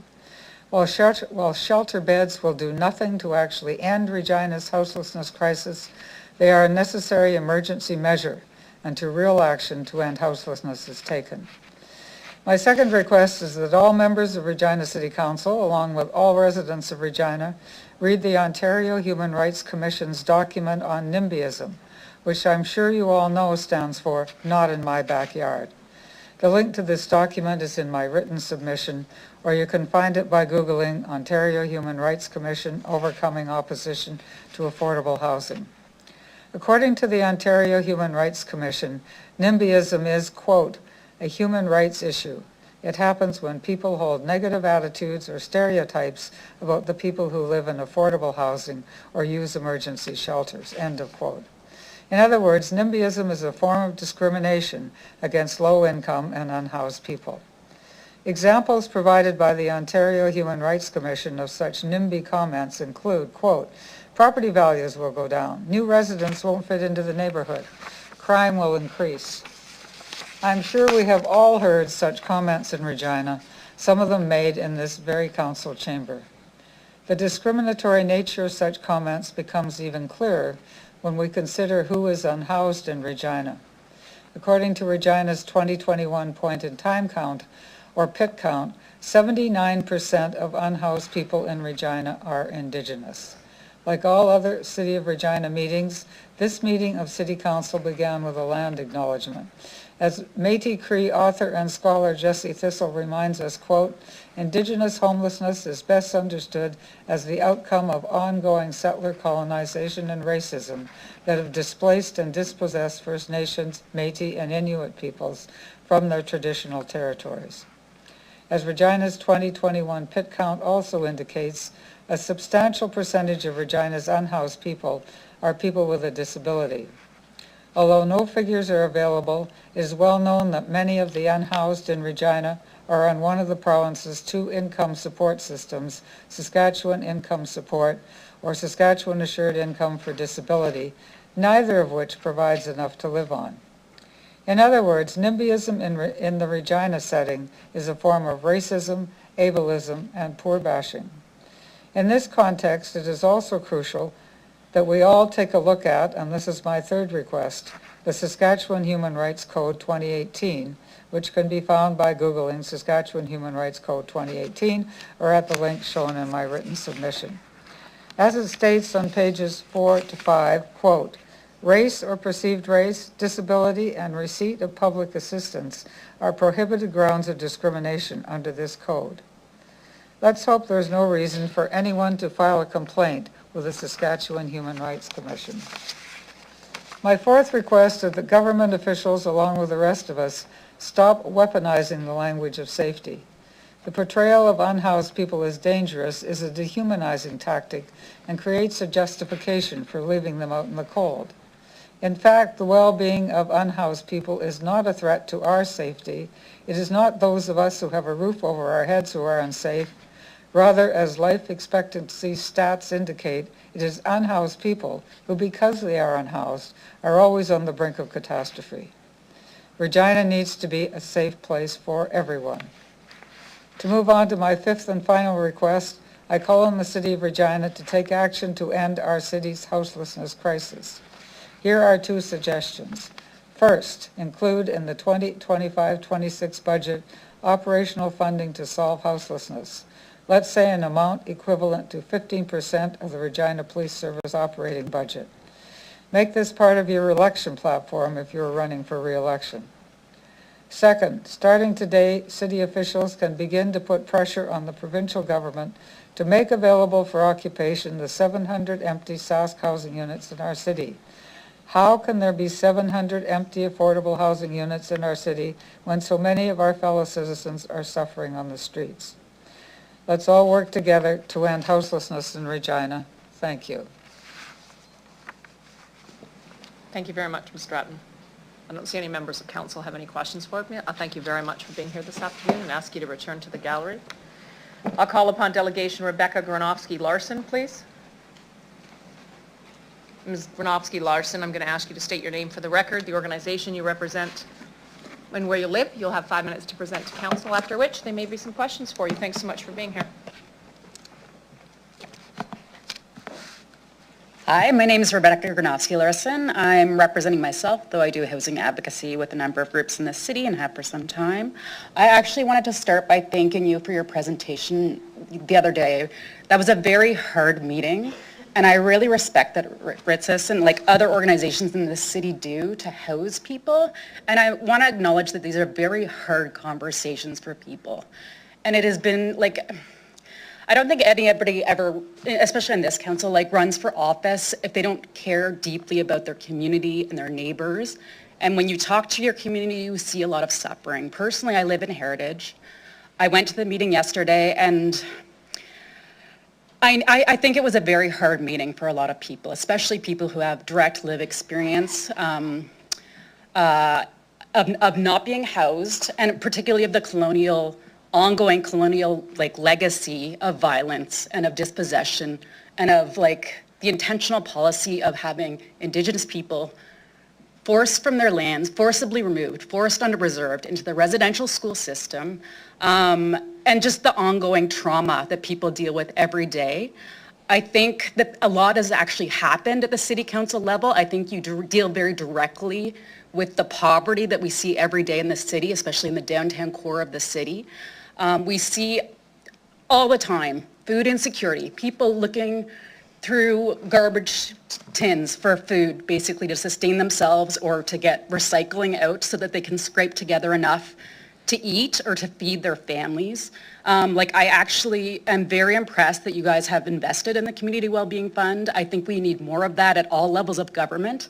We are all very terrified at the prospect of losing funding from the province and from the federal government, because that's what we've always needed for housing. We need a longer, a bigger strategy to deal with the housing issues that we're having in our city. If we don't find a solution this way, we will find a solution other ways, and people will occupy buildings if there is no housing available, because we're not going to watch people literally die of exposure in this city. It is a travesty that we have so much housing available and so little political will often to deal with it, especially at the provincial level. And I share the frustration that there has not been enough investment for many decades, for really ever actually. And so yes, I think we should continue investing in all these things. We obviously need all levels of government to work on these things. I actually would beg you to pass this, and I do not want to see it deferred to another city council meeting. I don't want to see it go to the people that are elected next time. This is your responsibility to deal with right now. I really appreciate the work people have been doing on this, but we need action now. And honestly, some of the concerns that were raised in the community, I think are valid. I think we are always working in the community to build community. And every week there is food given out at Pepsi Park by some of the wonderful people actually who are over here. We've been working on housing encampments for a long time, but a lot of people are too traumatized to even come here.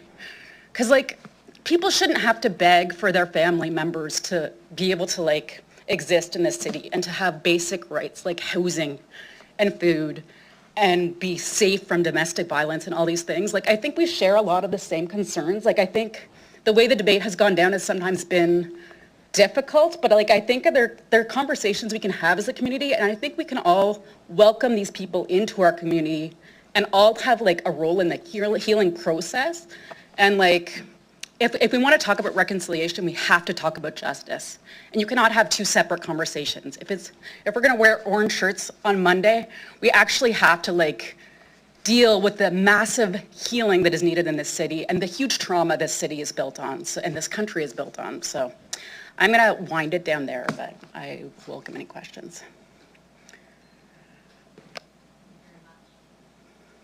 Thank you very much. I have one from Councillor Dan LeBlanc. Please go ahead, Councillor LeBlanc. Thank you. You live in Heritage, and the Heritage Community Association is suggesting additional supports be committed to, as I understand it, assist people who may live in this shelter or otherwise in Heritage. I wonder, through the chair, do you have thoughts on whether the Heritage community could use those extra supports and what supports those might be? I think there's as I'm sure the Community Association can attest, there is never enough supports, and we don't just need the one shelter. We don't need to close other shelters too because we open this one. There's always going to be more need. There is always more. The trajectory is not going well in terms of there is always more food insecurity. There are I don't know, we're seeing a surge of a lot of social problems because we have not invested in a lot of things that could actually support community. And I think Heritage Community Association can speak to this because they deal with it every single day. But obviously there are a lot of areas of support that we would like to see increased. And we are actively working on kind of education within the community too of how we can fight for things that the community needs and currently doesn't have. Great, thank you. Thank you very much. I don't see any other questions from council. So thank you very much for presenting this afternoon. I ask you to return to the gallery. I'll call upon delegation Steve Klippenstein. Mr. Klippenstein, I'm going to ask you to state your name for the record, the organization you represent, and where you live. You'll have 5 minutes to present to council, after which time there may be some questions for you. Welcome.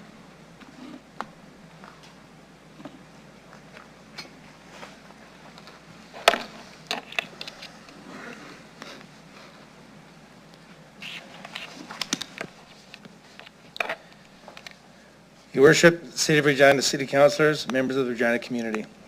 Thank you for allowing me the opportunity to speak today. Some of you were not present last week in the Executive Committee meeting, so I will recap quickly. My name is Steve Klippenstein. I live in Regina. I'm the owner of the property that is across the street from the Eagles Club, known as Fell and Fetch. I'm also a shareholder in the business of Fell and Fetch. I'm an active business operator in Regina. I serve on several youth baseball boards, and I have 3 children, all live in Regina. I have a business that operates in the Regina Warehouse District and Heritage District, and we contribute a great deal to the vibrancy of our city. In 2018, we chose a rundown building on 1600 Older Street and turned it into a building that the business and the city can be proud of. We had several options for choosing a building to start Fell and Fetch. However, I have a business that operated a block away from the 2022 temporary shelter. I would not have chosen this property on Ozer Street if a low barrier shelter was in that area. Today, proudly, Fell and Fetch has seen 300 to 500 customers walk through our doors daily.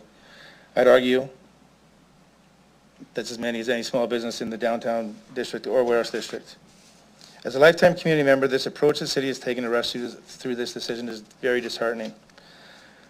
Today I have 2 topic points to discuss. The first is the purchase price of the property, which I sent a submission on Monday, and I had changed some data after the new appraisal reports were found. So I'm going to go off, but it'll be the same spirit. And the second is the lack of the city's plan for proposed remedy for the surrounding properties in our area. The city administrators presented to the city council that it was purchasing the building under fair market value at $2.6 million. The appraisal report that we all have now, I assume you have it now, if you don't, I have a copy, shows that the property is appraised at $2.1 million. The city of Regina is paying $500,000 more for a property than the appraisal value of the property. The claim is that if the decision isn't made today, the city will lose this deal by October 15th. This is not a competitive market, and there's no reason to pay $500,000 over market value for that property. This council needs to investigate why is the city buying this property that was not listed on the open market for $500,000 more than its highest valued appraisal.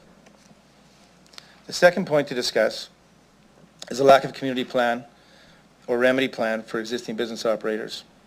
Last night in the town hall meeting, we learned that Riches has their operating plans to operate their shelter in a safe and responsible manner.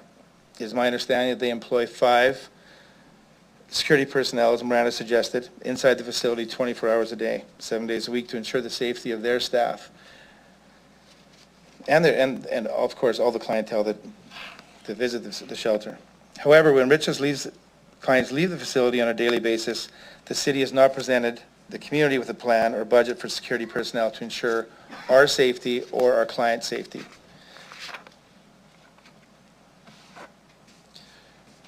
Criminal activity increases in communities around shelters. See the Saskatoon City Police Report. In that, the city needs to spend time developing our community plan, as suggested, to ensure that our staff and our clients and all community members are safe. Additionally, the businesses need to understand how the city will compensate business for loss of business revenue, decline in property values, cost of fencing, cameras, security, personnel, needle pickup, garbage. These are all the things that I experienced living and working close to the shelter in 2022. This city council has been working on this for 3 years, and you are understandably exhausted.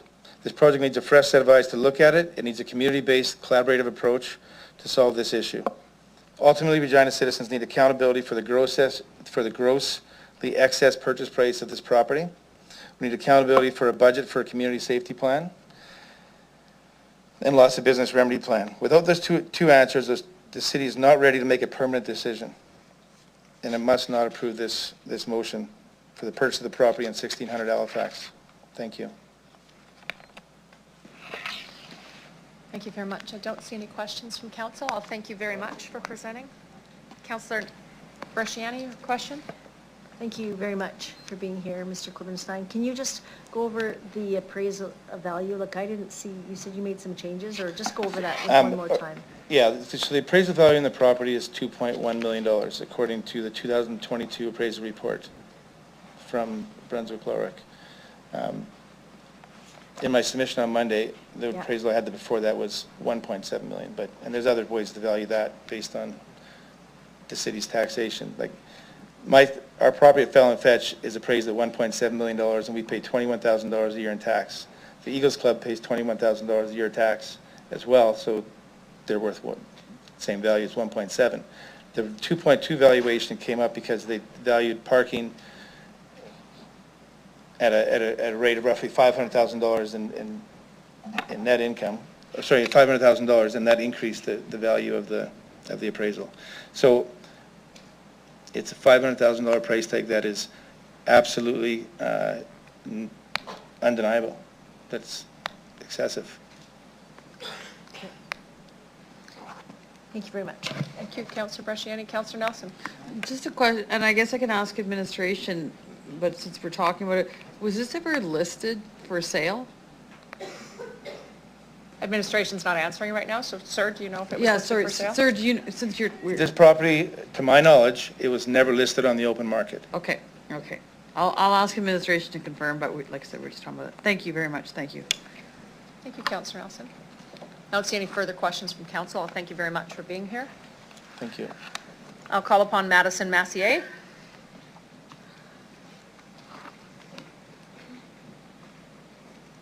Ms. Massier, I'm going to ask you to state your name for the record, the organization you represent, and where you live. You'll have 5 minutes to address council, after which there may be some questions for you. Hi, my name is Maddie Massier. I use she, they pronouns. I reside on Treaty 4 territory, Regina, Sask, and today I'm representing the Hawk Principal Community Service Co-op. We were incorporated November 7th, 2023, and our principle is about healing the trauma so we may get well and further develop the capacity to be kind. I've heard a lot of people speak about trauma, safety, all those things, and I would ask if they would just, for a second, be in the shoes of the people that are not at this table right now, that are the marginalized, silenced voices that are not actually getting a say in what they are needing. The people that are accessing the permanent shelter, just imagine walking their day-to-day life, say, yeah, you wake up in a back alley, maybe behind one of these businesses. You haven't had food since this grubby old oatmeal from somewhere in the neighborhood. You haven't slept in a few days. You're wearing clothes that are dirty, everything else. I just want to know, like, what do you think your capacity would be at? What do you think you'd actually be able to accomplish?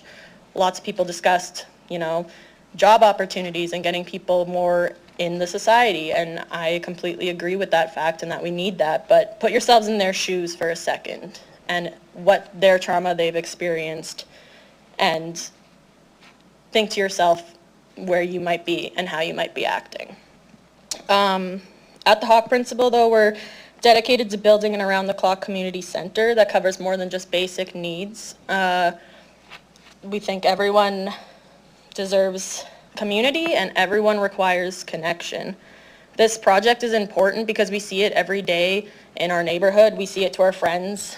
I can't help thinking about that dead body that other delegate was talking about, and wondering if it was one of my homies, one of my friends who I have not been in contact with for a while, that died alone near a garbage can, and how traumatizing that would be for that person's family, that person's friends, for that person. Like, what did their day look like that before they passed away beside a garbage bin? And totally, seeing a dead body, it's not a fun time. It's not great, been there, done that, but imagine being that person and experiencing the harsh realities of homelessness and addiction and the crushing cost of living in our city. So we need this space. We need a temporary shelter space. It is a stopgap Band-Aid measure. But we also need to offer more than just shelter. I do understand what everyone's saying about wraparound supports, wraparound services, and we need to offer space where people can actually springboard into a better tomorrow, where connections are made and bridges are built and lives are transformed. So it's about fostering connection, and connection is really everything. I have a little bit about our background, our story. We first supported a City Hall encampment last year, just right up front. November 7th, we were officially incorporated last year, and then January, we, as a community effort, obtained a space known as the Lodge, actually on 1517 11th Avenue in the Heritage community. This space was used in the evenings and overnight to supplement Carmichael and provide coffee, social connections, movies, stuff like that, inviting people in from the harsh realities of winter. And after the lodge shut down, we had a final barbecue with the homies, which carried on into Sunday Fun Day at the park, which Rebecca discussed, where about 200 people gather for a community meal. And thank you to people who have come out and been a part of that. Some counselors have been there. It's been really great to see you guys there. But we do a free clothing market, provide a meal, and kids activities, sports activities. We also do outreach, Nighthawk every Tuesday and Thursday behind the lodge parking lot. So our future goals are to get a community center running 24/7 where people can go get a coffee, get connection. But yeah, 24/7 care, where basically the only price of admission is yourself. You don't have to pay to come in. You can get a coffee, conversation, anything else. We've also been participating in the Thompson Food Collective, which is a symbol of shared nourishment, getting kids to the Thompson Community School every morning, Monday to Friday. It's like the best thing ever. It's so magical to be there and experience that. These aren't just activities though, they're building blocks of community, and we need a community that connects, builds, and heals together. So I just want to continue growing with community and meeting people with where they're at, and this permanent shelter is a very important first step. Thank you. If you have any questions, I'm open to them. Thank you very much. Councillor LeBlanc has a question. Thank you. Given that you set up the lodge in Heritage, I take it you thought Heritage is a good place for this kind of thing. Through the chair, what makes Heritage a good place for this kind of thing? Through the chair, it's honestly kind of, okay, this might be a long explanation, but after the tent encampment was displaced at City Hall, we just kind of noticed where people were gathering. There were a lot of people in North Central areas, but in the Heritage community, since it is so close to services, it's close to Detox, it's close to Carmichael, it's close to Friendship Center, close to HCA. We found that while we were doing outreach and connecting with our homies, that's really where they were. And by doing outreach, I mean literally walking in back alleys, driving around at night, trying to find people to make sure they're okay, you know, check on the people that we love and care about. So why Heritage? Why'd we set it up there? That's where our family was. That's where our people were. Thank you. Thanks. Councillor Zakiniak, we are 1 minute away from a scheduled break, and we have 3 more delegates. Could you, you want to ask a question of this particular delegate? I do, but I mean, if you want, we can go to break first. Well, in order to let her go, is it more than one question? I'll do my best to keep it short. Excellent, thank you. Okay, so I'm very interested in this proposal, the community center. I'm just looking at my notes that you had already submitted to us. So just to clarify, this is something you're doing completely independent of the emergency shelter. So that's number 1. Number 2, do you have a location planned?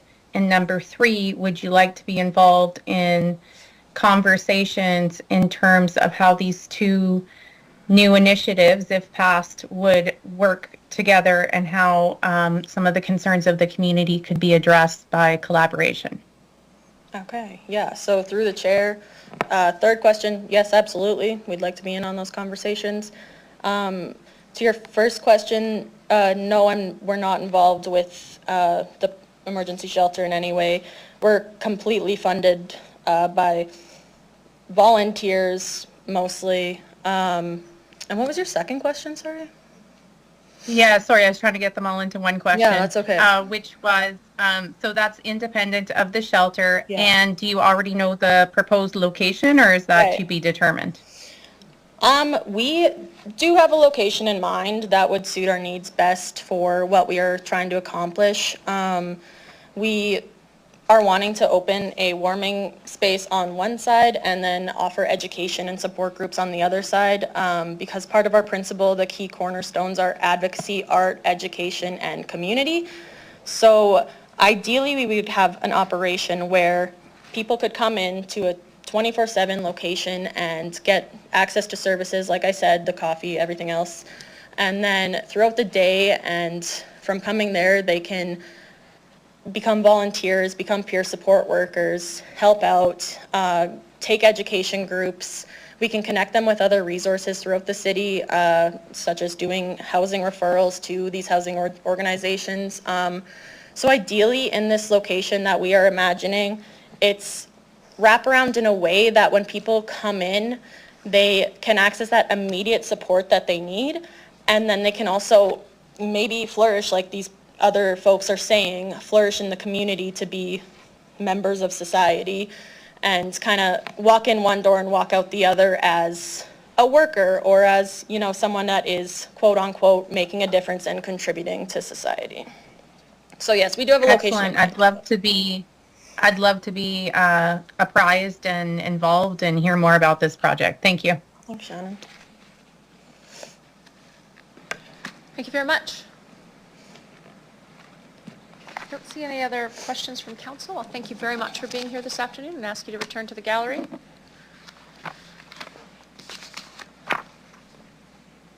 Council, we got 3 more people. We have a legislative break.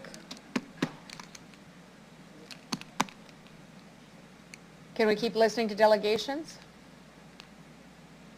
Thank you. I'll call upon Sean Coke. Mr. Coke, I'm going to ask you to state your name for the record, the organization you represent. We have 5 minutes to address council, after which time they may have some questions for you. Welcome. Cook, I live here in Regina. I'm representing myself, but I'm also here on behalf of Harley, Brooklyn, Elaine, Bob, Alexis, Miles, and the countless other individuals that have died and disappeared from Regina streets.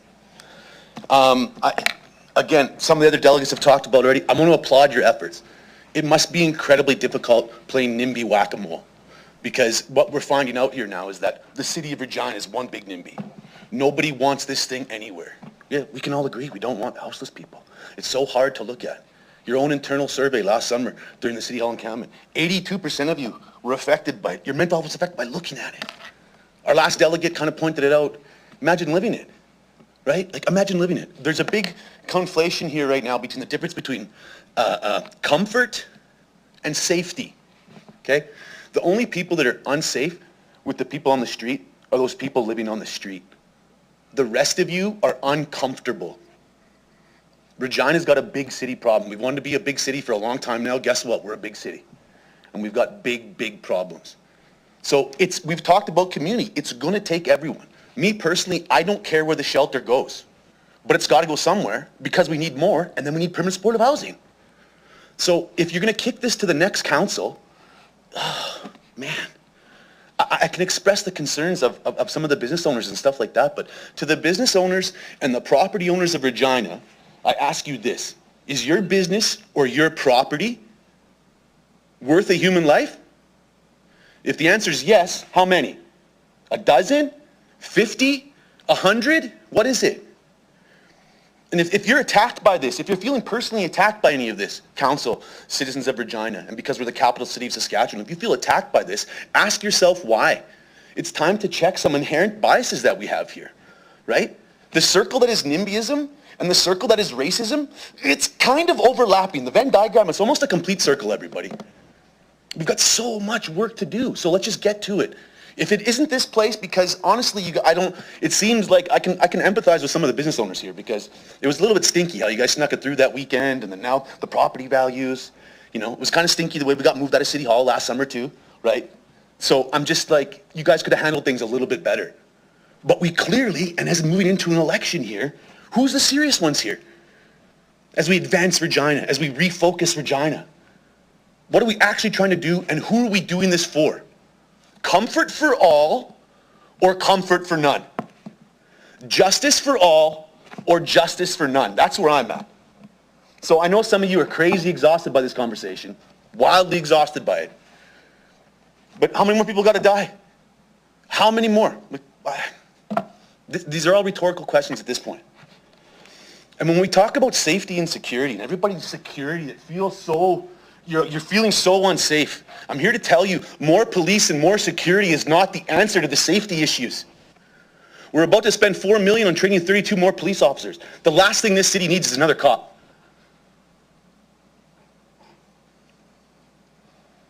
We need more community organizations. We need more support. And I challenge you to come out on Sunday if you haven't been out. I challenge you to come out to outreach and to talk to some of the people who you refer to as those people. We call them brothers, sisters, homies, family. And we're tired of watching them die. So to all of you that don't want the shelter in your neighborhood, okay. Everybody else in town that supports these people, we will be there.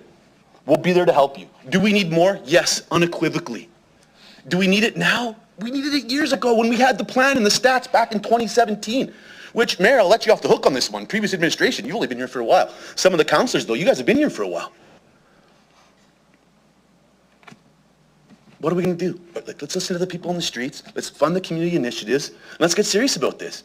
The province clearly is one just letting people die or putting them in medical detention facilities. Cool. The feds, we need money from them. Oh boy, let's not get into that. I can't affect what's going on in the Middle East or in the States or anywhere else. I live in Regina, so I'm trying to help the people here in the city of Regina. And the people that we work with, we call them homies. So let's get busy helping people, or at least just admit you're okay with letting people die, so at least we know. And then we can deal with that. Thank you. Thank you, Mr. Coke. Councillor LeBlanc?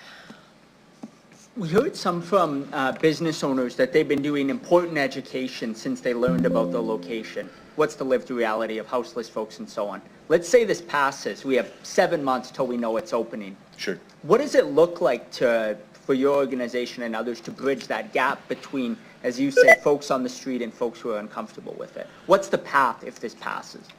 A little bit more funding, a little bit more education, having more teach-ins, having more people coming out to actually being a part of what's going on in the community. When people used to look for help, I believe there was buildings called churches that used to take care of this, right? And community centers. What happened to the help from the churches and the community centers around town, right? When, Advanced Regina talks about bootstrapping funds. Oh, that's a good one. We're bootstrapping funds on this side. We need more. We just need more help. You know what I mean? Like, I don't care if you believe in Jesus, Allah, Vishnu, the flying spaghetti monster, whatever it is.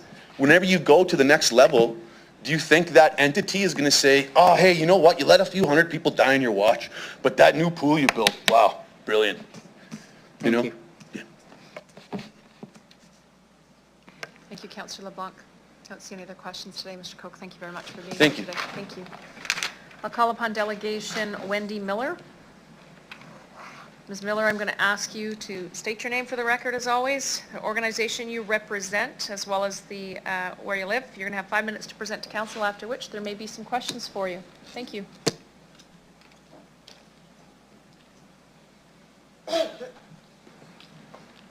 Welcome.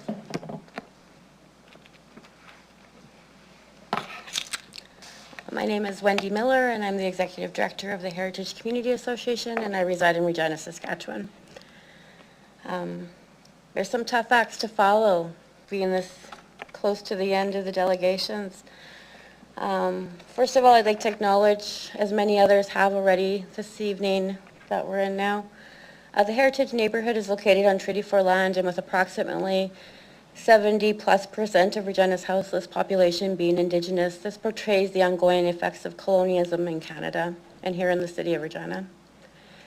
The Heritage Neighborhood is a hub where our houseless neighbors may be able to access support from CBOs, harm reduction services, and find food and water. The community continues to rally to support our houseless neighbors, but sadly the needs of these community members continue to be largely unmet, and more disturbingly, we see the issues of poverty getting worse. HCA's mandate is to provide relevant needs-based programs, services, and support to create a healthy community environment. HCA received $66,000 as a Phase 1 funding partner with the City of Regina. Us, along with 3 others, received that funding. I believe only us and potentially North Central face these kind of conditions to work in and these kind of advocacy issues on daily going of unmentionables. So in this past week now, HC has heard from residents, businesses, and CBOs in the community. And we have met last night at that meeting.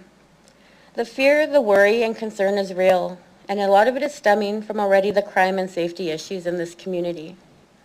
We acknowledge that this community is in critical crisis, and we have acknowledged this for some time now and have not been heard. I do not feel that Heritage has the not in my backyard mentality. The fact is our backyards are overflowing. The business owners I have met with have not those thoughts. They were taken totally off guard. They're passionate about their business just as others are passionate about the houseless. And everyone deserves a chance to have a voice at this table. We do not believe we control the choice. Ultimately, you have the choice. We do not dispute the need for this service, this shelter. However, we recognize that this shelter is just a structure replacing a current structure. And all the folks that I see sleeping under trees or on the benches or on the sidewalks or in their tents or whatever makeshift homes they have will still be there. And that's the hard part to acknowledge. And I think that's not just hard for us to acknowledge, but also for these businesses to acknowledge. We are very real with these numbers, and we know that the numbers are way higher than what you are going to be able to work with. So what is the Heritage Neighborhood capacity? The voices in our community are not always heard. We believe everyone's contributions are important and valuable in this conversation. We are a caring community, a community that carries the heavy weight of the crisis we are constantly in. HCA requests that the various services are represented on a community-driven committee. Example, police, fire, ambulance, social services, health, CBOs, businesses, and residents. I believe that this has happened in the past as Regina Intercity Community Committee. In 2008, the Core Neighborhood Sustainability Action Plan was released. It was the result of a comprehensive neighborhood planning process that you, the City of Regina, had undertaken. We are now obviously named Heritage Community, but same area, same thing, just new name. At that time, it was determined that the Heritage Neighborhood was identified as a community in critical need of a plan that would help to ensure its immediate and long-term sustainability. 8 strategies for positive change were in this plan, including improve safety and reduce crime and establish a long-term sustainable housing strategy. It also included those in the planning principles. On page 4 of this document, there was a commitment to action, and we are now in the year 2024. This was done in 2008, and we still sit here with much work to do. That inaction, I think, has created the fear within the community and the businesses and the residents of this proposed new action. If this is passed today, HCA has started a wish list, and this has been from some of the conversations we've had in the last week. We demand a series of crime prevention through environmental design and safety measures helping target the hidden neighborhood. Ms. Miller, you're at 5 minutes already, so if you could just sum it up. We do have a copy of your entire presentation. Okay. And so if you could sum it up with a sentence or two, that would be great. Okay, we'll sum it up. In sum, these conditions of this neighborhood have been here prior. I believe for the better of the community, they understand that the shelter will not bring or lessen the crime. The shelter is not responsible for the safety of this community. You, the city of Regina, are responsible for the city, or for the safety of this community. RPS being down the block from us is not a saving grace. Many of our folk are afraid of them. Many of us do not call them.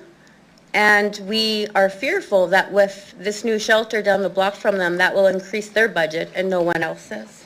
Thank you. Thank you very much. Does any member of council have any questions for the delegate? Ms.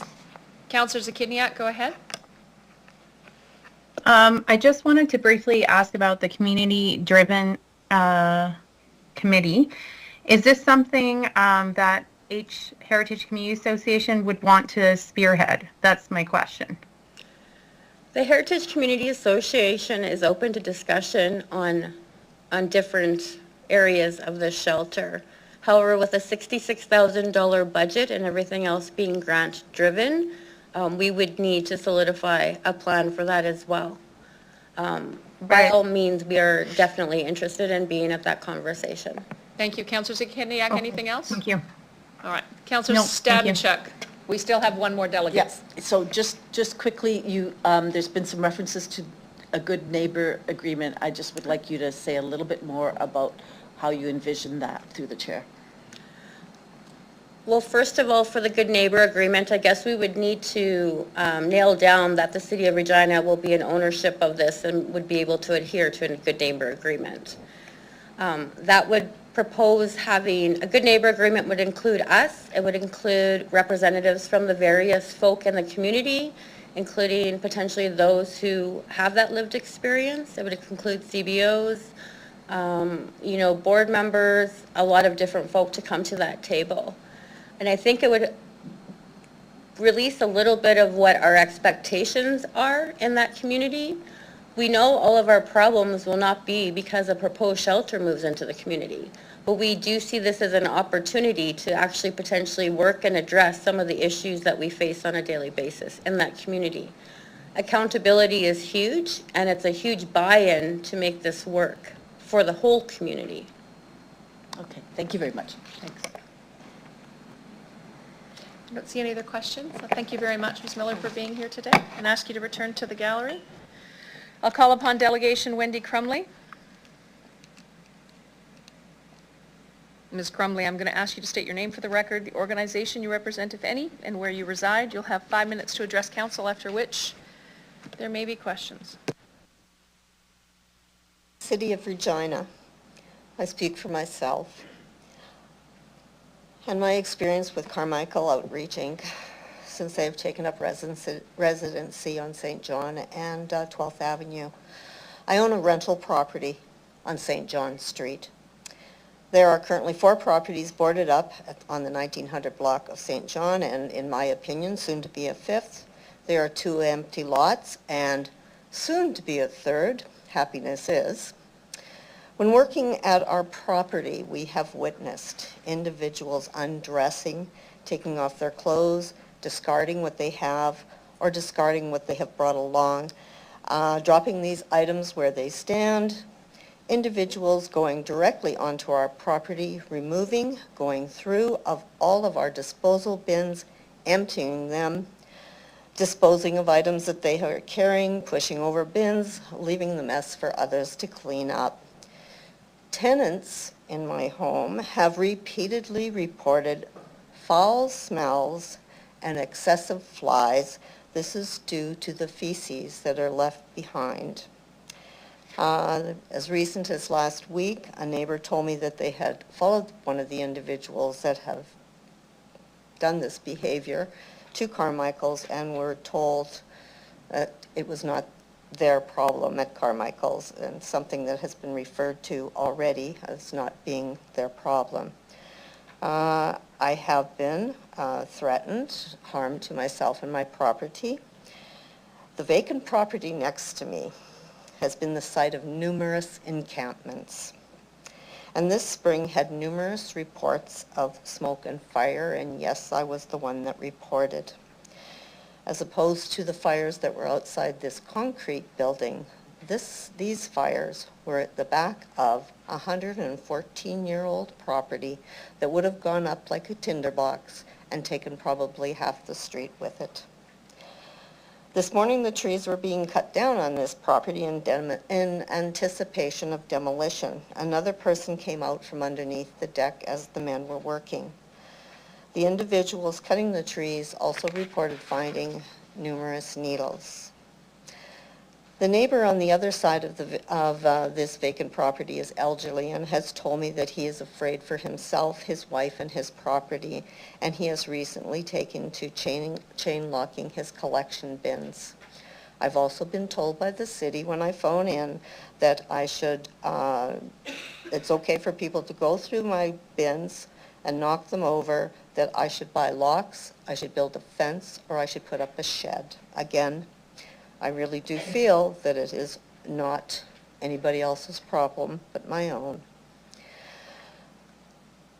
Food containers and bags have been handed out by the various nonprofit organizations are dropped as individuals walk through the area and left to rot and attract flies. I would be amiss if I did not mention the citizens of Regina who treat this area as their personal garbage dump. Fridges, stoves, deep freeze, mattresses, couches, and a variety of other unending goods are dumped repeatedly. I had hoped to provide pictures, but told that this was probably too hard to be accommodated.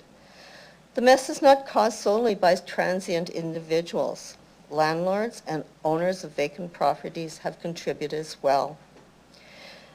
There is an encampment behind Carmichael's that is growing larger by the day right now. There is another tent today on Halifax Street, north of the Main Street apartment. Both have very nice tents. The area specifically brought to Winnipeg from Victoria Avenue North needs to be cleaned up. The collection bins are a problem, and this problem needs to be addressed, and this means that the council must have those green and blue bins removed. It is a problem, and it makes a mess. It's nothing but a mess. The mess, I mentioned the mess that infects the area because I only see the situation getting worse with the move of the permanent emergency shelter to the Eagles Club. I am neutral on the selection and approval of this site. The area has a range of services available for transient individuals, several providing meals, the Salvation Army providing shelter for males, the YWCA shelter for families and females, social services within walking distance. What I see is a duplication of services by various organizations with permanent shelters doing exactly what the Salvation Army and the YMC provides. Time's up. I knew that would happen. I see an increase. If I could just summarize things, I see an increase. We had an increase with 50 beds last year. Maybe status quo this year. Maybe that's going to increase. I don't see a goal, a plan, a path forward from where we are today. Okay? I would ask council to look at two things. The way home. Houston, Texas has a program based on a successful moving forward out of this homelessness.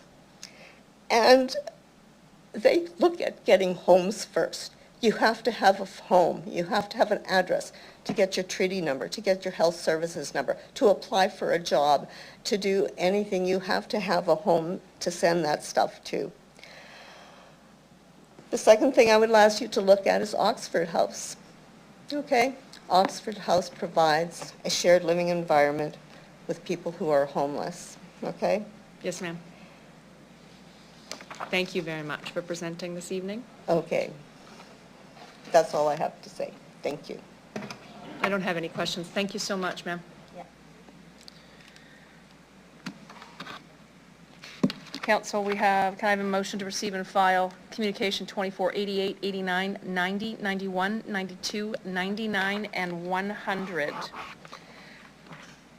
Thank you, Councillors Madsenelli and LeBlanc. Any opposed? Carried. Council, in addition, at the outset, since we're not going to get to these tonight, but we do have a whole bunch still to get. There are delegations on these, so I'm suggesting we table to October 21st. Sorry, try it again. We table until October 1st. CR 24-108, which is a Queen Street discretionary use. CR 24-111, which is a mid-year forecast. Motions 24, 7, 10, and 2 be tabled until Tuesday of next week on October 1st. And we got to space in an additional some hours set aside for additional meeting before executive. Thank you, Councillor Statichek. Can I get a seconder? Councillor Mancinelli. I know some are going to be opposed, but any opposed? Thank you. I know you are, sir. Councillor Hawkins opposed? Yeah, no, I appreciate that. I think this requires some discussion. It shouldn't be ran through and we'll well past the hour for something. You've been very patient, listened to some extremely serious and heart-moving things, and now we got this. Councillor Hawkins, there are delegations on these issues, which is the only I don't reason. mind hearing the delegations, but I'm objecting to is an extra meeting. This is not a debatable item. We can argue about this later. I just want the clerks to notify that these issues will be tabled so that these folks don't sit around, because we've got other folks sitting around on other topics. That's what the notion was. We can talk about additional meeting. You go ahead and call and we'll figure out what day we're tabling to after the fact. Mr. Clerk, does that work? Thank you. We are on break. Is 30 minutes sufficient? No. 45? Yes. All right, 45 is the rule. All right, 7:30 we'll be back.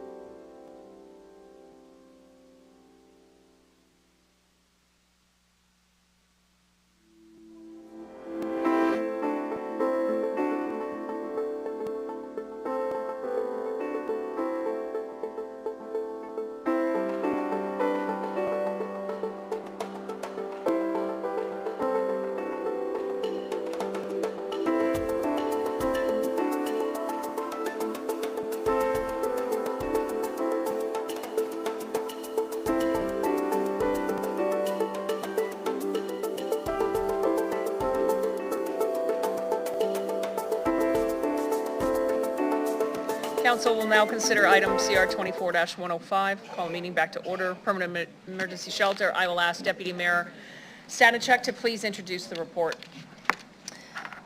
The report was first dealt with at Executive Committee last week. We had numerous delegations, I think there were 14, and there was an amendment that was made to address the safety and other concerns that businesses in the area might be dealing with if the shelter goes forward. And there was also a recommendation to hold a consultation, community consultation before today's meeting, and that meeting was held yesterday. So the report, I'm sure that administration will be introducing the report in terms of the specifics of it, but it is to purchase a building in the heritage area to provide a permanent emergency shelter to replace the one, the New Beginnings that's at the Nest, and that lease expires July of next year. So this is our second option that's been presented to council in terms of purchasing a building for this shelter. And I guess that's all I can say about it. Thank you very much, Deputy Mayor. Have someone move the report. Councillor Stevens, you'll move it. Can I have a seconder on the report? Thank you, Councillor LeBlanc. Please, Councillor Stevens, go ahead. Sure, thank you, through the chair. My first line of questioning will have to do with the kind of information that we have. You know, I was a bit surprised to hear that there was some uncertainty about the kind of knowledge we possess about a facility like this and how to deal with homelessness. I found no less than 19,000 reports and articles going back to the 1970s on this matter. We have a plan to end homelessness, a community safety and well-being strategy, an emergency preparedness strategy, extreme weather strategy, bylaw enforcement. There's a neighborhood sustainability report, a street team. We have real estate experts, point in time counts, and I believe the RPS would likely have its own strategy to handle these matters. So perhaps administration can talk about the level of expertise that went into the siting of the building, as well as our knowledge about how these facilities are operating. Who would like that one?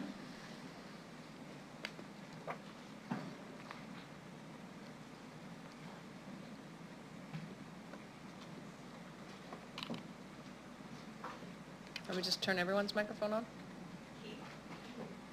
Oh, hi. Oh, all right, Mr. Krautz, please go ahead.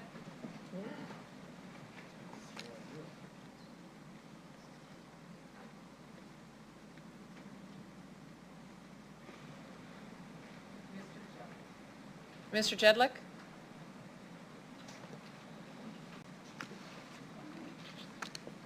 Sorry, Keith Krawczyk? Keith Krawczyk, are you on the line?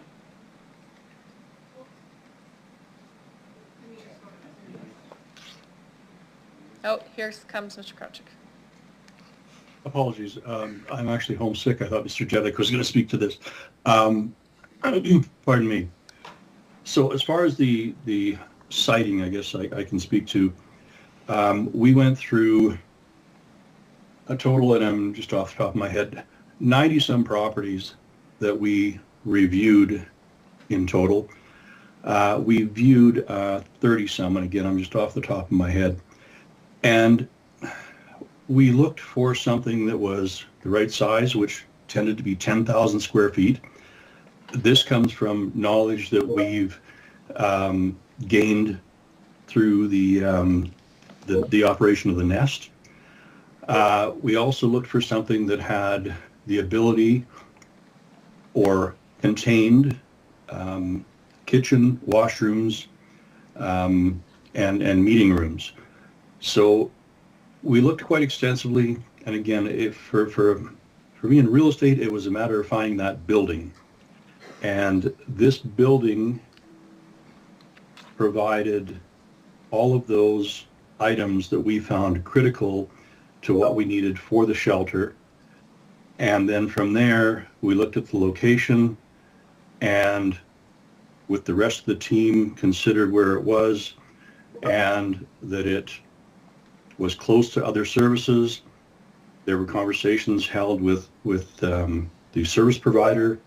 The service provider toured it, and I think that's the best that I can relay to this at this point in time as far as what we went through to get this. And I'm sure there are other people that can speak more to the nuts and bolts of exactly what we were looking for from a service provider point of view.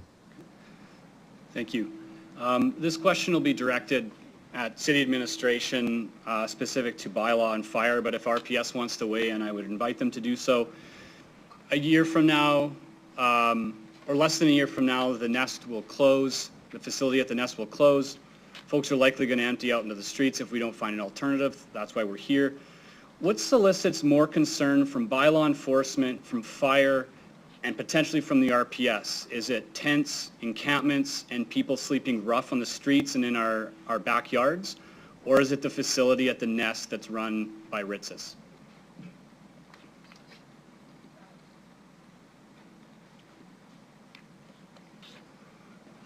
So we would be concerned more with those that are outside, especially coming into the inclement weather, coming into the fall here.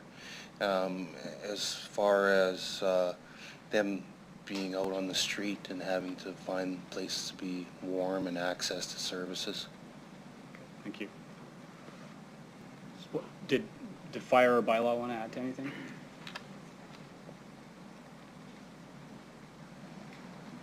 Through the chair, I can't speak to specifically what solicits more, but in regards to the data that we've received specifically to fire, in regards to how many calls for service they've received since the nest has opened, it is 39.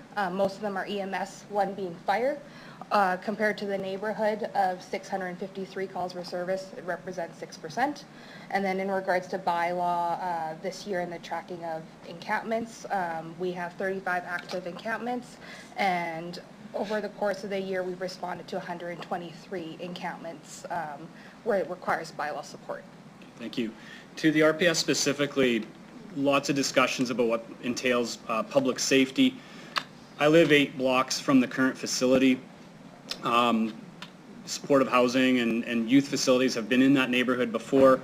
Lots of calls for service, I understand, places like Safeway and Sobeys.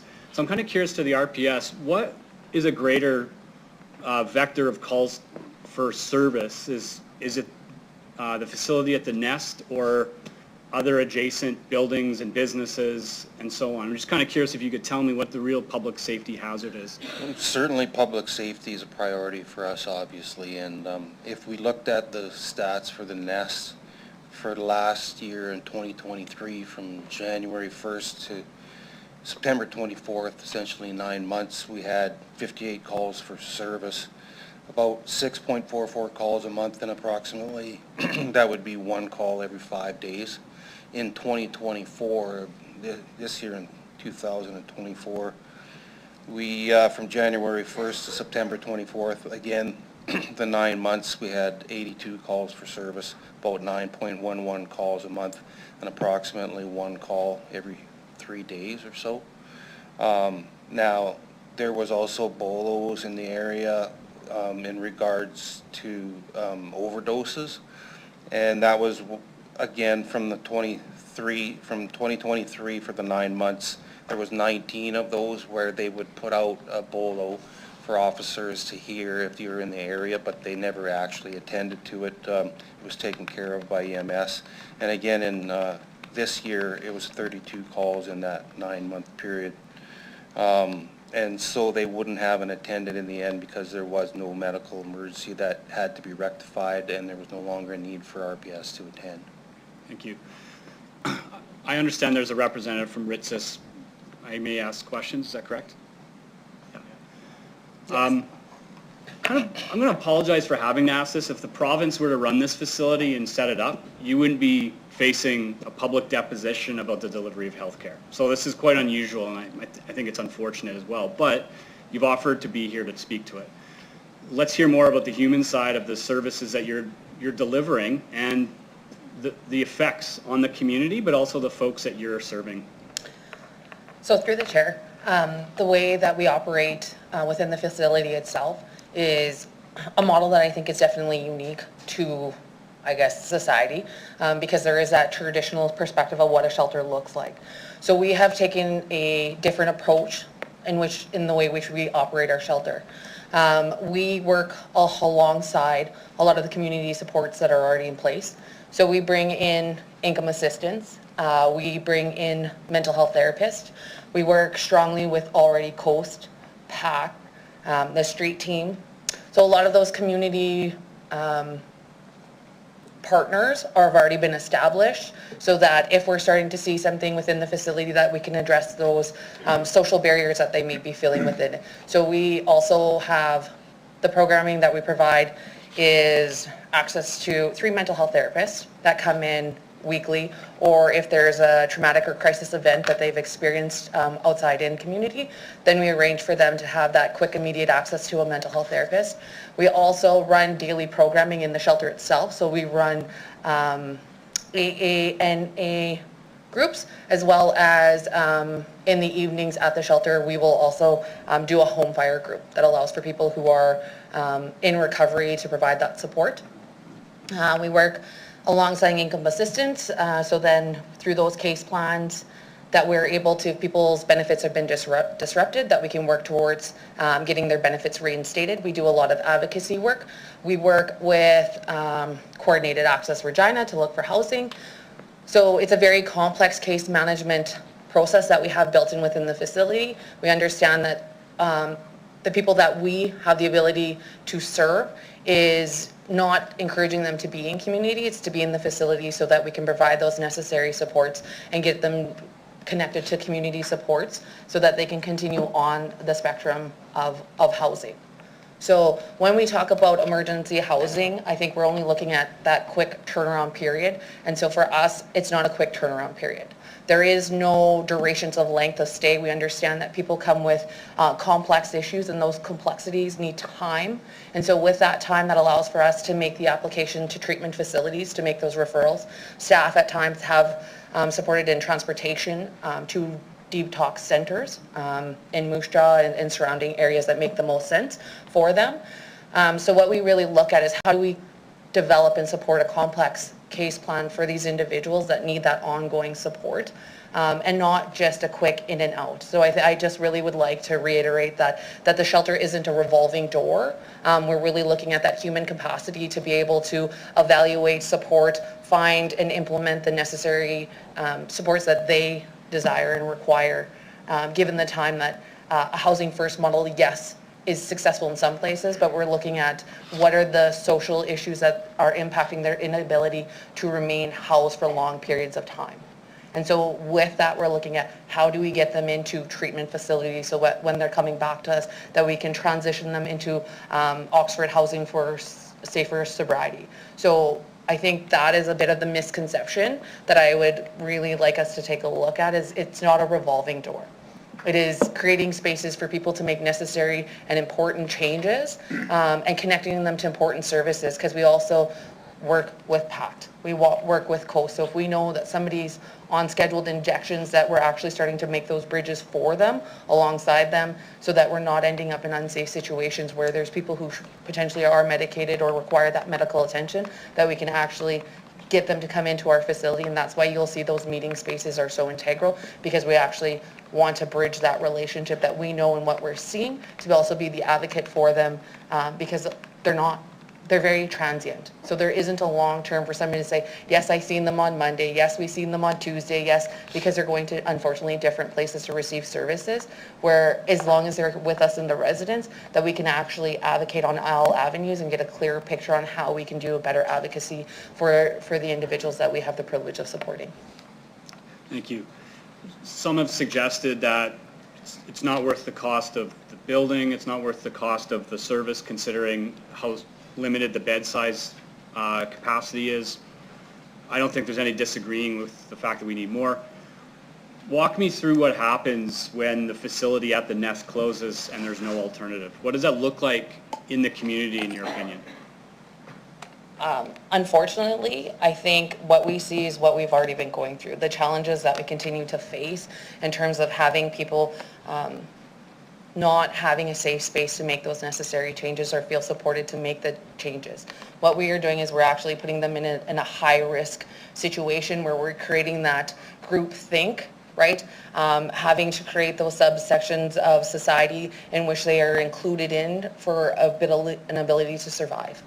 And I think the whole objective is to start to move people from survival into actually being able to develop those individual case plans to allow for them to really identify what are successes and what are those successes based on the direction that they feel like they need to go.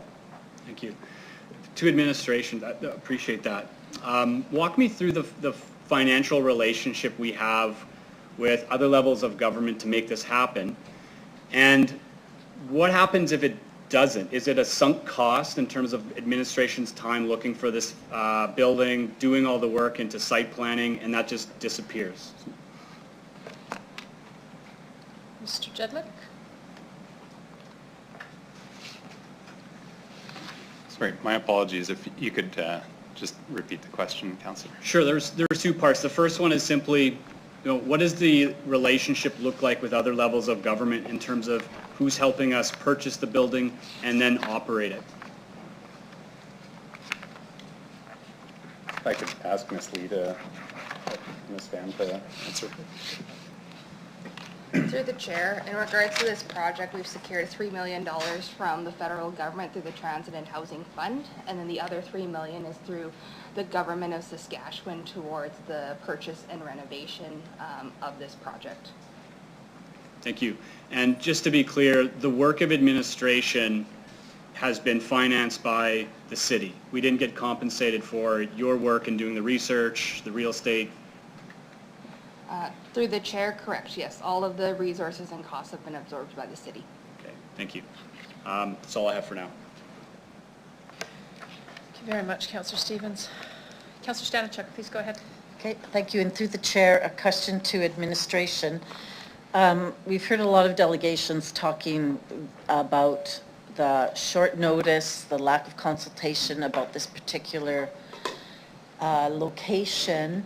And I think that we need to understand exactly how the decisions are being made around this particular building and why, like what is the normal, like when you're purchasing something, what's the normal time frame that you're looking at, and how much consultation you can do, and what are the plans going forward if this passes for consultation?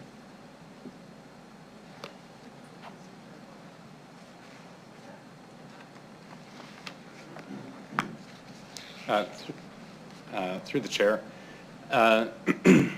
with this acquisition, after the last council report, when we were directed to look at other locations, we proactively reached out to members of the commercial brokerage community and asked them to bring forward any sites that they might feel would be suitable for this. And so that yielded a number of results. And as we looked at those buildings, we put them through our matrix for evaluating whether or not it would be in a suitable location and a suitable building.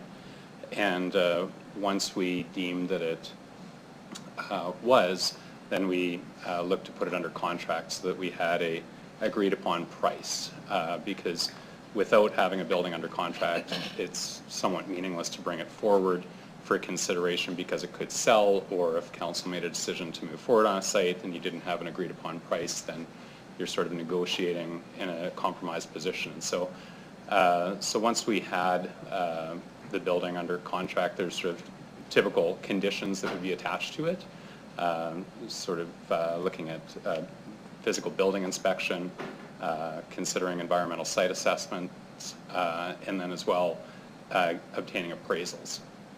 And so once we were satisfied with those, that's when we were in a position to bring the building location forward to council. And perhaps Mr. Slater would like to add to that. Second part. Yeah, thanks for the question. Through the mayor, we certainly acknowledge the sensitivities around the process of what information is confidential in relation to negotiations on the property, what information can be released before it ultimately goes to executive committee and council or in a public forum. Say this is tricky at times, especially for a project of this nature. The reality is the building is zoned properly, therefore can be used for shelter use. Our approach, therefore, as we've shared a number of times, aligns with a good neighbor approach that emphasizes working together to make this work, including hearing all concerns from everyone and activating resources to respond to those concerns. Now, our team's done some sort of high-level research, jurisdictional research. I'm happy to share that now if you'd Sure, like to yes. learn more about. So the cities that the team have looked at includes Toronto, Winnipeg, and Edmonton. Winnipeg has been operating downtown street teams for over 20 years, and the issue of houselessness has been quite apparent within the city. Toronto has, through COVID, just dealt with one of the biggest encampments in Canada, I would say. It has a lot of experience around projects of this nature. From conversations with those municipalities, good plans outline clear responsibilities assigned to various authorities defined. So, it, sort of whose lane is it to respond to certain items. Deployment and activation details on when, how, and who would attend to an issue. Clear milestones of when communication is required and who will carry that out. Consistent education and information sharing with community. Clarifying contacts and lines that residents can reach, so our staff need to be accessible. Engagement channels, including dedicated meetings. Examples cities gave us, are they quarterly? This could certainly be more often if that was defined amongst community. Publicly shared plans that include available safety services, including levels of service, hours, etc., which include services on things like graffiti removal, litter, garbage, needles, community safety, asset security, transportation and mobility, and external communications. We have a sort of a more local example from 2017, I believe, when Carmichael established a bit of a more community-based good neighbor approach with Heritage Community Association and residents, and committed to weekly conversations to hear residents' concerns. So I guess what I'm trying to say is, we've looked at what this might look like and what it has looked like in other cities, and it certainly gives us an ideas on how we can begin conversations with the community around the space. Okay, thank you.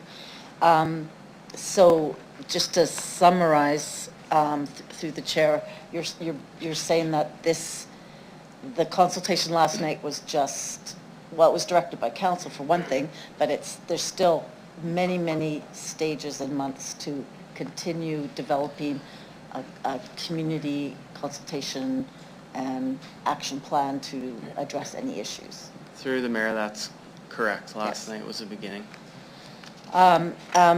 Just another question, I guess, through the chair to Natasha. You answered, in detail some of the work that you do at the shelter right now. Can you explain how it is different? Because a lot of people were referring to some statistics of increased crime in Saskatoon after an emergency warming shelter was set up.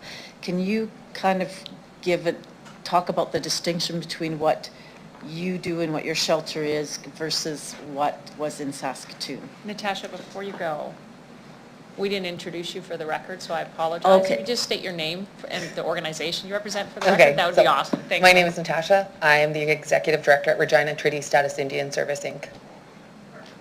Okay, so the difference, I think in terms of what you guys have been presented in terms of those numbers, in terms of crime rates, don't accurately and won't accurately reflect Regina's situation, as we aren't a warming space. So I think what we've learned in this last 3 years of really how we work together in terms of addressing homelessness is that we cannot have both of those spaces operating in one place. It does not allow for a shelter to operate with a warming space. It does not create that ability for them to really coexist in the same space. So what I've seen from the city administration and the city council is that those two operate not together because the intention is very different. The intention for a shelter, and especially our shelter, is to create an ability for people to access supportive services, and for people that we can't admit into our shelter, that they have a place to go. So when we're talking and looking at those numbers, we're looking at a space that has continued both operating at the same time, a warming space and a shelter space. And the other thing is the amount. The number for that shelter is quite large. So it's unfortunate with a large number in terms of spaces in one area makes it harder to maintain safety for residents and maintain safety for community. So when I say 55 is what we're comfortable with, 55 is comfortable because it allows for us to ensure the safety of the residents and as well as safety within the community area. So we can actively engage in, if we see them going into community, it's where are you going, how does that look for the day, to really kind of gauge where they're going, to set up a purpose for the day, to set up those intentional conversation, to develop those relationships with them. So back to what those potential rates look like, they're not going to be the same. And we don't have them in the same space for that reason, because it does not allow for us to work intimately with those people that are within the shelter as well as those who are accessing a warming space. And secondly, through the chair, if in terms of your success rate, because there's been some different numbers that have been thrown around about that, because I think that you've talked about the first temporary emergency shelter in the warehouse numbers versus what you operate now in terms of people going on through the continuum of housing. Yes, through the chair. So when we, and I say we because it was Ritzis and the city and all of the city of Regina, when we originally started with that at first encampment, Camp Mary Jo, what we seen was people who were subjected to the elements that needed a safe space to go. And what we ended up seeing in that temporary form of that shelter was that people, the individuals, the residents actually started to make changes. We started to see them move out of that survival into, I'm looking for a treatment. I'm looking to reconnect with my family. I'm looking for that connection to community. I'm looking for spirituality. So we started to see that shift. And I think in that shift is when we then took an approach at that second stage housing. So I know low barriers is thrown around quite interchangeably with some of the community, but for us, low barriers are low barrier transitional housing, which is a 1-year project that residents usually go from emergency to all of a sudden we have a case plan, we have the feasibility in terms of what their direction that they would like to participate, and then we usually transition them into those spaces. So then we're moving them down a continuum, and I think continuum is also used very freely amongst a lot of people, because what we're looking at is people that enter directly from the shelter into independent housing. We see people going into that low barrier transitional housing, in which from Camp Mary Jo, right, the original encampment, we have successfully, and that would have been considered chronically homeless people, 11 of them are now in community, in their own independent housing. So when we're looking at 11 being not a large number, it takes time to work alongside people to understand their direction in terms of what they're actually facing. It takes time to build relationships and understanding, and that's a mutual street. We have to allow for them to feel vulnerable enough to share their stories with us so that we can journey alongside them. So 11 in 3 years that went from potentially chronically homeless that we've seen in our community for years and years and years that are now living independently with good supports, because that's another part of this that goes along with it is that connection to supports, because in essence, when we're looking at homelessness, we're actually removing them from a community that they know, that they're embraced by, that will follow them and they're embodied by, to a place of an unknown and guiding them down a path of a journey of being alone. So we have to recreate those supportive networks for them, alongside them, so that they can be successful within community. So it's an absolutely different approach in which we take within our shelter, because it's about journeying alongside individuals to make those connections to see, do they fit for them? Is treatment for everybody? What does that look like? And being okay with them coming back and retrying a different plan to really find, because each human is so complex and their needs are so different, that it isn't a revolving door.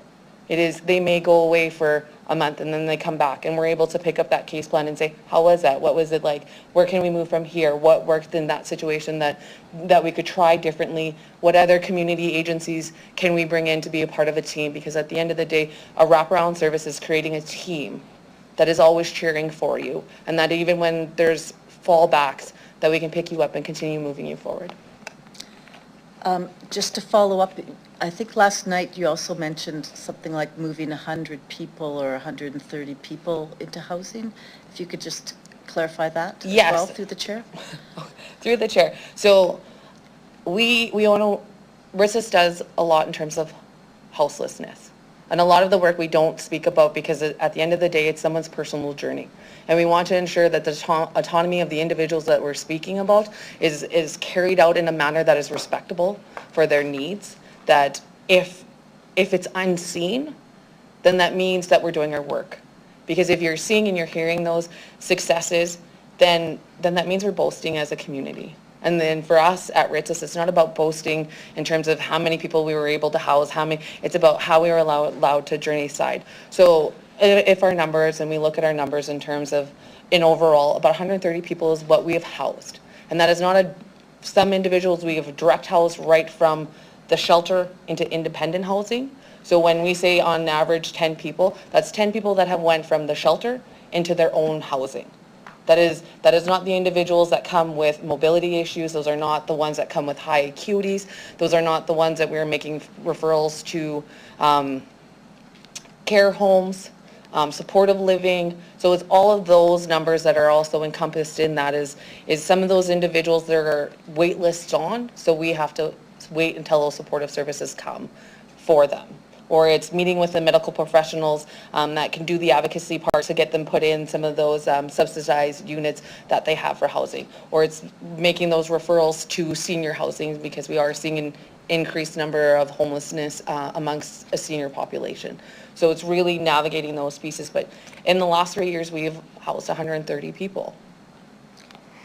Thank you. And so, Mayor, this is my chance to say anything else if I want to, right? I've got my questions and now I can speak. So I'll just briefly say that in response to some of the concerns I've heard, I completely feel for any of the businesses and residents in the neighborhood who have been struggling through, a neighborhood that's changing quite a lot. And I've talked to people from different cities. All cities are dealing with these issues right now. We are dealing with a crisis, and it's become worse since COVID. And we do know that the New Beginnings shelter has been helping people, and that the lease is going to be expiring in July. We've already rejected one shelter, and this is our second attempt to try to find a space for people. And some delegations were saying that we're just trying to tick a box or an agenda item, but that's not what it is about. It is about helping human beings in our community and making sure that they have a safe place so that they're not just surviving, that they are actually going to start to thrive. When I left the meeting last night, I was walking along 11th Avenue, and there was a woman who looked like she was troubled sitting on a bench, and she had all her belongings in a little bag, and I asked her if she was okay, and she said, no, I don't have a place to go. I don't know where I'm going to go. And a city staff person was walking by, and I called her over to see what can we do, where can we direct this woman. And, I mean, in the end, she said she was going to go to detox. I don't know. She was given a sandwich. And, I mean, I don't know what happened to her. And she could be one of those statistics that we read about the next day, right? That ended up found on the street. Anything that we can do to minimize impact on businesses and residents in the neighborhood, I think that is something that we have to do as a city. But we also have to help the community overall, because the shelter's not even there, and people are saying that there are issues in the community. So let's not conflate the shelter as creating problems when we know that we have to address issues already in that community. And that's what I would like. I mean, I feel like we have to support this shelter, so I'm going to be voting in favor of it. Thank you. Councillor Bresciani. Oh, actually, sorry, Councillor Bresciani. Superintendent, can I get you to introduce yourself and the organization you represent? Yes, I'm Kelly Treadhart from the Regina Police Service in the Community Service Division. Mr. Burnett.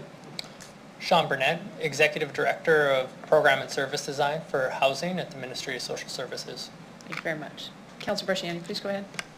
Thank you very much.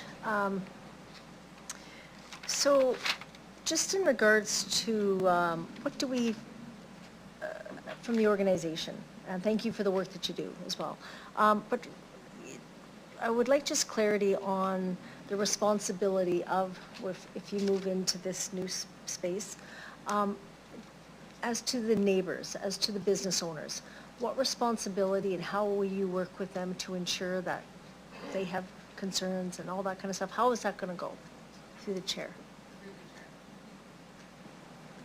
So yesterday, I attended with the hopes that we would be meeting in a different space. Yes. To show as an agency, because to me, it's about partnership, it's about collaboration, it's about understanding the community in which we're going to be a part of. So what we have a long-standing and even in our temporary shelters was making those relationships and creating that ability to have that dialogue. So there was times when people would be calling from community and identifying that there's homeless people in their spaces. So we would send security to do a perimeter check. When we had the encampment, I actually had staff coming over hourly to find if our residents, the people that were staying, were in the encampment and bringing them back. So I think our commitment in terms of how we support community is we come together, we have a conversation on what makes the most sense to share that role and responsibility. Because at the end of the day, residents within the shelter are not all of the people that are in the community. 100%. And so from yesterday's meeting, I felt like it was, what are you going to do to keep us safe? And unfortunately, at the end of the day, the responsibility is the 55 people that are residents there that I know that I can have those daily conversations with to ensure that our neighborhood looks cleanly. Because I'm sure if you drove by the Nest right now, you would have a hard time really deciding which side is the Nest entrance, what side is the gym entrance, and what side is the shelter entrance. Because the plan is to be in community and support community, and to find a community that's going to embrace our residents, that we can actually transition them into a community and feel supported. Perfect, thank you.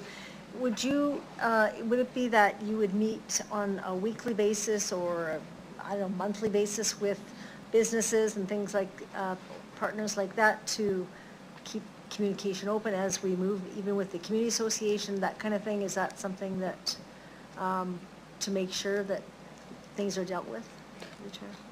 Through the chair. Yes, that would be something that we would be open to. I was hoping the dialogue yesterday would look a little different about asking the questions on how does your shelter operate? What looks so different about your shelter? And unfortunately, I wasn't met with those questions. Okay. So it would be something that we would be open to. And I think even after the meeting, I did have conversations with some of the residents. And I really was like, this is how we would partner alongside. Give me a call. We would work in conjunction to make sure that you guys felt safe in your community, which I was a little taken back by because it was fact checked about the residents, so I was a little taken back by that, because I'm just like, that's not how you start a healthy partnership if we're looking to embrace on us being residents in your community and being welcomed. So I was a little taken back by fact checking, because I'm like, I have no intention of hiding how our shelter operates. I think what we do really well is we establish a relationship with not only our residents to ensure safety, but also with our community. We work really close with the Nest and a lot of the residents that do call over and had concerns of homeless people moving through the area. Okay. We have a responsibility, obviously. The businesses are very concerned in the neighborhood. They, again, not knowing exactly what kind of a shelter this was, or, so I guess the question is, you said working together. I have a question though for administration, and it could even be social services, but I guess the question is, you know, administration has spent so much time looking for this shelter. And I guess I wonder why this wouldn't really fall with the province to look for a shelter, to do that work. 2-3 years it's taken. Like, again, can you clarify how this falls on the city? Like, I understand we're a partner in this and these are our people, but this is a provincial responsibility. We hear we've got about 700 units still not being filled. Like, can you respond to help me understand a little bit more of how, because this is going to be coming again, and in the future, I want a better plan so we are not going to be just putting them in neighborhoods just to put them there. So what is the plan from the government, and how can we, if you can just respond a little bit to the housing that the province is going to help us with? Yeah. Through the chair. Through the chair. So in October of 2023, the province did now announce its provincial approach to homelessness. Yes. And through that, there was funding for 155, this is provincial-wide, 155 new supportive housing spaces, 120 new emergency shelter spaces, as well as funding to help with some of the community safety, such as complex needs emergency shelters, street outreach, and alternative resource officers.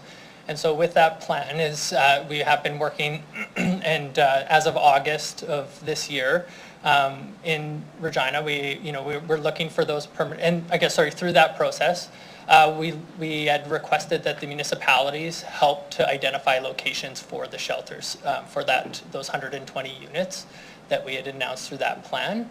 And the municipalities we'd been working closely with them to identify those, and they had supported the province in finding those locations.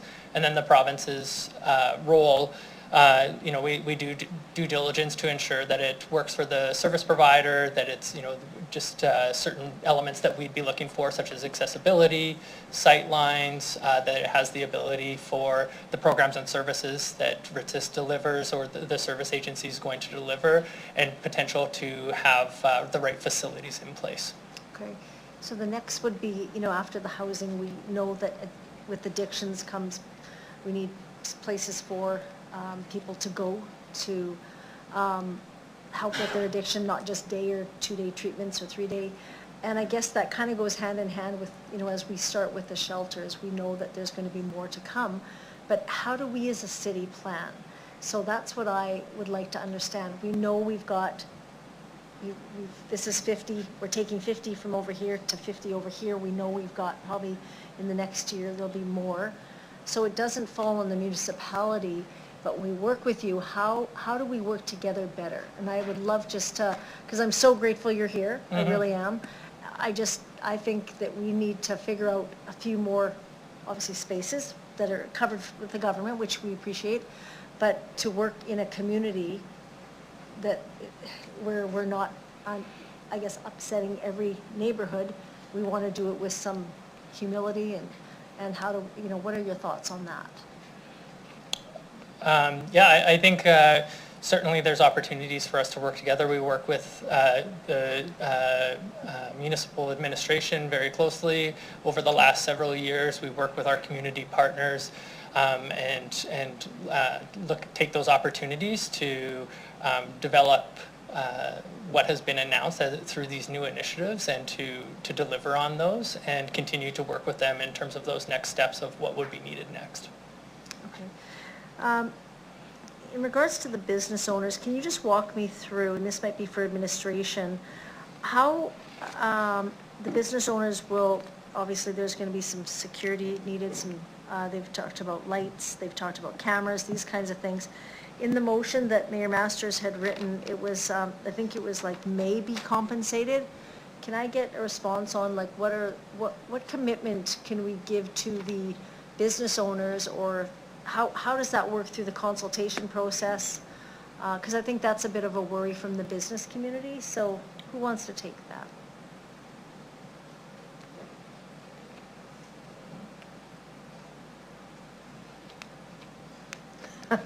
Oh, sorry. Are we still awake?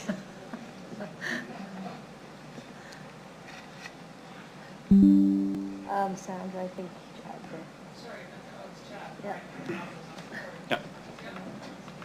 Yeah. Through the chair, I'll start, and perhaps there may be others that wish to add, but I think what we've looked at is how this will impact businesses, and that's not quite clear. We know there's a lot of concern, and I think that there's a strong commitment to meeting and understanding what those needs would be. Certainly from an economic development standpoint, what we don't want to do is discourage people from operating businesses or moving into neighborhoods and investing in properties. Mr. Klippenstein, who is delegation, has a wonderful track record in the city of taking properties that have fallen disrepair and then really bring them to a much higher standard than what we're seeing in the community. And so that's something that we do not want to dissuade in any way. And I think from my standpoint, and this is certainly sort of my opinion, is that we do want to ensure that the quality of municipal services offered into that area are heightened to try and offset any potential impacts of having a shelter in that area. And so there has been discussion on those opportunities, but might turn it over to others.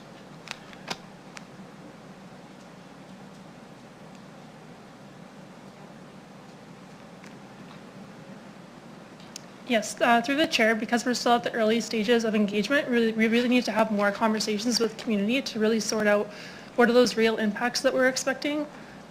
We've seen from other cities that some of the perceived impacts are different than the real impacts, especially in terms of property values and that sort of thing. So we really need to understand at a fundamental level. All the concerns are valid, but we really need to sort out what are those impacts. What we've chatted about with other cities who have done shelter engagements is that compensation really hasn't been pursued as a means to support businesses, and so if we were to pursue that, it would be a new approach that we would really have to sit down and talk with businesses about what that would look like.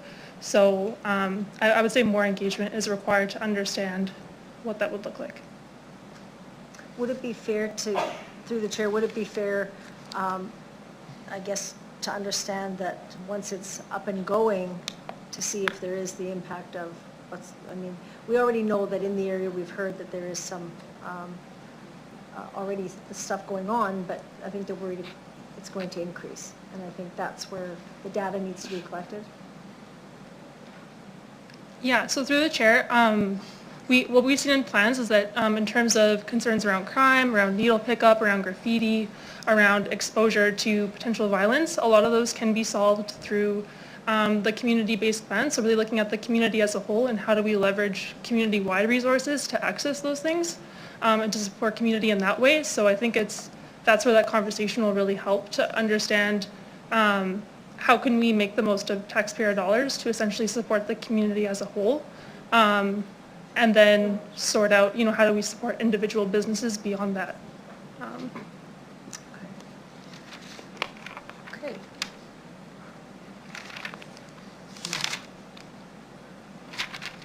I'll leave it there, thank you. Thank you very much, Councillor Bresciani. Councillor LeBlanc. Thank you. As the seconder, and I understand I have Councillor Stevens' consent, we're looking to add a new paragraph 10A, which I would ask be put up now, or as soon as possible.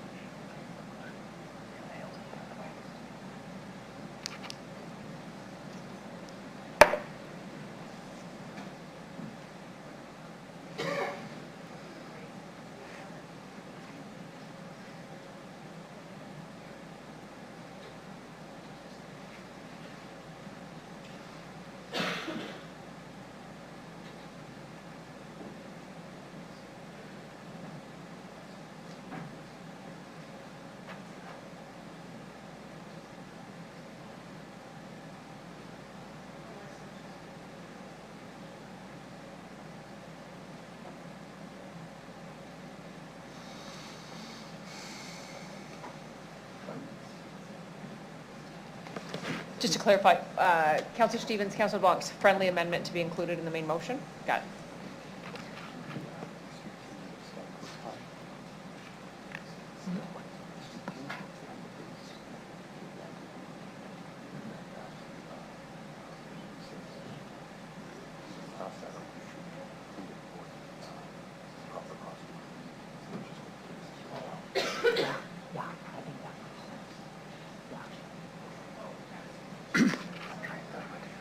No, I appreciate it. No, it's true. Go ahead, Councillor LeBlanc, please.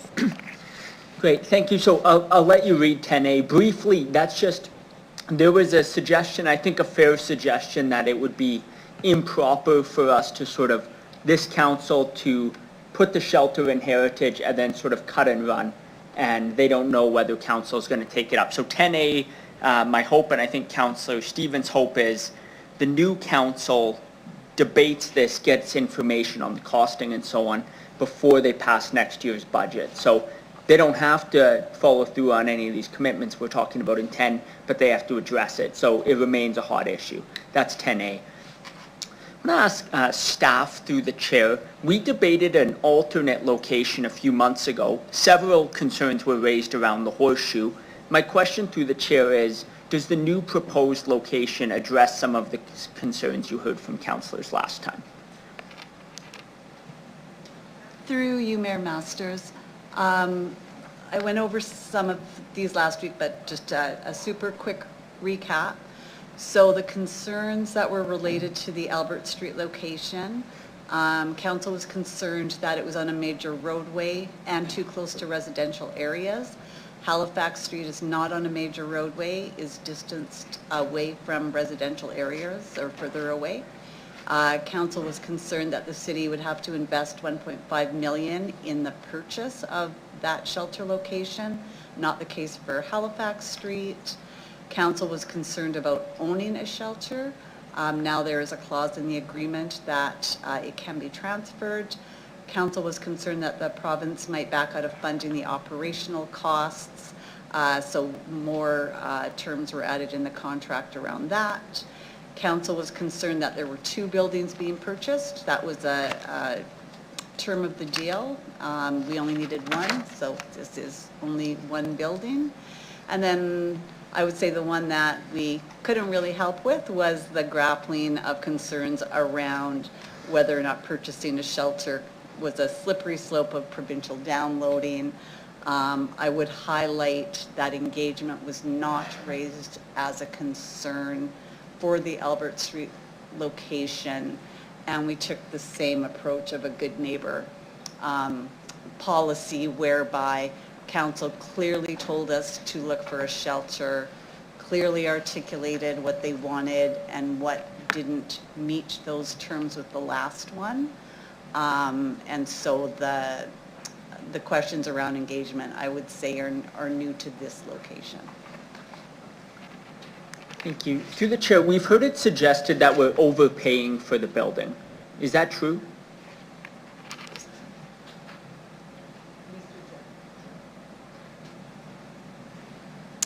Through the chair, we have 2 appraisals, one that was provided by the seller that was dated a year ago, and one that we obtained in August.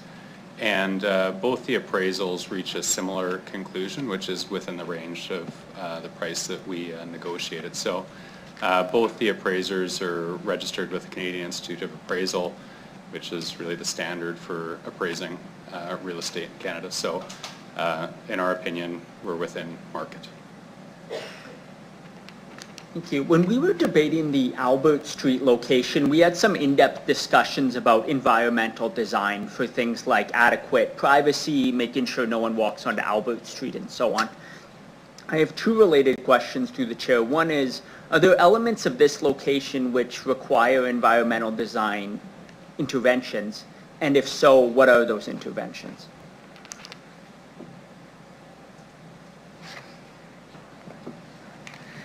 Yes, through the chair, and thank you, Councillor, for asking the question. I know that a number of delegations through their submissions had a a healthy suspect of the potential effects of design. And so it's a good opportunity to address that and address the site specifically. As challenging as these types of facilities can be, and there are a lot of elements that go into it, they really boil down to two very specific items, which is good design and a comprehensive operation program. And together they have better outcomes. Now, it's important to know that these are not binary. You can't have a good design without a good operational program, nor can you have a great operational program and not have good design. At the end of the day, institutional design creates institutional behavior. And these things have been known now for decades. We have 3+ decades of studies and hundreds of peer-reviewed studies that these are in fact known facts and are very statistical and proven. So therefore, going into a design, you have to consider a whole bunch of different elements. You consider the site, you consider the environment in which people are in, and really the bucket is fairly substantial. One thing that was mentioned was biophilic design, but that's only one small part of it. Biophilic design deals with our relationship with nature and our desires to touch and have those things, and that relates to things such as natural light and all that kind of thing.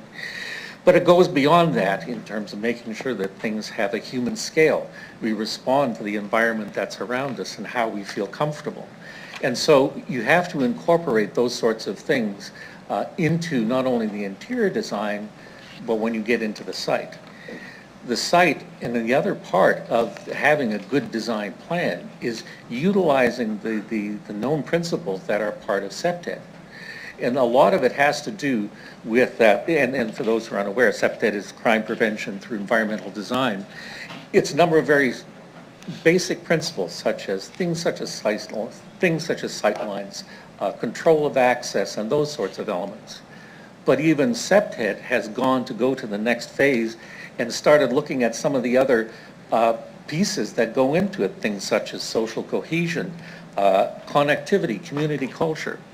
And all of those play not only to the outside and the environment that connects to the community, but also on the inside. Good design also reflects the community and looks around and makes sure that there's a couple of things. That, number one, the site fits to the environment and falls within the context. The other aspect is that in this particular case, you're wanting to provide safe and secure areas for the people who are part of the program. That's having spaces outside that can provide a sense of community, a sense of safety within the environment, and it would probably look in the form of a fenced area that would allow them to have access to the exterior and that. But it's really creating and continuing that sense of dignity throughout the process. So there are a number of interventions that we can take and suggest. I think SEPTED, looking at the neighborhood in general as well, looking at things such as lighting, sight lines, making sure there are areas that are not hidden. There's a lot of things that can be done, but they would be done in consultation with people who know those areas well, plus in consultation with the neighborhood, making sure that they have a part of the discussion. But certainly these design interventions definitely help. Thank you. Through the chair, can those design interventions be things as simple as on what street or what side of the building does the primary entrance come out, that kind of thing? Yes, through the chair, absolutely, and that's one of the other things that you look at. It's looking at the neighborhood and looking at patterns. We have a tendency to walk specific ways and how we approach a building. And even the entrance itself, having it discreet, having it in a manner that is not only safe, but also in a manner that provides this sense of security and safety to the people entering. So it's looking at everything, looking at the path that they would take to the bus, looking at the path that they would take to get to the space. How would they cross something such as Saskatchewan Drive? All those things need to be part of the discussion, and it would be part of the work that would be undertaken. Thank you. I see in the report, there's a suggestion that the renovations will cost 3 million. We heard some balking at that number. I wonder, is that all this environmental design stuff, or what does that relate to? Councillor LeBlanc, I'm going to have to interrupt you. Microsoft has decided that the computers are going to reboot, and so it has shut down the system, and this is no longer a public meeting. So we're going to have to recess for, we're assuming we'll try back in 15, so council will take our break a little bit early, but I do want a motion of continuance, because otherwise we shut down at 9 o'clock. We got it? Any opposed to a motion of continuance to keep going? All right, so let's take 15, and we'll wait and see if the system comes back up. That is amazing. Isn't it amazing? It's like, it is quite amazing.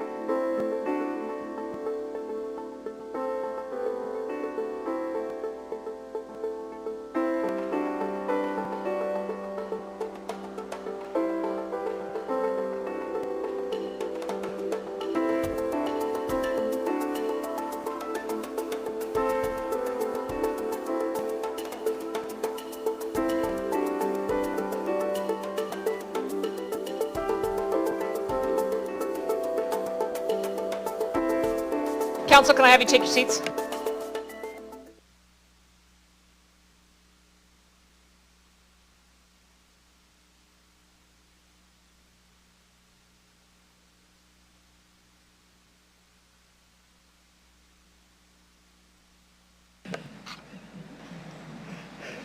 Councillor LeBlanc? Thank you. I just want to go on the 10A, which is part of the initial motion. I've mentioned report to City Council by Q4 2024. I just want to indicate that the main purpose of this is to have this information to the next City Council before they deliberate and pass the next budget, which I understand is likely to be in Q1 of 2025. So with that, and I understand Councillor Stevens' consents to this amendment, with apologies for doing it on the floor, is direct administration to report to City Council as soon as practicable, but in any event, prior to the 2025-26 budget deliberations, with a report providing recommendations and so on. As soon as it's practicable. But in any event? Yeah, that's perfect. Perfect. Yeah, yeah. Your brain's probably...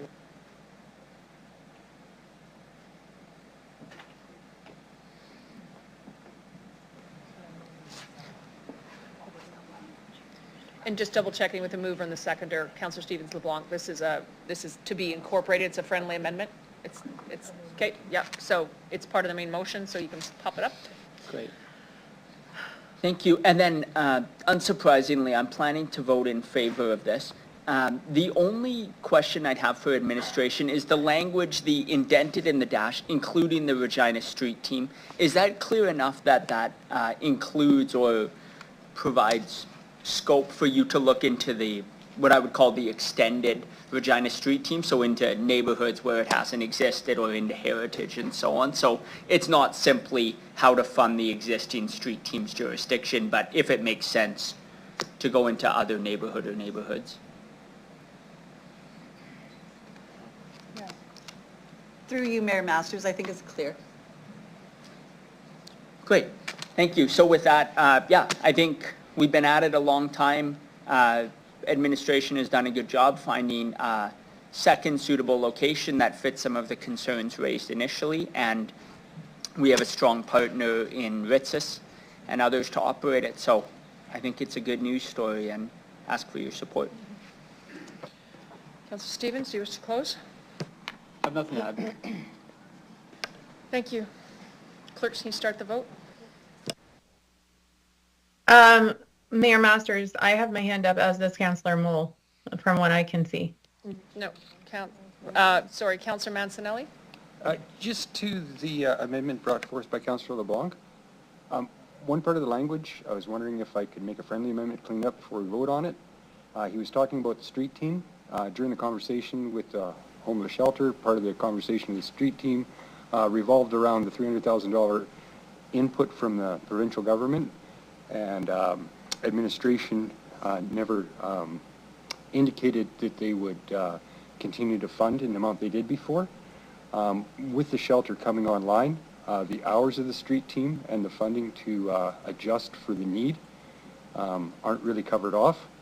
The street team recommendation in this amendment, I think, for myself at least, if Councillor LeBlanc agrees to it, more centers on including that $300,000 of support to expand this team for the need that they're going to see and revise the hours and what they're available for.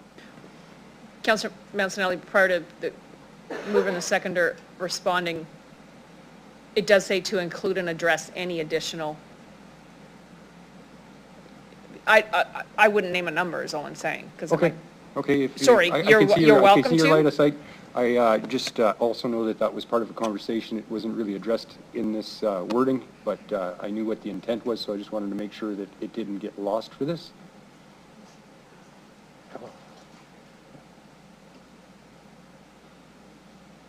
If I have to provide that as a friendly amendment, I will. If it's encompassed and administration understands, I don't want to convolute anything. I guess I'm getting nods from administration, so I guess it's well understood. And just to really make sure this doesn't diminish the first part of 10 for the considerations for the business in the district. This adds over and above. The same type of consideration will be given both the area and the businesses that were the focal point of the first motion. And then I'll quit speaking because I'm not supposed to speak right now. Sorry, Councillor Mancinelli, can you say that again? What are you looking for? Once again, 10A does not include any of the business motivated items above it. I just wanted to make sure that it didn't take away from the intent of 10 itself, and that those costs will be both all the information they collect from the businesses and the people operating that area over and above to those denoted in 10A as well, that would be wrapped up with the same considerations.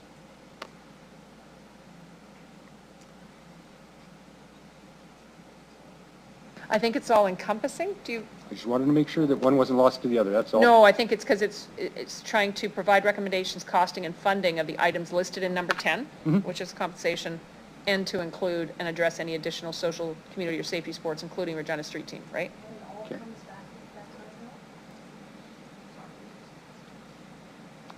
Yeah, prior to budget deliberations, yeah. Okay. Once again, just for clarity, I didn't want to lose anything in an amendment going forward before we voted. Thank you. Councillor Moll?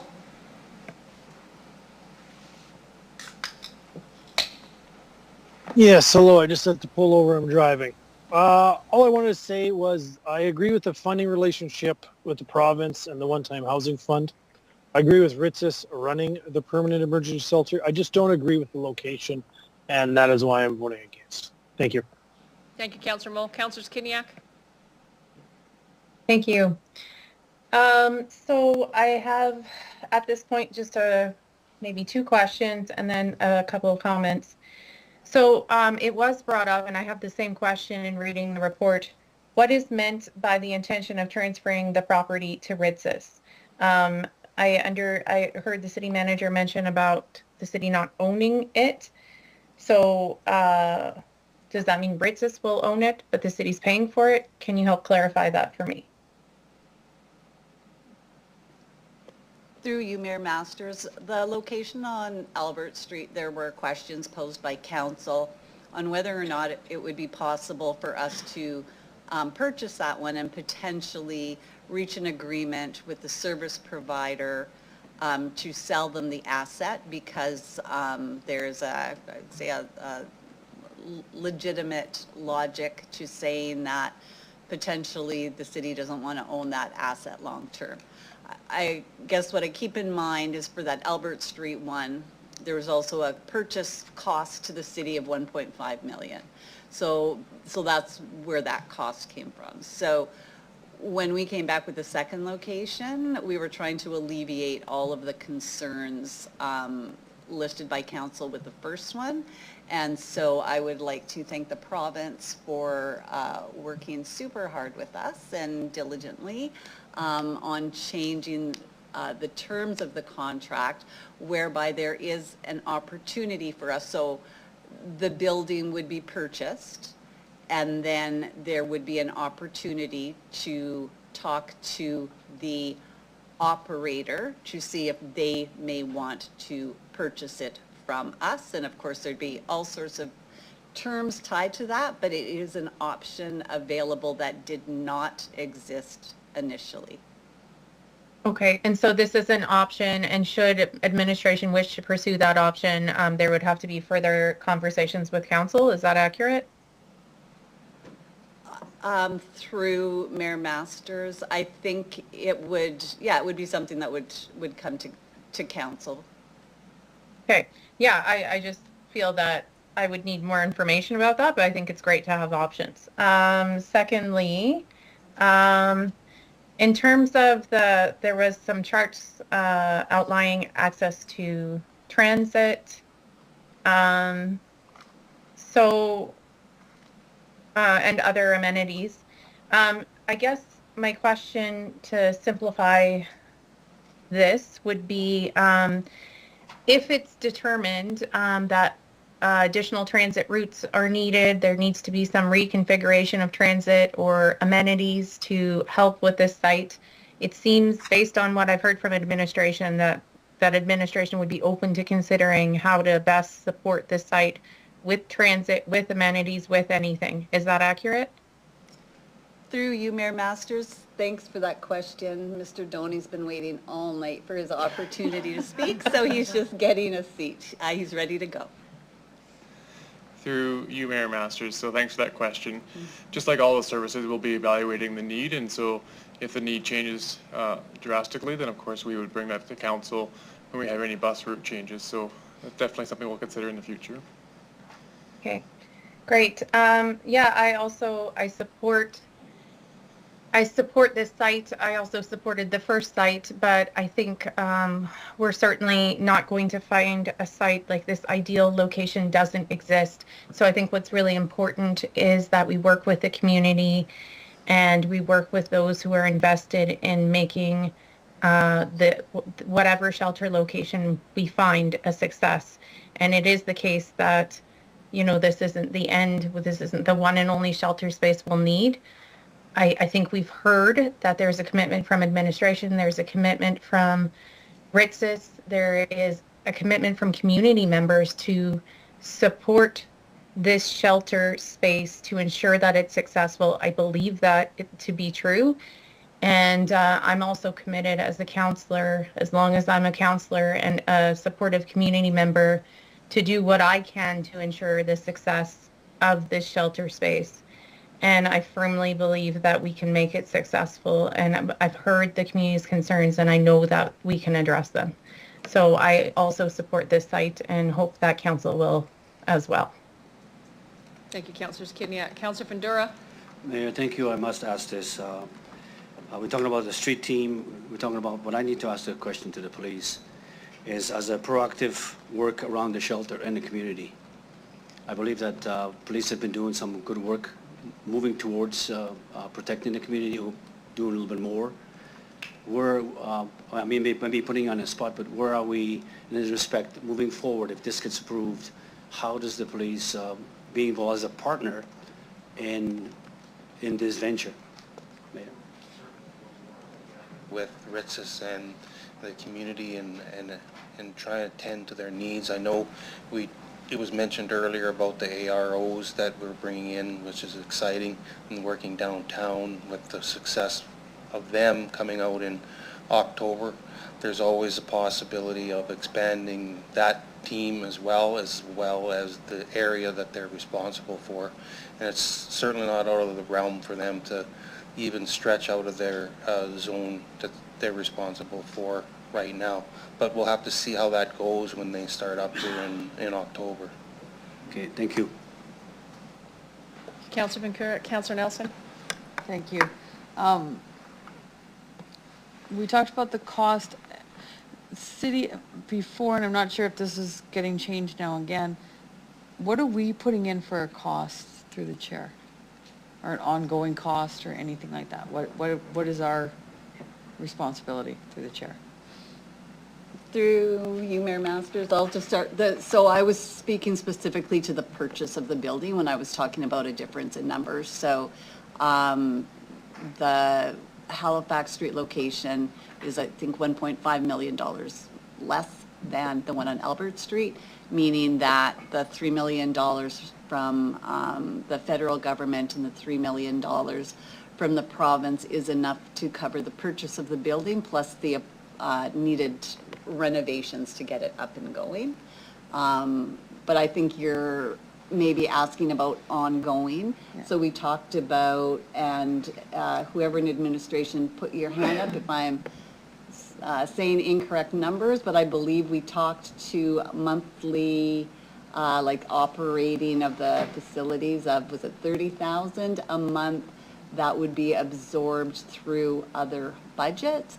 And then I think what I would also just say is through, should this motion pass, I would also be open to the knowledge that through conversation and dialogue with our partners and with residents and business owners in the community, we may identify needs for additional investment in that neighborhood as you know, the newer parts of the motion allude to. Is there anything else, administration, that I didn't cover? City solicitor would like to add something. Yes, through the mayor, I just wanted to clarify one point. I believe Councillor Stadenchuk had asked about whether or not if a sale or a transfer was going to happen with respect to the property, whether or not that would come back before council. Currently, as the report is written, that there is a authority for the city manager. It talks about in recommendation 5 and 6 that the approval of a transfer of that residence of that location could occur, and it would occur with the authorization of the city manager or designate. So certainly it could come back before council, but as the report is written right now, the authority to enter into those kinds, a sale agreement, of course with the consent of Saskatchewan Housing Corporation, the province, could be done through the city manager and wouldn't be at this point required, as written in this report, to come back before council. So I just wanted to clarify that point to make sure we were clear. Thank you. Anything else, Councillor Nelson? Yep. So $30,000 a month for ongoing support, and then anything extra, like we're talking about our street team, and we're talking about insurance and all that kind of stuff. And that, we don't know that number until budget time next year. Am I correct in understanding that, or do we have a approximate number? And it's fine to say no, it's fine. Yeah. It's to put significant work into the cost of a specific location when we don't even know if that location is being purchased. I would just say in looking at other municipalities, you know, there is always a chance that further investment into the neighborhood would be required, and I think that this report explicitly is asking us to come forward with what those things are in collaboration with the community and bring them in front of council for discussion. Okay, so the $30,000 a month is what? We're paying for what? Through the So chair? through the chair, again, I'll say that is coming from existing budget, so it's not an additional 30,000. And that's basically the cost of just running the facility. So we're on the hook for running the facility, for the staff and the lights and the power, or? Not the staff, that's Ritzis. Not the staff? But yeah, like the lights and that type of thing. I can get someone from facilities, or actually Lee Pham will give some more detail on exactly what that's for.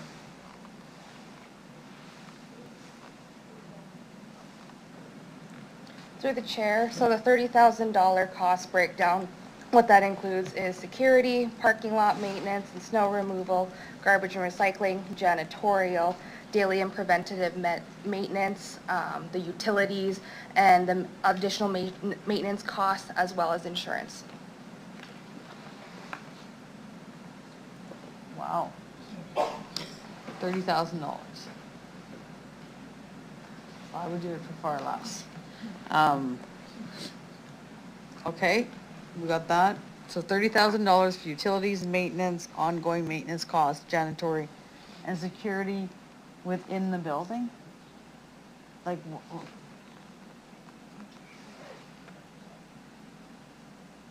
the...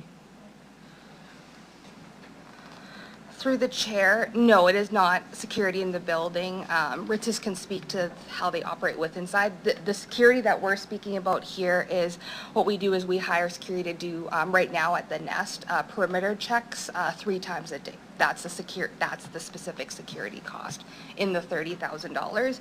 And I'll compare it to right now what we're paying at the Nest is $64,000 a month. That's lease plus all of those other costs that I've identified for you. Okay, so we're paying $64,000 a month at the Nest right now for all these costs, and when we move to this place, it's $30,000 a month. And we're paying for security guards to walk around the building, outside of the building. That I didn't know, I'm just clarifying, is that Through correct? the chair, correct. Okay, so we do have security there.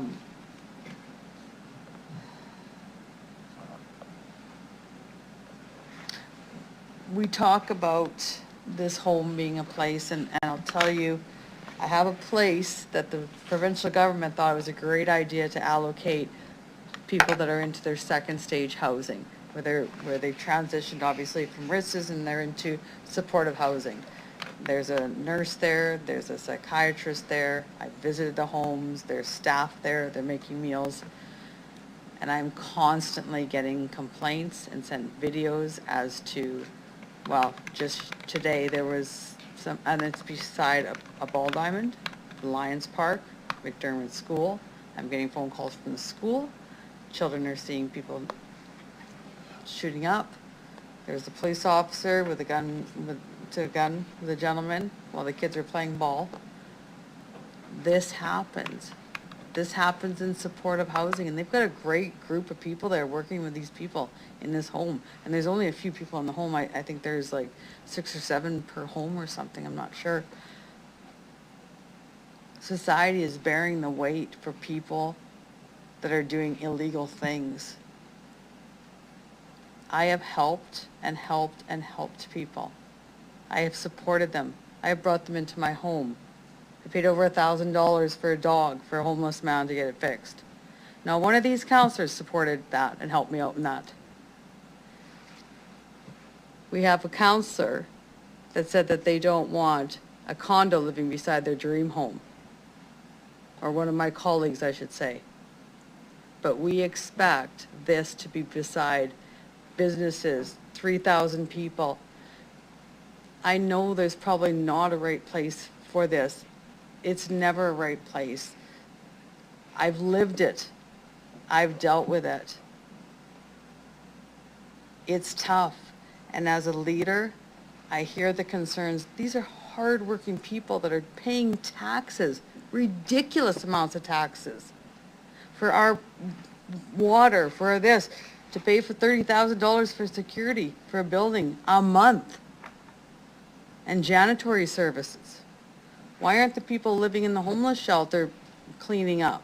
They can do that. I mean, we used to do that with the school and the institution I worked in. They would love to contribute and help out.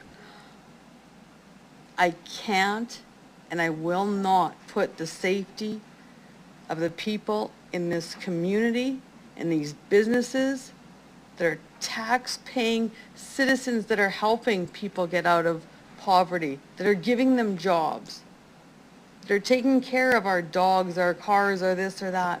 I can't do it. I will not do it.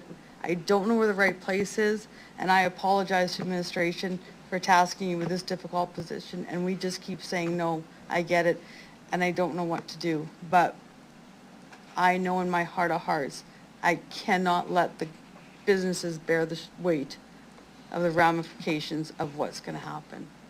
Thank you. Thank you, Councillor Nelson. Councillor Stevens, did you want to close? No. Thank you. Clerks, can you start the vote? I have a point of clarification based on what the city solicitor said. Can I go? Councillor Kidniak, your point of clarification? Okay, so it's point 6 where it talks about the city approving a sale agreement between the city and Ritzis.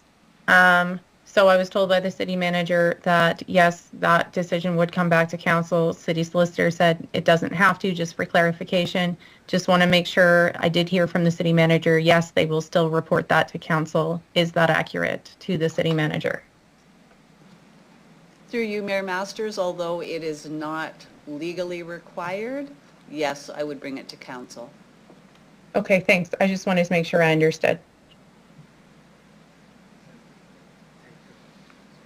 Thank you. Take the vote, please.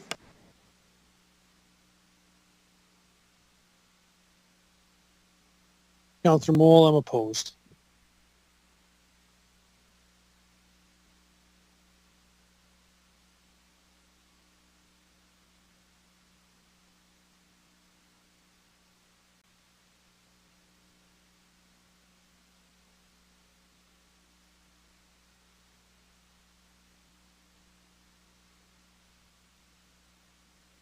Council, we're just going to reset the vote. Councillor Nelson pushed the wrong button, so we have Councillor Moule on the record as opposed. It's coming at you again. There you go. Please vote.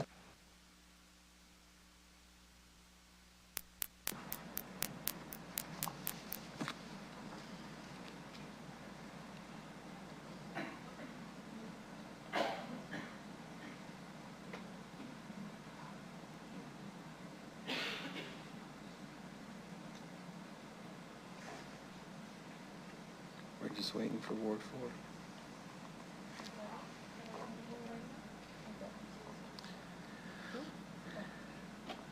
Mayor Masters, the motion has passed in a vote of 9 in favor, 2 against.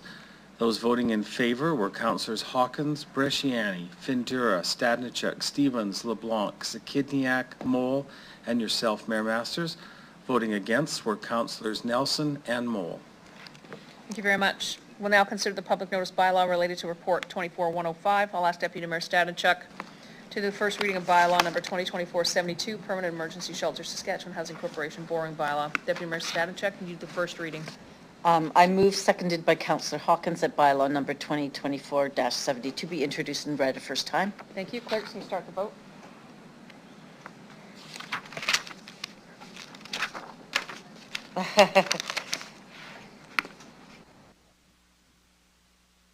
Councillor Mole in favor.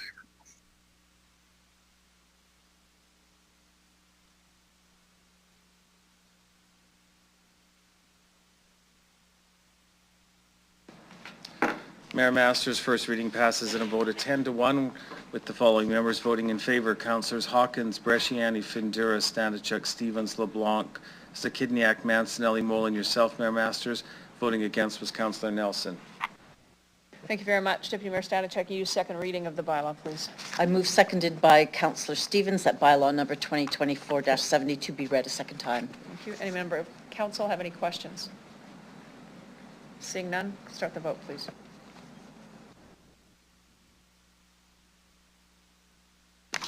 In favor, Councillor Mole. Thank you, Councillor Mole.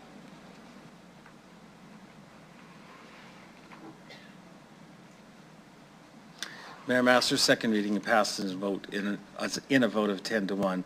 Voting in favor, Councillors Hawkins, Bresciani, Findura, Stadnichuk, Stevens, LeBlanc, Zakidniak, Mancinelli, Mole, and yourself. Voting against was Councillor Nelson.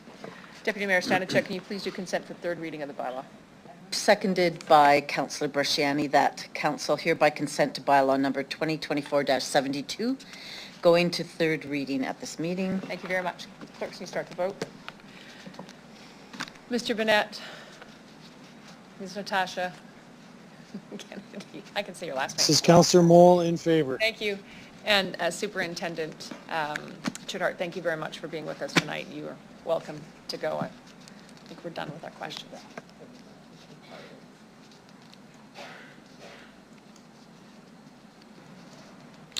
Mayor Masters' unanimous consent to continue to third reading at tonight's meeting has not achieved a unanimous consent as required by law and will be automatically carried over until the October 9th meeting. Thank you very much. Council, if we can keep trucking for a little bit here, let's see what we can get through. We've got delegations that have been waiting since this afternoon. I'd like to call upon Delegation Andrew Mann. Mr. Mann, I'm going to ask you to... Sorry, go ahead. Thank you, Mayor. So I do have to recuse myself because I do have a family member that is in the development. Thank you. Sorry about that, I should have reminded. That's all right. Mr. Mann, I need you to state your name, organization you represent, where you live. You're going to have 5 minutes to speak to council, and they may have some questions for you afterwards. Okay. Welcome. Yeah, okay. Hello, my name is Andrew Mann. I'm the general manager at Allaire Homes here in Regina. Thanks for having me here today. I'd like to start by saying we do appreciate many of the changes that the City of Regina has moved forward relating to housing affordability, population growth, and sustainability. In doing so, you have created a new innovative approaches to increase housing diversity and availability. As a builder who has completed many infill projects from single-family to multifamily units, these changes open new opportunities. However, in some desired locations, restrictions make it next to impossible for us, for our potential clients, to invest in some specific neighborhoods. In some most established neighborhoods, there will always be a vacant lot or a home that is in such a state of disrepair that it is cost prohibitive and building new becomes the most viable option. However, excessive height and massing restrictions that don't align with modern building practices and the added costs in mitigating these restrictions in design and construction only ensure we cannot build or invest in the renewal of those neighborhoods. Current height and massing restrictions within these existing neighborhood plans severely limit the type of housing that can be developed. We have found these restrictions have only added costs to the potential homes while eliminating important features that would enhance the home's appearance. We currently have 5 potential projects that all have one of these community restrictions in place. These restrictions are preventing us from moving forward in the client's most desired neighborhoods within the City of Regina. 2 of these projects are already now looking outside of the city as their next second option. We're concerned that the others are now coming to the same conclusion. We are working with our design teams to see what we can accomplish, but those excessive height restrictions appear to be too much for us to work around. Removing these restrictions can encourage the development of broader range of housing options that would cater to various demographics, including young families, seniors, and single professionals, fostering a more inclusive environment in communities. One of the biggest hurdles for investing in an infill project is how to navigate the complex and often overlapping restrictions and requirements. Our customers will seldom understand, realtors and designers struggle to stay on top of them, and even city staff often miss details that later come back to haunt us. Having citywide regulations provides builders like us with the certainty and confidence to move forward with projects, knowing we will not get hung out to dry with current complexity and rigidness of these neighborhood plans. I would urge City Council to remove the neighborhood plans in their entirety and move forward with citywide regulations that treat everyone equitable. Thank you. Thank you. Does any member of council have any questions? Seeing none, I'll thank you very much for hanging out and being here with us today and ask you to return to the gallery. Is Mr. Jim Elliott here? All right. Can I call upon Angela L.? Angela L., I'm going to ask you to state your name for the record, organization you're representing today, if any, and where you live. You'll have 5 minutes to address City Council, after which they may have some questions for you. Thank you for coming. Okay, thank you. Hello, everyone. My name is Angela L., and I am the president of the Aberchi Community Association. We accept the fact that there is going to be change, and we accept the fact that there will be infill. What is not accepted amongst my peers and community is the fact that through the process of changes, the planning regime did not have a positive and genuine public engagement with the Aberchi community in the decision to eliminate our neighborhood plan. Sustainable urban design requires neighborhood plans and genuine public engagement. I am pleading with you, please do not remove our neighborhood plan. The neighborhood plan was developed to accommodate the plan to densify and protect this area. Neighborhood plans are a vital tool. Upon listening to the developer speak last week at the Planning Commission meeting, my neighborhood, Arnhem, was brought up several times and referred to as desirable, profitable. That is a serious red flag that our neighborhood is a target here for some high-priced development, which in turn is going towards gentrification. Desirable and profitable for the developers. How does this benefit neighborhoods like the Aberchi? The observation here seems to be very one-sided for the developers. They commented on how removing the neighborhood plan is beneficial to them. But there is no indication how removing the neighborhood plan will benefit the Aberchi along with all these other communities.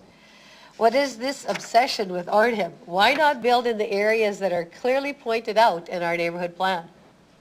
This trend of modern design with high ceilings and increased height does not guarantee increased population size. One size fits all. Fourplex plans do not work in all neighborhoods, hence the need for neighborhood plans, which are a vital foundation for sustainable urban design. We need developers who are passionate about a trend for smaller, economical housing that people can afford. The relationship between planners and builders and elected officials with the public, with their community, must be transparent, positive, genuine, and authentic in order to achieve sustainable urban design. The public has not had this relationship, therefore causing a mistrust. Fact. There is never an end to process and development. Until a building is built, there is always a possibility for change. The people who live and volunteer in these neighborhoods, we are smart. They are smart. They have wisdom. Tap into that.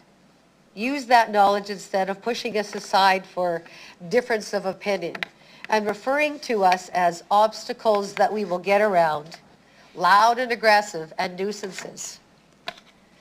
Bravo to each and every one who have come forward to stand up for their neighborhood, stand up for democracy, to be heard. I applaud their passion. In closing, neighborhood plans are vital along with public engagement. Do not remove these key ingredients.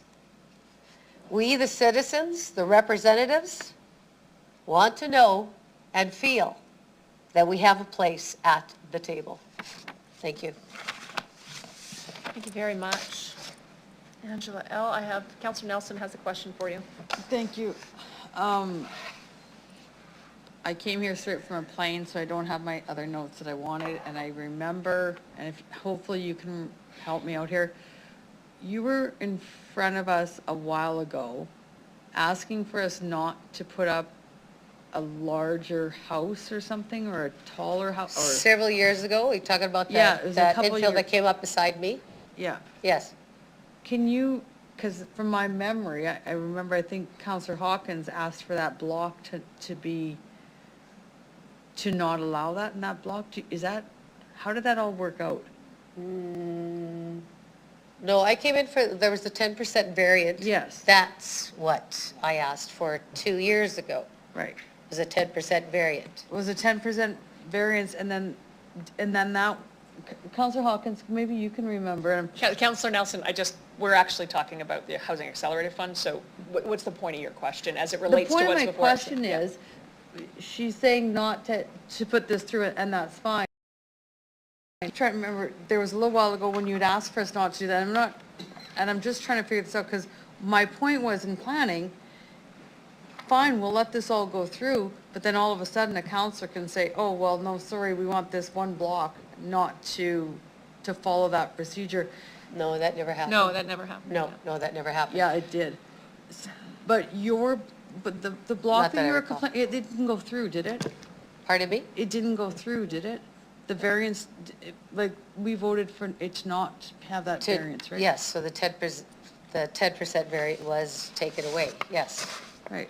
So then we had protection over just 7.5 meters rather than 8.5 up to 11 meters. And then our neighborhood plan shows where you can build your large builds and then slowly come down into Arnhem and protect that area just because of historical and...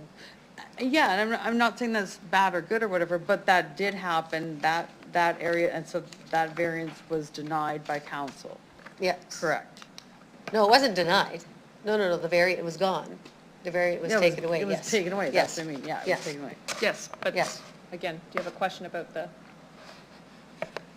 you have any further questions about the matter before us? Well, this is kind of the matter before us, because it all intertwines, but no, that's all I have. I just wanted to clarify that with you. Okay. Thanks. Thank you. Thank you very much, Angela. All right. Thanks for being here tonight. I call upon delegation Denis Simard. Mr. Simard, can you state your name for the record, organization you represent, if any, and where you live, which we know is Regina. You'll have 5 minutes to present to council, after which you may have some questions. Thank you very much, Your Worship, councillors. My name is Denis Simard. I am a resident of Regina. I live in the Eastview community, but I work also in the El Ritchie neighborhood. I'm here today just to speak about the feelings that we are hearing about every single day, and I just think it's important that you guys hear us in this. And that as an association, you may know or you may not know, for the El Ritchie Community Association that I happen to be director of, they spent a 10th of their life negotiating with you, the city and city council, for the creation of our neighborhood plan. A 10th of our life for our organization was spent to do that. And tonight, with a vote that you will pass, you will erase years of work that was brought forward by volunteers, staff, and people in our community, simply because it's an obstacle to the next steps that you guys want to move forward with. I think it's important that you just make a note of that, remember that, and before you make your decision tonight, remember the amount of hours, hundreds and thousands of people who have been consulted and worked with, and there was an enormous process that was 3+ years in negotiating the neighborhood plan for just us, the Al Ritchie, one of the only 2 most recent completed plans. So as you can sense from us, from the people that are here tonight, and from our community, if you come out and knock on our doors, there's a huge sense of frustration, not understanding, and specifically not how what you are stating are the things that you want to achieve will be achieved by removing a plan that was so hard fought, so hard negotiated, and agreements and compromise were found through collaboration, conversation, and allowing us to be able to be better partners moving forward, including processes in which we were to be consulted, processes in which how we were going to negotiate future modifications to the plan, but instead, tonight, again, you're passing a motion where you're simply stating it just does not exist. I would like to point out, you guys at many, not guys as an impolite term, just a statement, please don't take offense to that. Council tonight, we're listening to many experts, including Natasha from Artesis and others, and I'll just be super frank in the way that it's perceived from the outside when we're listening in, is that there's a sense of respecting these individuals when you speak to them, when you ask them questions, that these are experts in their fields. May I just point out that in all the times that many of us associations show up in this space and try to have you understand what's being felt and understood and spoken about in our neighborhoods, that we don't have the sense that you think we're the experts about where we live. And I think that's a big disservice that you are doing and portraying to those of us that are on the ground every single day, facing the citizens in our neighborhood and trying to face all the challenges they face. We're the ones that, whether it's the shelter, whether it's the zoning issues, whether it's the homeless, whether it's the food insecurity issues, whether it's the single mother who doesn't know what she's to do because her mental health is due to her isolation at home, not knowing what to do and how she's going to survive, and she shows up at her door. And we've now become the experts for everything because we're the frontline nonprofits. And yet, I don't ever really get a sense that all of you understand what we actually do every single day. I don't actually get a sense that you guys validate the hard work that's being done by our volunteers and our staff and what it takes for us to be able to do everything we do every single day, and by the way, without the resources needed to do it. And number 2, the funding that's being provided by the city, and I'm just mentioning this as a side note since I'm sitting here, for organizations like ours is only going down every year because all of the secondary funding that we get continues to be diminished because you're trying to include more groups in the winter grant or the Snow Angels grant or others. And so we actually get less and less from you every year, and yet we serve more and more people. I'll just speak to the Al Ritchie for the last couple of years. As an association, we've gone from having 500 people come through our doors 3 years ago to 5,000 people coming through our doors every single month now. I don't have more resources to do that, and yet the list of problems, including housing, including what it means, including seniors who are not sure what it means for them in regards to what's happening, because this process was not engaging, because it didn't allow them to actually speak and understand what was going on, and I'm sorry, it did not. There was no true consultation regardless of how you feel and what you say. I'm sorry to say that the citizens are feeling left behind, and we're the ones being posed the question, which is why we're here today. We're one of the few organizations that are going to speak against this. Whole bunch of people behind me who are going to be telling you why this is great because they don't have to abide by 1,000 other next rules or regulations. At the end of the day, I'm a nonprofit. I'm not here for cash. I was never here for cash. I've never worked a single day in my life for cash. The people behind me may do that for different reasons. It's not my choice to question them, but I can tell you this. I spend every single day talking to people who are crying, talking to people who don't know how they're going to make it through another day, talking to other people who are not sure what's happening with all these big changes in the city and these big projects, and they're seeing their property taxes go up and they just don't know how they're going to make it every single day, and so they come to us. I don't have the answers. But I can tell you this, I showed up tonight. I'm here. I'm telling you what's going on. It's up to you to tell me what's the next step.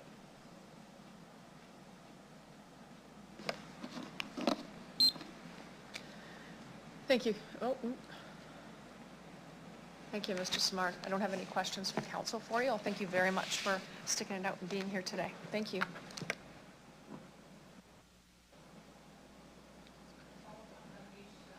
I'll call upon delegation Angela Kramer. She's virtual. Angela Kramer, I'll have you state your name for the record, the organization you represent, if any, and where you live. You'll have 5 minutes to present to council, after which there may be some questions for you. Good evening. Hello. Please go ahead. Hi, my name is Angela Kramer, and I'm here speaking with the Al-Ritchie Community Association. Yep, thank you. Please go ahead, Angela. Okay.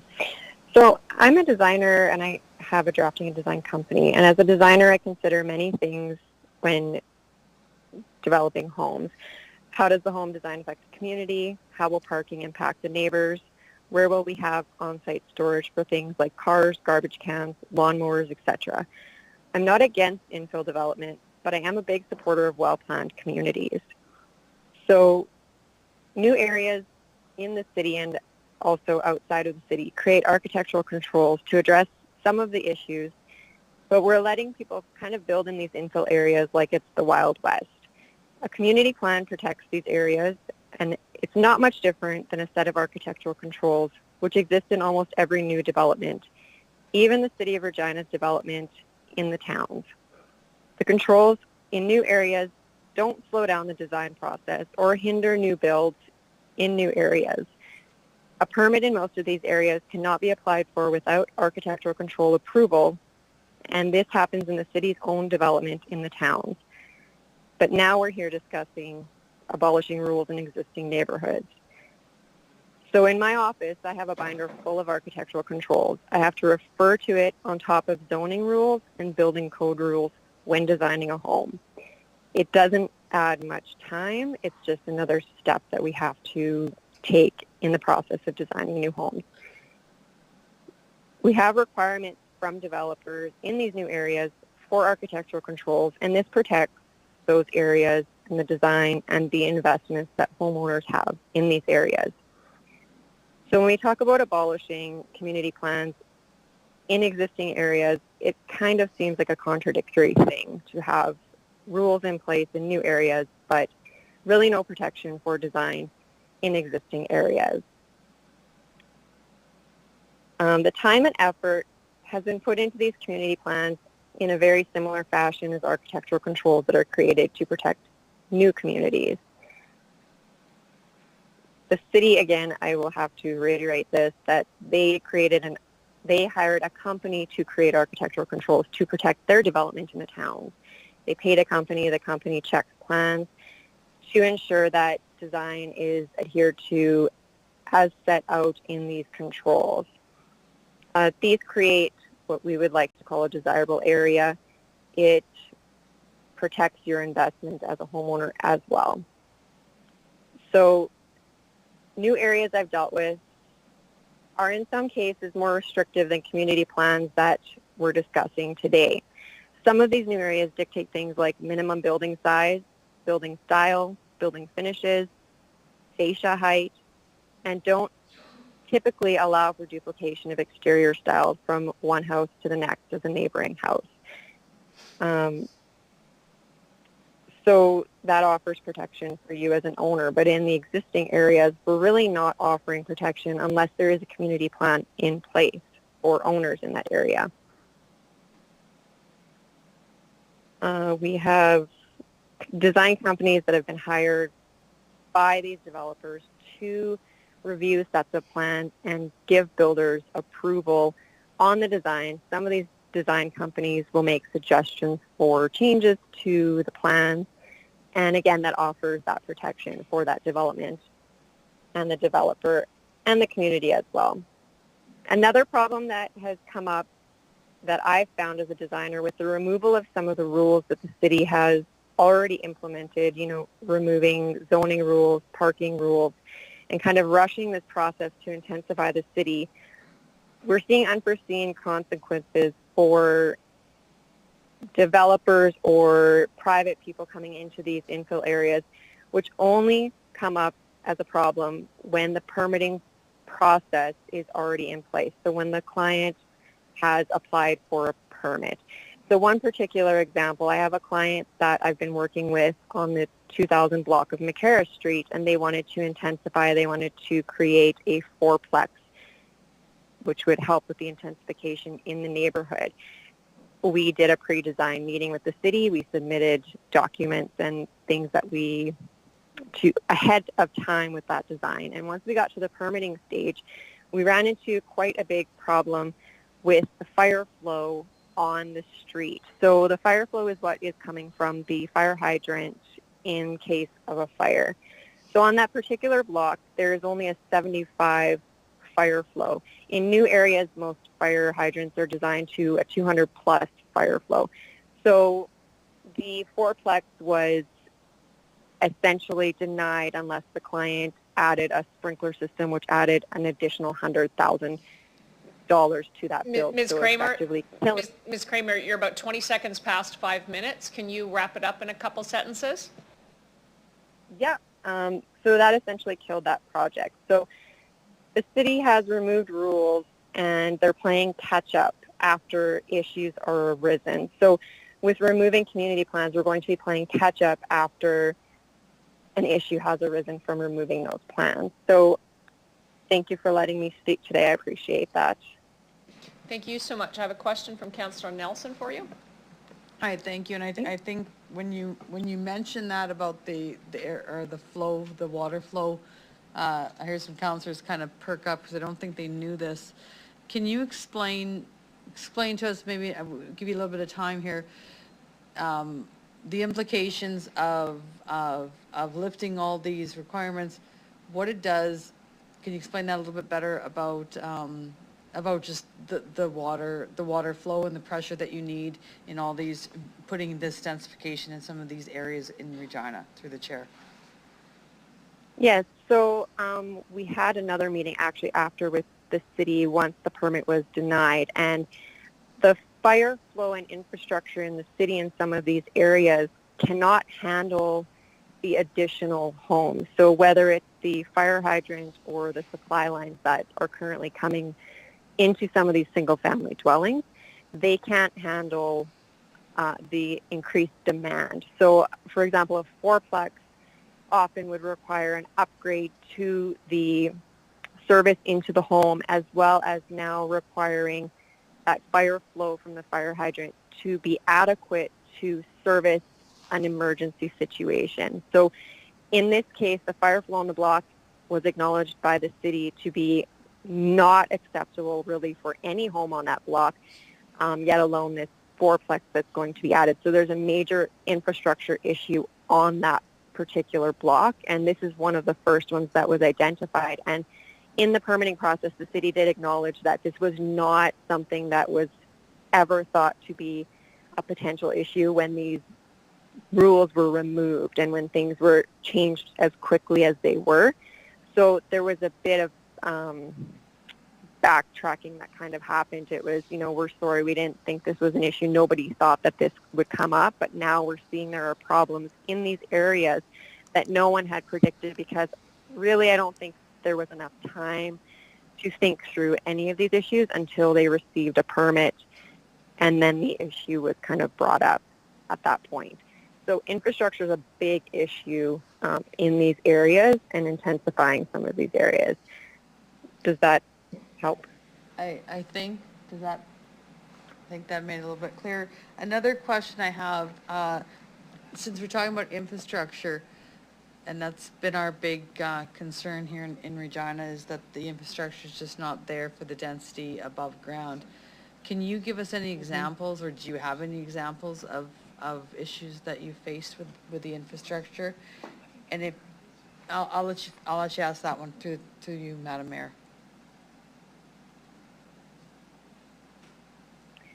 That I've experienced, yes. This particular project has had challenges with both infrastructure, so the fire hydrant infrastructure and also the supply to the home. On some of these existing streets, the main service line can be numerous feet away from the property. So in some cases, the entire street needs to be ripped up just to connect to an appropriate service line. So again, these are kind of issues that have come up as these projects are being applied for, and then it can kill the project. So on top of the $100,000 sprinkler system that is being required to be added to the building, there's a $20,000 excavation and re-hookup fee because this line that they need to connect to is so far away. Most homes, you know, they run relatively close to, you know, not the property line, but they're within a reasonable distance that an entire street doesn't need to be ripped up. But this particular case, the contractor has to go, I want to say 20 feet from the property line or more, basically across the entire street to tie into what they need to tie into. So my third and final question to that, this infrastructure issues, whose responsibility is it? Is it the city or is it the builder and developer for that area, through the chair? Well, so in this particular instance, the city gave us kind of two options. One was that the developer replace the city infrastructure with a fire hydrant with the appropriate fire flow to serve that particular building. And in that case, the entire block would, you know, benefit from that. But that is also an extra cost for this developer. Or we had to sprinkler the entire building with a specific sprinkler system that is kind of the more expensive option. There's two different sprinkler systems that exist. And the only option that's currently approved is the more expensive one. Now, Edmonton has approved the other option in similar situations, but the city of Regina isn't quite there yet, and they told us they are going to be doing more research into if they can allow that and the legalities behind not using the specific system that is supposed to be used by, you know, the code and everything that's out there right now. So the city of Edmonton has kind of adjusted their rules to allow for the less expensive system, but the city of Regina isn't prepared to kind of commit to that yet for this project. So the project is basically dead at this point, so they cannot intensify that lot like they wish to. Okay, thank you very much for the information. I appreciate that. I have no further questions. Thank you very much. I don't see any other questions from Council. I'll thank you very much for joining us this evening for your presentation and ask that you please leave the meeting. I'll call upon Delegation Mike Herberger. Mr. Herberger, I'm going to ask you to state your name for the record, who you represent, where you live. You can have 5 minutes to address Council, after which there may be some questions for you. Welcome. Good evening. My name is Mike Herberger. I'm representing Robinson Residential Design, and I live in Regina. I am the principal designer and owner of Robinson Residential. We've been serving Regina for 28 years, specializing in residential design and drafting. Today I'm here to try and provide a designer's perspective on why the removal of neighborhood plans is crucial for the future of development in our city. At this point, we're all familiar with what the limitations are that are imposed by these plans. Initially, I do believe that they were designed to preserve the neighborhood and the character of the neighborhood, but I believe they've missed the mark. One of the major things they address is height, but they don't address the design, the style, anything to do with real architecture. What they've really become is now a roadblock to progress.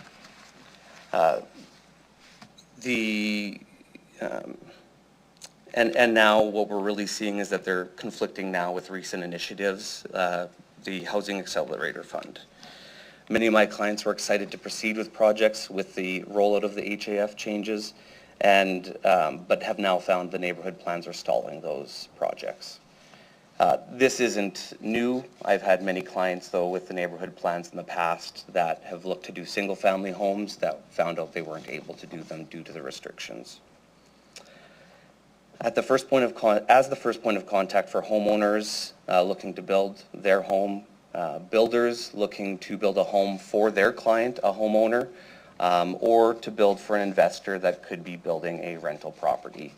I spend considerable time helping them understand what can be built on their property, and what I've encountered consistently is a complex layering of regulations.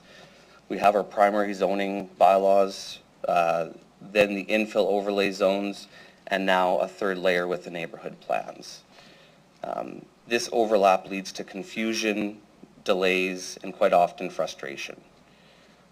What we're really looking for as an industry is clear and consistent rules so we can find the best way to provide services to homeowners, clients that we work for.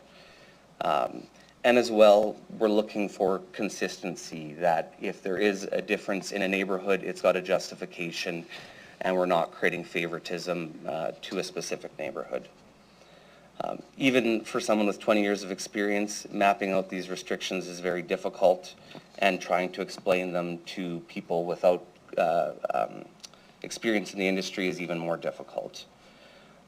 Another major roadblock is that modern construction practices have shifted, and the height restrictions imposed in these neighborhoods don't allow for modern day construction practices. A few of those key factors are basements. Basements are now designed with higher ceiling heights. They're no longer utility space. They're living space for people to get more out of their home. In older neighborhoods, we have sewer invert heights where we can't go any deeper into the ground because we'll go below the sewer elevation. There are ways to work around that, but they add cost to the home. What results in that is the foundation needing to go further out of the ground, adding to the building height. Structural framing, we now, as a standard in the industry, use trusses for floor framing. They offer better structural stability to the home and allow mechanical systems like ductwork and plumbing to run through the floor.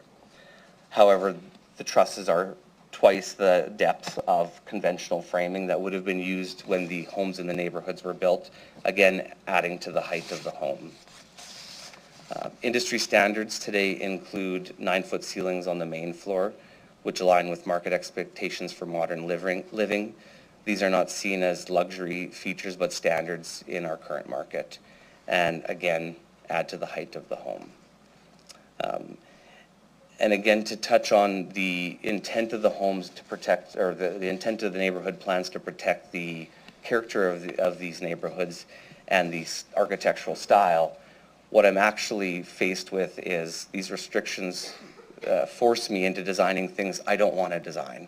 They don't look good, they don't function as well. I'm looking for the workarounds to just work with this reduced building height. I've faced situations where a little peaked roof would make a home look better, but I can't because of a height restriction. So I again feel like it's missing the mark on protecting the character of these neighborhoods. What we also risk is stifling the investment in these neighborhoods. If new construction and renovations are overly restricted, property owners, developers, and investors will look elsewhere. This isn't just a missed opportunity for revitalizing older areas, it also undermines our ability to meet the city's housing goals, especially under the HAF. Sir. And I believe that these should be removed. All right. Thank you. Oh, gosh. All right. Councillor Stevens. Thank you. A previous delegation had spoke about the threat of gentrification in its truest forms. You might have these smaller post-war houses that are actually affordable and people might invest in them and make them sustainable, do windows and whatnot. Someone comes in, destroys the house, builds something that for the average resident in that neighborhood, it's financially unattainable. Can you respond to that in terms of how this might compromise the ability of people to actually live in those neighborhoods?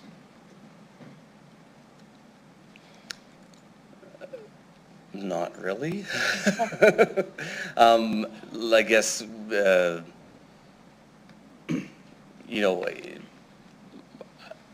trying to think of what the right answer for that question is.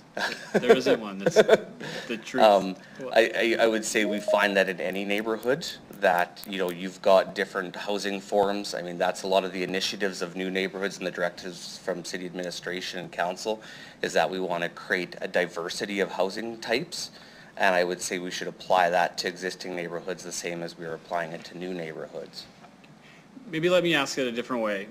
You know, in Regina, are you seeing the clear cutting of entire blocks and neighborhoods, the displacement of smaller homes that might be financially more affordable, and then the entire block then becomes, I don't know, $500,000 or up? Are we seeing that in Regina, and do you think that's a real threat? I haven't come across that personally. For the most part, a lot of my clients are homeowners, like the people that are going to be living in the home that have either been gifted, have purchased, or have lived in the home that's on there, and they're wanting to tear it down and build a new home on that property because they enjoy being in the neighborhood. That's not to say I also don't work for investors that want to purchase a property and they've got a deal because no one's purchasing the property because the house is dilapidated and just isn't livable. And they're looking to build an investment property. Last question, what is the appeal of an older neighborhood for some of your clients, but they want to live in a modern home? So what is it about Al Ritchie or some of these other neighborhoods where this is where I want to be, I don't want to live in the towns or a new neighborhood? What is it about these older neighborhoods that invites them in? I think there are people that are generally all about the architecture and they maybe want to live in that neighborhood, but I lived in Cathedral for many years, and for me it was the mature trees, it was the amenities of the space, it was the community, it wasn't the specifics of a house, it was more the culture of the neighborhood. Right, okay, thank you. Thank you. Councillor Nelson? Thank you for that. So when you talk about, because my first home actually was an infill, it didn't actually, the price of the home was lower than what it would be if it was in a different neighborhood, but it didn't really matter. It was a middle class kind of neighborhood. But I know for me, the infill was great because it was a newer home and I was investing in a newer home in a treed, beautiful area. So that's what made it appealing to myself, who's, you know, single family, single mom kind of budget criteria. For you as a developer or a designer, the people that you're dealing with, the people that want these moving into these areas, can you give us kind of a brief description? Is it seniors? Is it young families? Is it rich people? I'm just trying to get a feel here as to, because I always felt that people that buy infills are, you know, lower monetary, we don't have as much money. Is that what you're finding with these new things, these new houses built into these neighborhoods through the chair? I wouldn't. Just the demographics of it. Yeah, I wouldn't say I could peg it to one demographic, because I have designed an infill for all ages, all budget ranges. It's been replacing it with an equally small home, but just updated to current construction practices and insulation. And I've seen people take a small home and build quite a large home on that property. So can you talk a little bit more here? You were talking about the height of the basement's 9 feet, and I do believe, like, how much more is it with the new design or with the new codes that we're having now? About how much elevation is that adding to just say a 2-story normal house through the chair? So you have an infill overlay zone. Yeah. And when it first was started, it had a height restriction of 8.2 meters. It also had other regulations that dictated the height. I was involved with some engagement with city administration, and I believe a increase was made to that minimum building height. And that 8.5 meters does allow you to get a 2-story to just work. We have maximum heights out of grade that we can be to the main floor of the building, and then we can do modern building practices for the basement ceiling height, the floor trusses, and just the 9-foot main floor ceilings. When we look at the neighborhood plans, we have height restrictions of 7.5 and 6.5, and you just can't build a 2-story in that height. Okay, thank you. I just wanted those numbers. Thank you very much. I appreciate your time, and I'm fine. Thank you, Councillor Nelson. Oh, you're good. All right, I don't see any further questions. Thank you very much. Thank you. You can return to the gallery. I'll call upon Delegation Heather McGuinness.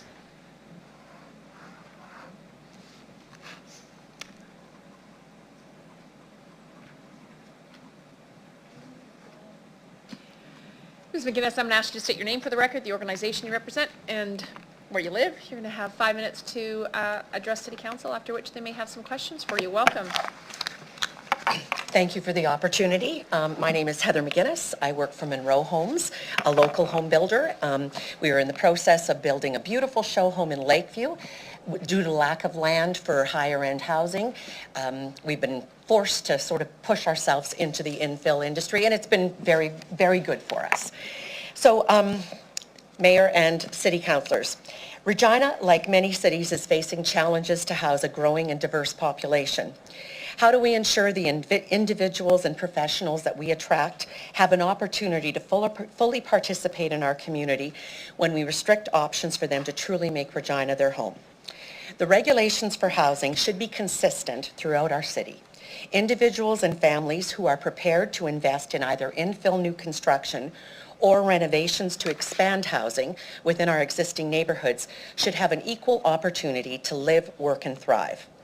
As an example, we all know about the health crises in our province. The ability to attract the best and brightest in their fields has always been a challenge when competing with other cities like Toronto, Vancouver, or Calgary. One of the previous presenters discussed a number of potential clients that they have who are unable to move forward with their plans and potential build due to infill guidelines. I'm here to provide you a true case of what happens when you have restrictive policies that do not line with the rest of the city plans. We at Monroe Homes have been working with clients since June of 2023 on a new infill build in the Arnheim Place neighborhood. The existing home that will be torn down has been deemed by engineers to have a defective basement, and thus the house was on the market for over a year, with many offers having been placed on it, but none going through due to the condition of the property, making this a perfect location and circumstance for infill construction. My clients are sought-after physicians who we want to both welcome and attract to our province. Today I brought with me Dr. Hamoon Miri. Hamoon is a family physician and his partner is a vitreoretinal surgeon. Neither Dr. Miri nor his partner are from Regina. However, they've made their decision to come to Regina and provide much needed healthcare services to our province and our city. Their decision is not to just work in Regina, but to also stay in Regina for the long term. And that's why they're building a new home for themselves for their new life in their new city. However, their plans to build their new home and make Regina their permanent home have been derailed and are at a standstill. They unknowingly purchased an existing home that sits in one of the few restrictive overlay zones that the City of Regina currently has in its bylaws. The home itself will be beautiful, close to the Regina General Hospital, which is a requirement in their SHA contract. The current restrictions in their neighborhood and this lot make that dream and permanency impossible. The highly restrictive overlay zone for this particular area prevents our client from being able to build a new home using today's methods of construction due to height, length of wall, and top of floor restrictions. To be clear, the home we have designed for our clients meets all of the Regina residential infill guidelines. If desired, we could build this home in Cathedral, Lakeview, South Albert, the Crescents, pretty much anywhere within the intensification area of Regina, with the exception of Arnheim Place, Al Ritchie, and Hillsdale. For context, I'd like to provide you the actual numbers. The top of floor measurement for my client's home from the ground is 4 3/4 inches higher than the overlay zone allows. So just to be clear, we're not talking about feet and nothing unusual. We're talking 4 3/4 inches. The building height measurement for my client's home is 6 foot 3 5/8 inch higher than the overlay zone allows. What we are asking for is not extreme. It is simply removing the overlay zones in these particular neighborhoods so that every neighborhood in the city of Regina lives by the same rules and guidelines. Our client's investment in this neighborhood will only increase the value of all properties in the neighborhood and at the same time provide greater economic diversity in this neighborhood. The current home sits vacant, it is not suitable for renovation, and the current overlay restrictions make it extremely difficult, if not impossible now, to market the home for resale, as any potential buyers will have to be advised the lot is not suitable for infill construction. In my opinion, any opposition to removing the overlay zones is short-sighted. As the homes in these areas continue to age and need to be renovated or replaced, the overlay zones will prevent potential sales on the resale market due to these restrictions. Restricting my client and any future purchaser's ability to achieve their dream of home ownership just because of the neighborhood they live or purchased in is a step backward in building a vibrant community that fosters social connections, economic success, and community pride. This is why I and Monroe Homes support the option to remove the neighborhood plans in their entirety to ensure the rules and regulations regarding the construction and renovation of homes are consistent citywide. Thank you for your consideration. Thank you very much. We have a question from Councillor Nelson for you. Thank you. Getting some crash course lessons and all this stuff. Okay. Writing down numbers because I don't have my notes from last week. Can you repeat the height variance or however much it was going over? 4 3/4 inches. So just to make it simple, in order to have a home built by today's standards, even with an 8-foot basement, you need to have basement windows that meet egress code to call a bedroom. You need to have windows that are 21.5 inches high. So if you take 21 inches, you take the structure required above that window, and then you take a 22-inch truss that needs to go on top of the basement floor for the support, and 22 inches is the minimum number because most people want all of their ductwork, electrical, and everything to go up inside the trusses. That takes you, I believe the number is 44 inches out of the ground. And the overlay in this area is either 39 3/4 or 40 inches. It's just the 4 inches makes the difference between being able to build a house and not being able to build a house. Okay. Thank you very much for that. You're welcome. I appreciate it. Councillor Statichek. Yes, through the chair, just like it sounds like the home that you've designed is just above what the restrictions are in the area. What I have heard in terms of the concerns from people about some of the homes that are designed is that they're just really tall and cast shadows on other properties. They can't grow a garden, et cetera, et cetera. So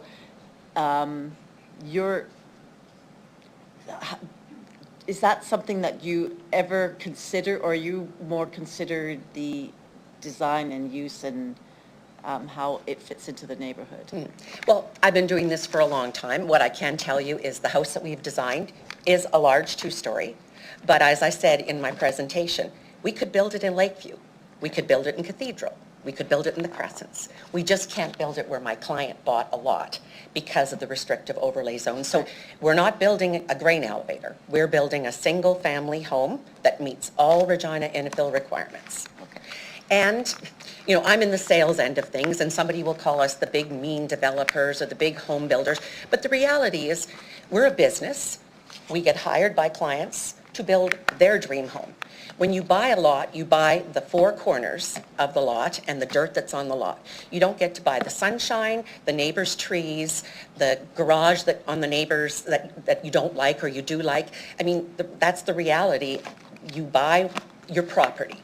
And so my client has bought a property that is worth kind of nothing at this point because every realtor we've consulted has said, well, now that you know, you have to tell people. And so if it can't be renovated and you can't build on it, what are we going to do with it? All right, thanks. Thank you very much. Let's see other questions from council. Thank you very much here for being Dr. and Ms. McGinnis. Thank you. I'll call upon Delegation Stu Niebergall. Mr. Niebergall, you know the drill. Name, association. Name, association, where you live. You got 5 minutes. I'm Stu Niebergall, President and CEO of the Regina and Region Home Builders Association, and I live here in Regina. The Regina and Region Home Builders Association applauds the City of Regina and City Council for implementing several housing initiatives that were designed to increase housing supply. This includes enabling high-density developments within city center, enabling mid-rise development along urban corridors and main transit routes, enabling missing middle housing in central neighborhoods, and enabling greater housing diversity in established neighborhoods. We share one last major regulatory hurdle to deliver on the city's work to expand housing options and meet the intents of the Housing Accelerator Fund initiatives, and that hurdle is the neighborhood designs. When we ask our industry about their experiences navigating neighborhood designs, they tell us they create rigid bureaucratic processes and inflexible regulations that limit residential development. They enable political influences and power struggles that have skewed priorities and led to decisions that benefit a few rather than the broader community, limiting residential design. They empower resistance to change among residents and NIMBYism that limits residential design. They create fragmented policies that lack coherence and coordination across the city, limiting residential development. Create unequal resource distribution, favoring certain neighborhoods over others, and deter from solving citywide challenges like transportation, networks, or economic development. With the recent amendments to the zoning bylaw that allow for 4 units on a residential lot as a permitted use, and increased height restrictions and greater flexibility around parking, the gap and contradictions between the zoning amendments and the neighborhood plan has only been exacerbated. Our association supports the removal of neighborhood plans as described by the city administration's recommendation. This action, when mixed with other housing enabling policies City Council has passed over the past few years, is how you build livable, organic communities and achieve the HAF target.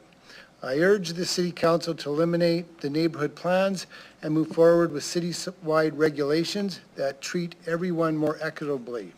As I have about 2 minutes left, I would like to also add, as the municipal election approaches, this will likely be my last time appearing as a delegate before this term. And I want to take a moment to express my sincere thanks for your hard work and dedication you have shown in advancing so many housing enabling policies during this term. While we've had our share of debates over the last 4 years, I greatly appreciate the thoughtfulness and respect which you have engaged with me. Your willingness to ask insightful questions and at times even let me ramble on behind more than my limits has not gone unnoticed. It's been my honor to participate in this important discussions, and for your professionalism and respect throughout, I'm deeply grateful. Thank you once again for your commitment to our city and for the opportunity you have to provide me to contribute to the conversation. And I'll take any questions you have on the first part. Thanks very much. Councillor Nelson, please go ahead. Thank you. Thank you, Stu. I know last week or whenever it was, I can't remember now, we pretty much agreed to disagree. There's been a lot of things that I've actually looked into and researched, and just like we said, even just the 9-foot ceilings and so on and so forth. How many projects do you feel, from what you're seeing going forward, this would open up? Do you have any idea the kind of take this would take for if we change this through the chair? I appreciate the question there. I thought you were going to ask me about property values. Oh, what's next? Because you asked that last time. I mean, I think the item, as always, you know, and you've heard me speak before, I mean, when it comes to gentle densification, you know, we're going to see these things, you know, happen, and these changes over time, which I know, you know, are uncomfortable in neighborhoods.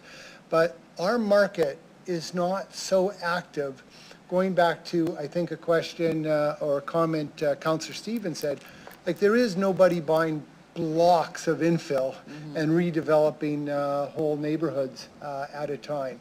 It is a vacant lot here. It's a dilapidated building here. And I think if you go back to the letter that Dr. Vanessa Matthews, the Associate Professor at the University for Geography and Environmental Studies, she's got a line in here, I think that addresses it.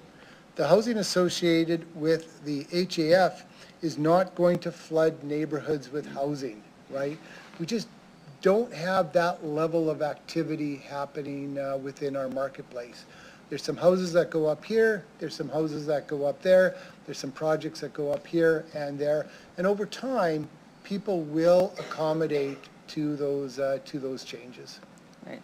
Okay, let's talk about market value of homes. With the infill, I know I talked to a lot of young people that were talking about, you know, affordability in that certain area and so on and so forth. Can you, with your vast knowledge of this, speak a little bit about this, just to give us a little highlight on So on this? there's two things about neighborhood plans and where they fit into zoning. And, you know, please ask the administration, you know, how these are more connected. But, you know, from my research, my readings, etc., I mean, at some level, when you are putting certain types of restrictions into a neighborhood, what they're really creating is a wraparound or a go-around, what is essentially R1 zoning, right? So, you know, you've got a regulation that now you can build 4 units on any residential lot, but the height restriction may actually stop any of that from ever happening. And where that relates back to zoning, and the thing is about R1 zoning, and I don't need to get into all of that, but R1 zoning has been deemed as one of the most successful segregation strategies ever invented in the Americas, right? And the reason why that is because, and where it relates to affordability and the concerns that come up about gentrification, that happens today. And why it happens today is because people's inability to move into neighborhoods because they can't buy a whole house, right?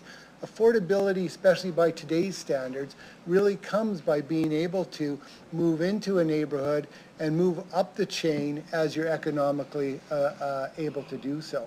So, you know, being able to buy a fourplex in a neighborhood around Wascana Park has lots of benefits to our community and rent in many, many ways. And you've changed all sorts of rules to be able to accommodate that. But again, really at the end of the issue of these neighborhood plans, it is the height restrictions that are causing the most amount of grief for our industry to invest in that. And so as a result, they just won't invest in those particular neighborhoods. Yeah. Right, and I talked to some builders and they said, you know, it doesn't make economic and business sense to not have that. And that will hurt property values more than anything. Like the question you asked me at the Planning Commission was related to property values, and what proof do I have that those things don't, you know, that intensification doesn't hurt property values. So over the last week, and it was so simple, it only took me 2 hours of time, and I was able to find vast amount of research, you know, that describes intensification, especially around affordable housing, but on a wide variety of subjects related to that, have been demonstrated again and again. At worst case, the impact is neutral, and in fact, in most cases, property values actually go up, right?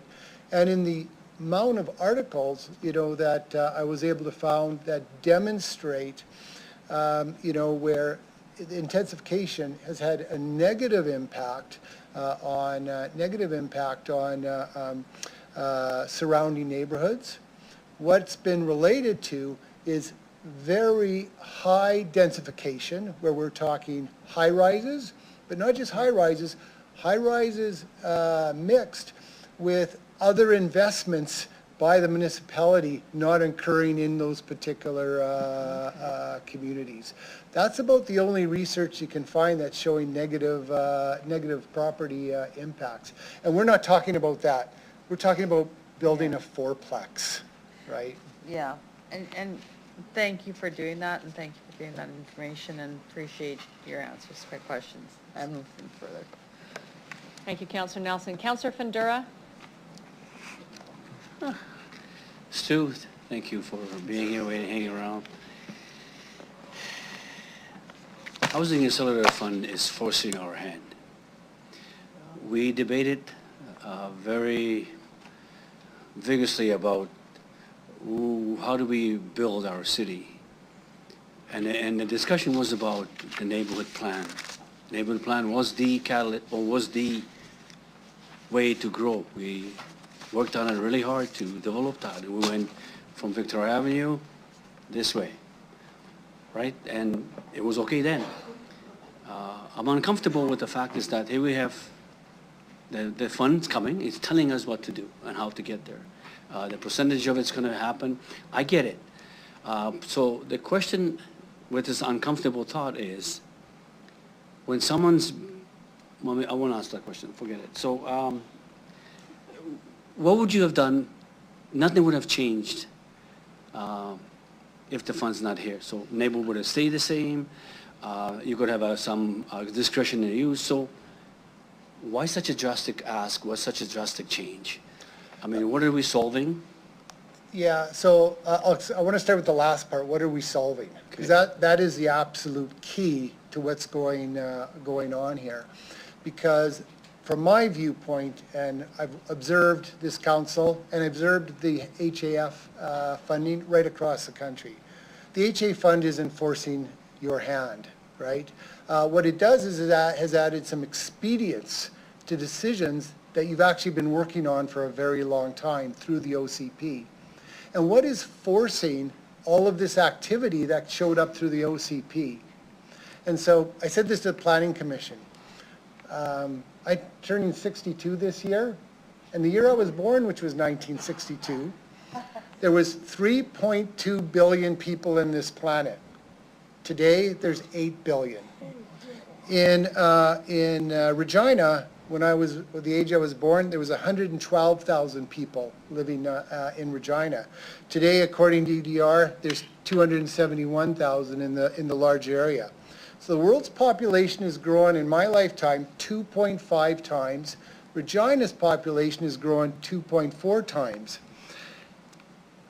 Since the majority of these neighborhoods that have neighborhood plans were first built. And when they were built at the time when infill and intensification wasn't even a concept yet. So it's unrealistic to think that we can add that many people and fundamentally change about how we think of our city and expect it not to have an impact on existing neighborhoods. And I think that is at the root of everything that started a very long time ago, that's worked into the OCP, that's worked through, for me, 15 years of this discussion that turned into an HA funding here that's accelerated it to this point. This was always a journey we were on, and always a journey we were on together. And these are bumps along the road. And the change is hard for communities. I get that, but it's things we have to move. It's things we have to move forward for. Okay, Mayor. The delegate that presented through, we were on Zoom, wherever we were, talked about the water pressure and all that. Are we kind of going, I mean, we are working on neighborhoods that we're increasing the capacity in Arnhem and Alberchi. In your opinion, I mean, I'm going to ask the administration, but as a entity, are we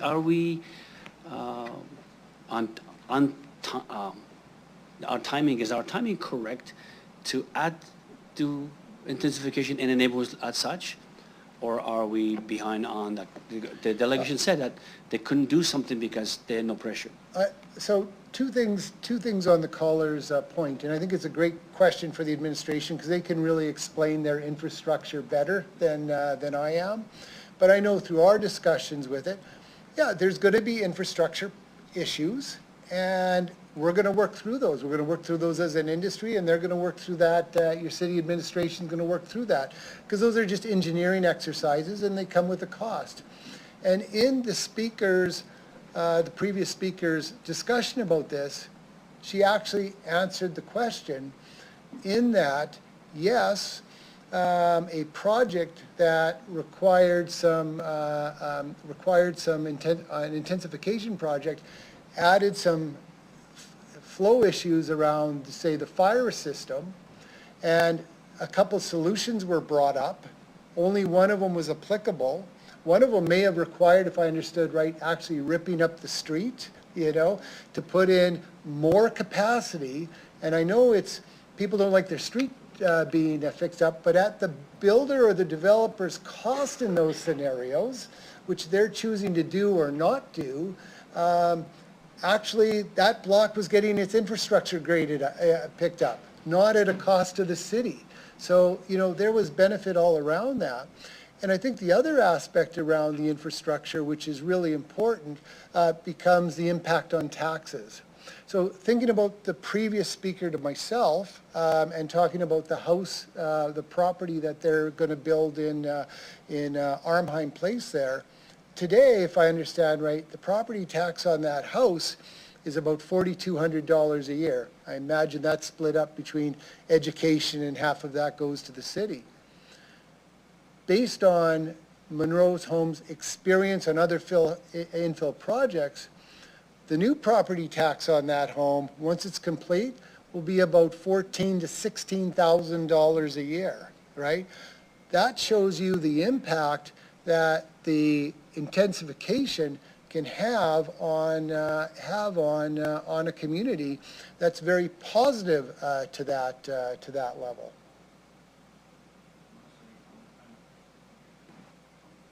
And by the way, your director of planning, she comes from the assessment world, so she can probably describe the positive impact that new builds in intensified areas has on the tax roll. Yeah, Councillor Fundura, we have one more delegation appearing by telephone. We're on a legislated break, so if it's life-shattering, please ask a question. Just a quick one. Have we built out the Arnhem area? As when we talked about the neighborhood plan, we thought that we did. A lot of the three-story houses that came in within a little wartime house, we did all that. Am I going the wrong direction? Have we built out already in Arnhem enough that we need to leave that area alone? This is why we decided to work on the neighborhood plan, to leave the integrity of the neighborhood that way. Well, the simple answer on that is again, just for clarity, as an industry, what we think is ideal is having a set of regulations we can all follow around the city that are easy to understand and easy to follow. So consistent regulations is always going to be what we're asking for, and clarity around these pieces.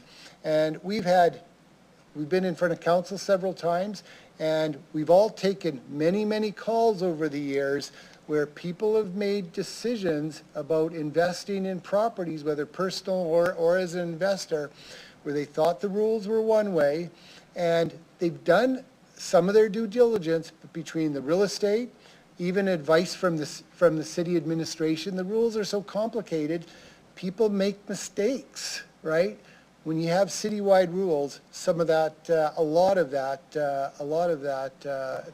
goes away. Councillor Fundura, you done? Thank you. No further questions from council. Thank you so much for hanging out and presenting this evening.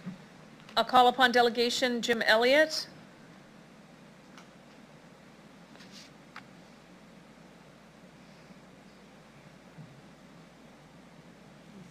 Mr. Elliott, I'm going to get you to state your name for the record, the organization you represent again, where you live. You'll have 5 minutes to present to council, and there may be questions for you afterwards. Good evening. Okay, thank you, Mayor and Council. My name is Jim Elliott, and I've lived in Regina most of my adult life. And been on many of the laneway and garden suite guidelines, infills, etc. But today what I'm seeing with this report is essentially wiping out thousands of hours of work from dedicated individuals over the years and turning it into much more of a homogeneous city, not a unique and special city. What I've also seen is an inability to actually move towards a sustainable community. We've been told many times, but yet here we are still waiting for that solution. I guess I will move to some examples of what I see as problems that we've got right now. There's many property owners that are simply sitting back and making money in parking lots. We also see a case in my past of the Crescent Marketplace at 14th and Osler Street that's been sitting there vacant for 4 decades and has simply been abandoned by this city and leaving the neighborhood to depend upon going to the food bank and other resources. We've also got a case in point at 14th and Winnipeg Street. More recently, they're looking at putting up a development there, but when asked whether they had talked to the community, they didn't see it of any value to let the immediate residences know what was happening there. I guess what I'm seeing with this proposal, in fact, is destroying what is very much a number of unique neighborhoods and simply lumping them into a kind of an homogeneous, bland basket of neighborhoods. And yet we're also not taking advantage of some of the innovation that I've seen, more positively, and that's the Muscogee First Nation who wants to do some work at the yards area and yet has been sitting around waiting for the city for over 2 years now and wondering, whether in fact we even really want them there. I guess I'm in a broad sense seeing a number of things that don't tell me that we actually want to solve this problem, and yet I think we must and we will have to. And that's what gets into my recommendations. First of all, I think we should be very simply leaving most of the neighborhood plans there, and if they need to be updated, then simply update them. We also need to be building in 27 unique community plans, and I think that would also revitalize both those neighborhoods, but also maybe give them the incentive to market their uniqueness to the rest of the city. We also heard a lot in this presentation, but also the redevelopment of the downtown seminar that was at earlier on this evening. We need to be having regular discussions, more fruitful discussions with the public on an ongoing basis, not simply to have people come up to a microphone as I'm doing right now and be given their 5 minutes of chance to change minds or bring unique examples to the neighborhood or to the planning of the city. I think we need to be much more intentional about where we go and what we need to do, and I don't see that in the proposal, as well as I see it, in fact, going backwards with the removal of the neighborhood plan. So I'll leave it at that, and we'll answer any questions people may have.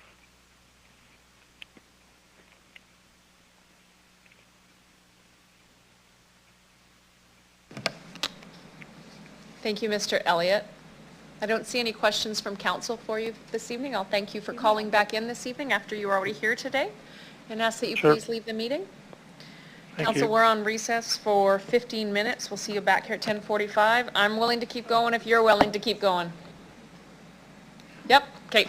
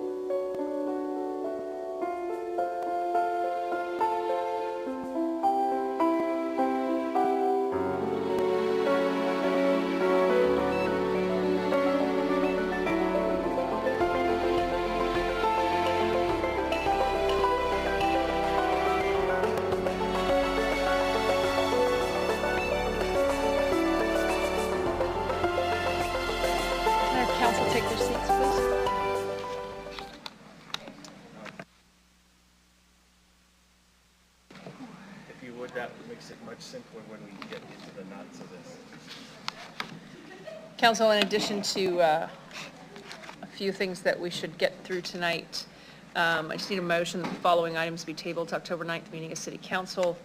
CR 24-108, bylaw number 2470, 2471, CR 24-111, mid-year forecast, motion 24-7, 10, 12, and 14, and the 24-14 Housing Supply and Revitalization Initiative. Can I just get a motion to table those? Just looking for a motion to table them. You don't want to table them? You want to deal with them tonight? Thanks. Can I get a second? Thank you, Councillor Hawkins. Any opposed? None? Okay. Mayor Masters, Yes, dear? I have an additional item I'd like to be tabled. What's that one? The library reconsideration motion. Okay. On the floor is a motion to table the library reconsideration. A seconder for that one, Councillor Nelson. Do you want to debate it, or do you want to just go to vote? Sorry, go ahead. I would debate it if I'm allowed. Yeah, please, go ahead. It's reconsideration, so, or sorry, it's a tabling motion. Oh, sorry, tabling motion. Never mind, sorry, we don't debate tabling motions. Okay. And so it comes to a vote? Okay. One moment. Yeah, the other tabling was approved, so this is now a tabling motion on the reconsideration. All right, we'll go to vote. One moment, please, just 1 second.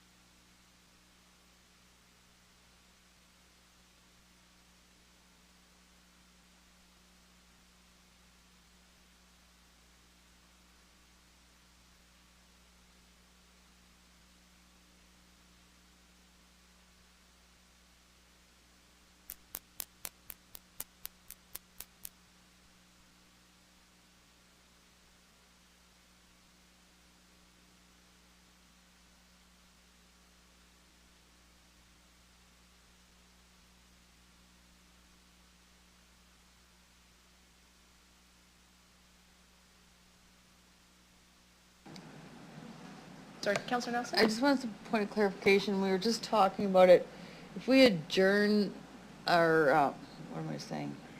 Recess, the library, they won't go to the next council meeting, it'll go to our next, no, not turn, it'll be just. Whenever the next council meeting is. It would be a recess to the next one that we're gonna do on Tuesday, right? That's what we're trying to figure out. Just 1 second here.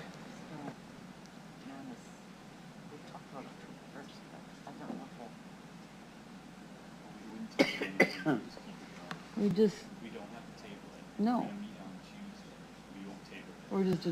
We stop the meeting and we continue on Tuesday. Yeah. So we wouldn't table anything.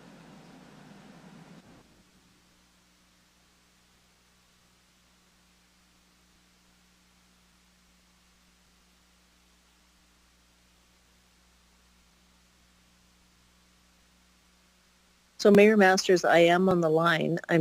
I wasn't sure if you guys are done. I was not connected back to come back in, or? Yeah, Martha was just reaching out to you. We haven't finished the housing accelerator motion yet. We were just, we had tabled, I think, 9 items. There's another motion on the floor to table the library reconsideration. So we're just working through that as it relates to the city clerk here. Would we make that decision though after this report so I can vote on it though? Like that's my thing, like I'm Oh, just, yeah, just hang on the line, Councillor Bresciani. okay, thank you.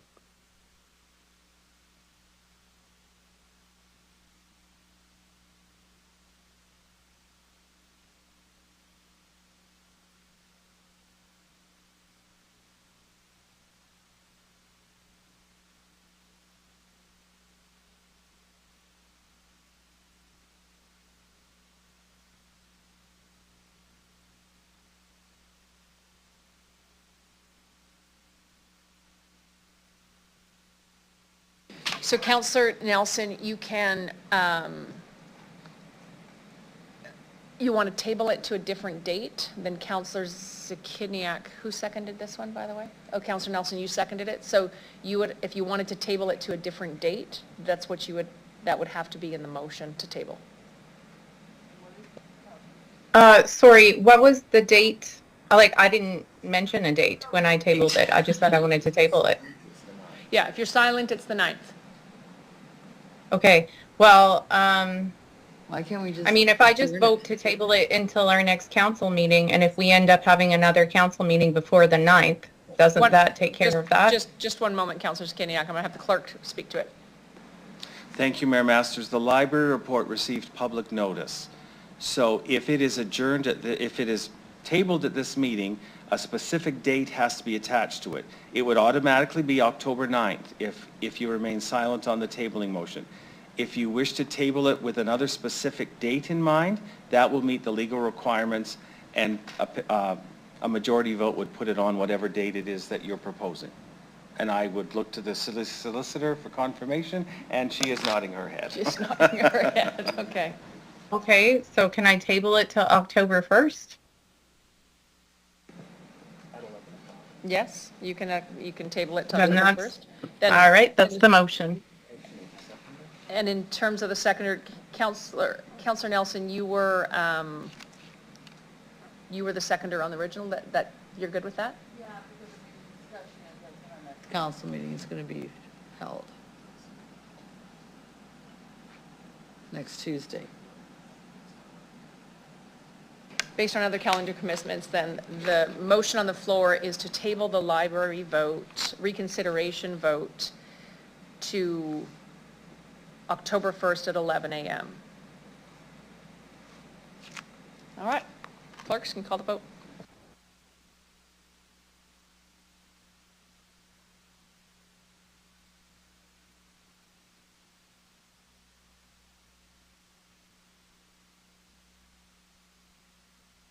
In favor, Councillor Bresciani.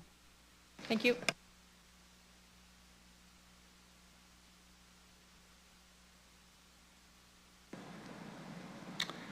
Mayor Masters, the motion to table the library to a special meeting on October 1st is carried in a vote of 6 in favor, 4 against.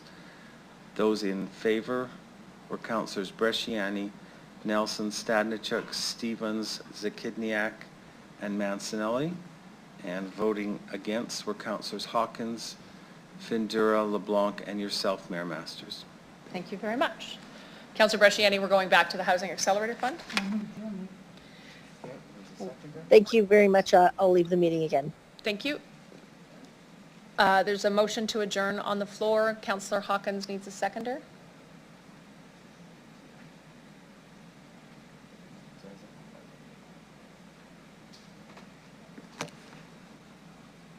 No seconder. Okay. We'll now consider item CR 24-107, Housing Accelerator Fund. I'll ask Councillor Stevens to please introduce the report. Okay, this report was brought to the Regina Planning Commission for the purposes of tying up some loose ends for motions previously made by council respecting the Housing Accelerator Fund, specifically recommending actions for neighborhood plans which provide contradictory or outdated regulations under the changes made to the OCP and zoning bylaw and through previous decisions of council on early phases of the HAF. The report had some substantial respecting the role of neighborhood plans now and into the future, but the recommendation was ultimately passed by commission after a lot of debate and some dissenting voices. One item nested in the report relates to HAF funding and expenses. That has yet to be explained in detail by administration, and perhaps in their opening remarks, I would ask that they provide an overview of how specifically the money will be allocated, who in the city is making those decisions, and how certain projects are prioritized over others. Thank you, Councillor Stevens. Can I have someone move the report? Thank you, Councillor Mancinelli. Seconder? Thank you, Councillor Stanichuk. Councillor Mancinelli, do you wish to speak to the report? Actually, I believe in his introduction, Councillor Stevens mentioned some questions to the administration. I'd just like to hit the relay button towards them and get some of that information if they could share it. Who's taking this one? Ms. Bryden, go ahead. Thank you. Through you, Mayor Masters, I have a brief introduction. I'm trying to keep it brief. So as Councillor Stevens advised, this report is to ensure that our neighbourhood plan policies align with all of the changes that have already been approved to advance housing options and to help ensure there's clear direction and approvals operate efficiently. For context, some of the neighbourhood plans are from 40 years ago. Many no longer guide growth and do not align with and support implementation of the OCP, including the delivery of diverse housing in every neighbourhood. I also think it's really important to understand what neighbourhood plans do and do not do. They do not provide most neighbourhoods with architectural guidelines or guidance on community character. They do not provide guidance on the delivery of neighbourhood services or determine who lives in a community. They do not provide additional policy direction where it is needed to deliver on the objectives of the OCP and can be used to guide growth and change over time. However, they should not be in place as a means to halt or stall development. Administration went through each of the existing neighbourhood plans to ensure they were aligned with this direction from City Council and used a decision matrix to guide the work. Some policies are proposed to remain as they continue to guide growth in neighbourhoods, while some policies no longer support the direction approved by City Council and are proposed to be removed. While this report's recommendations wrap up key phases of expanding citywide housing options project, administration is undertaking additional work, including reviewing the city's complete neighbourhood policies and guidelines, further refining the zoning bylaw, and reviewing and updating the development standards and infill guidelines. This work supports full implementation of the city's HAF action plan. With respect to the program the HAF action funding will support, I would refer that question to Mr. Nair. Sorry, refer it to who? Mr. Nair. Mr. Nair. Thank you. Thank you very much, Ms. Bryden. And thank you, Mayor Masters and Council, for this opportunity to provide you an update with regards to HAF. This is actually the perfect moment to do this, as the report that you have before you is one of the key milestones that caps off some very significant work that is done with regards to zoning and the OCP. We recognize this has been very challenging work both for administration and for council, but it has been well noted that it is moving a lot of things forward with regards to HAF and with regards to our city. We also need to note that council has, in recent past, dealt with the update to the development charges, which was the 11th initiative within HAF, and in fact a key milestone to closing that off. Tonight, as part of the consent agenda, you also brought a recognition to the land disposition strategy, which was also a significant key part of that.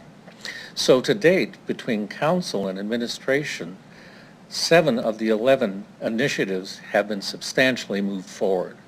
And this is totally due to the hard work, number one, of Ms. Dawson's team and the work that they've done through that, but it's also due to council. You've had to make some difficult decisions going forward, but this has definitely done a lot to moving our goals and objectives, which were approved by council, forward.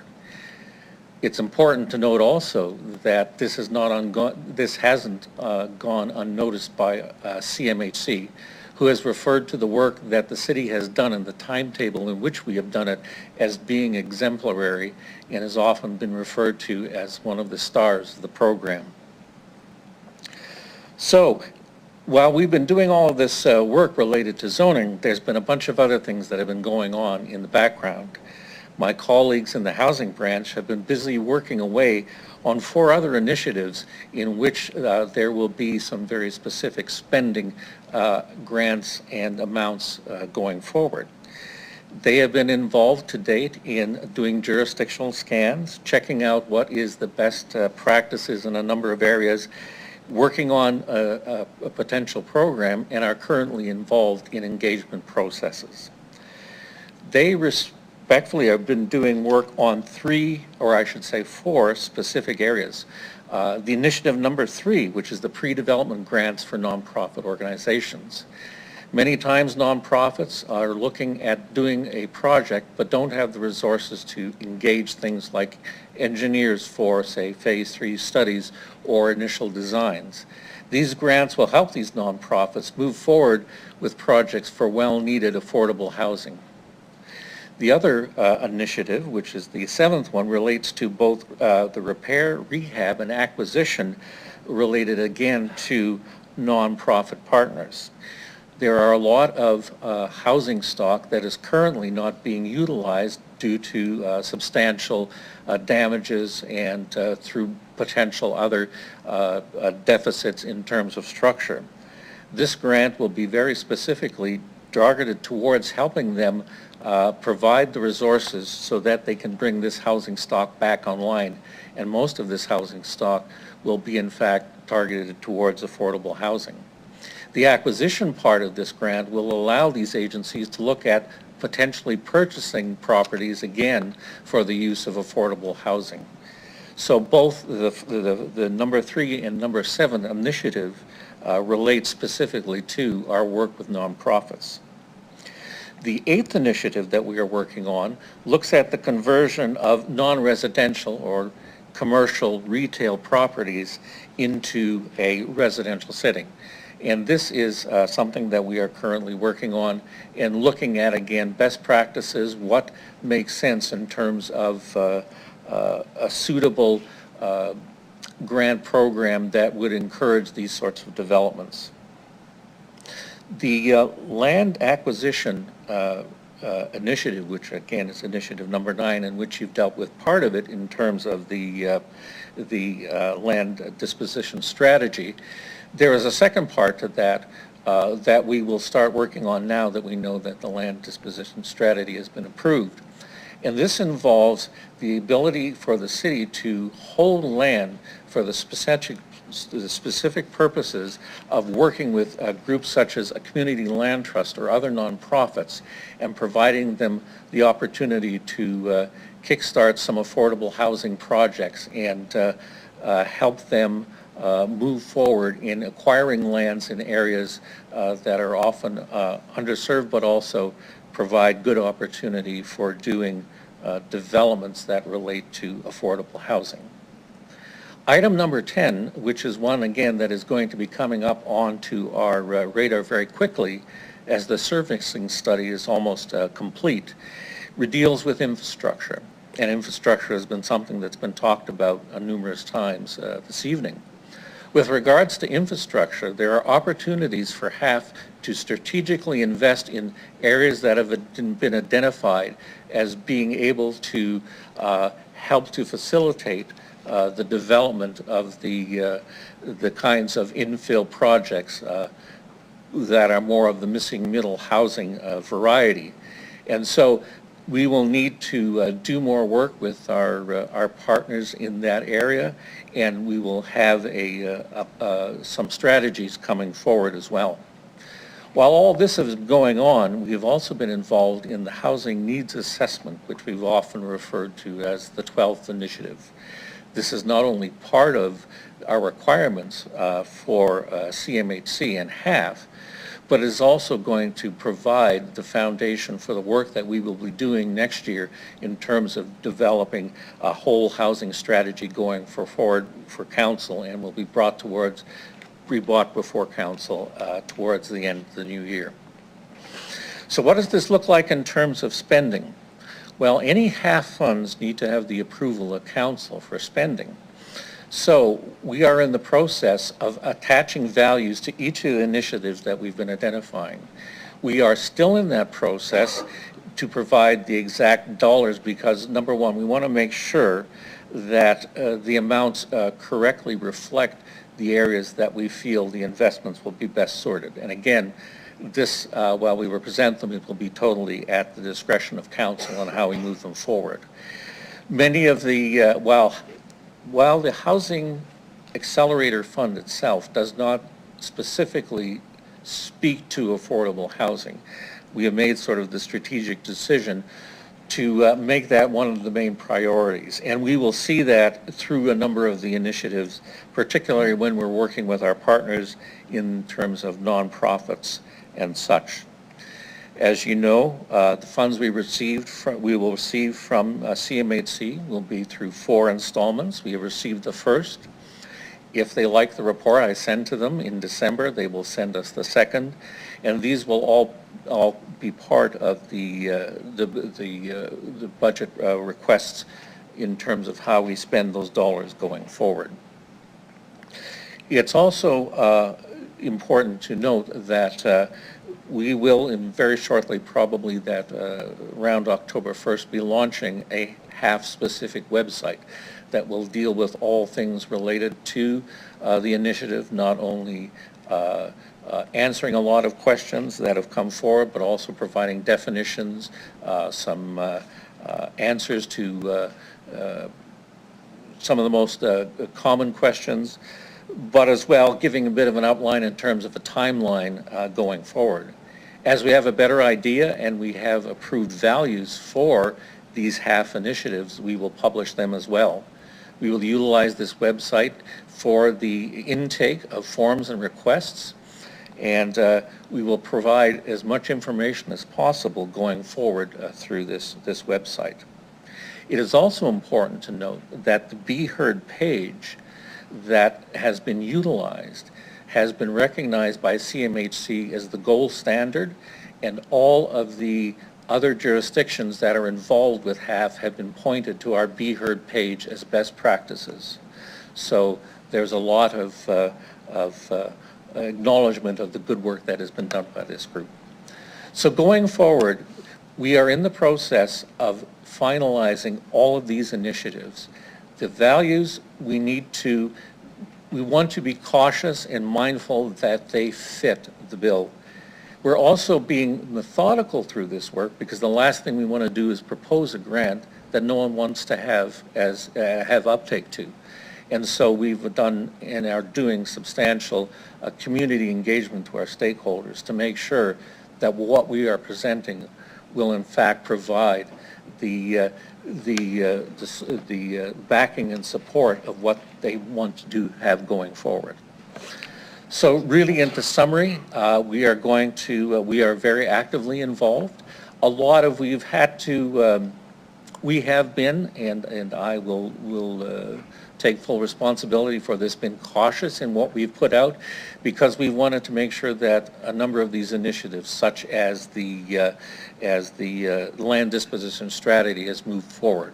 Had not some of these initiatives moved forward specifically within zoning, that would have fundamentally changed how we would have approached the work that we are currently doing. Thank you. So, oh, sorry. sorry. You're done? Yep. All right.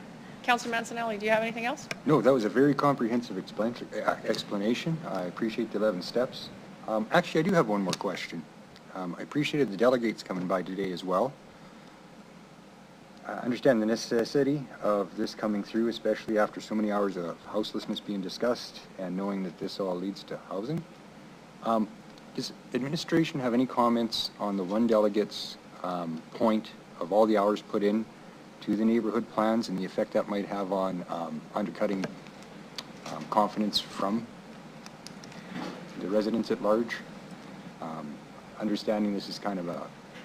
Ms. Bryden? Through you, Mayor Masters, I'll refer this to Ms. Dawson. Ms. Dawson? Yeah, through you, Mayor Masters. I appreciate the comments, and we too spent a lot of time talking to the neighborhood and trying to understand how they wanted to see that neighborhood plan be fulfilled. I know that you remember the number of times that they came before council and talked about how important their neighborhood was to them. After those two projects, both in Hillsdale and Al Ritchie, we reflected on the process and if it was meeting the targets that we set for intensification within our official community plan, and brought back to council a recommendation that we shift our focus to areas of growth to actually guide growth along corridors and in rapidly growing areas that need assistance and guidance. And so we had stopped going into neighborhoods and providing neighborhood plans as a result of that reflection on the pilot program. And so although there was a lot of hours spent on that, it was not advancing growth in those areas. And you've heard tonight from some delegates in terms of how that's actually hindered their ability to be residents in that neighborhood. And so I think, you know, learning those lessons is valuable for all of us. Appreciate that. Thank you. I have no further questions. Thank you. Councillor Nelson? Quick question and a quick remark. I asked this at planning and I'm not positive. So say this all goes through, I come to council and I say, I want this block of my ward, 7th Avenue North, to not follow these guidelines. I, as a councillor, can change any area or any block or any area or any block to go back to, and to not conform to these restrictions, or these differences now. Through the chair, does that make sense? Yeah. Thank you. Through Mayor Masters. At any point in time, an application can be brought forward to administration for evaluation. And then if a decision of council is required to change a bylaw, that will be brought forward to council. So if somebody wants to rezone their property or adjust something to a contract zone that we talked about much earlier in the night, those are things that do come forward and we do talk about on a regular basis. So yes, an opportunity is always there for someone to bring forward a specific application, either for a lot or a group of lots, in terms of a different zone or a different policy application. Whether or not we would recommend approval on that would be just, I couldn't presuppose that decision, and neither could you without seeing those pieces of information. Yeah, no, and I just wanted to be clear because I had people in my, in Ward 7 come to me because areas say that have more representation for people that show up at council and stuff like that. They said they were angry because they can get a block changed back to the low density. Meanwhile, you know, we can't. So at any time, this can be changed even if we pass this in a certain area, if a council brings it forward and approves it. Up through the chair. Through you, Mayor Masters, a bylaw can be changed through an application process. Yeah. Okay, that's what I wanted to clarify. And high five for us being heard, number one. That's pretty cool. I like being like, yeah, good job, you guys, everybody involved. That's cool. Thank you. That's so good. I'm good. I think I'm good. Thank you, Councillor Nelson. Councillor Mansell, you want to close off debate? No, I think I've talked enough. Thank you. Clerk, you start the vote.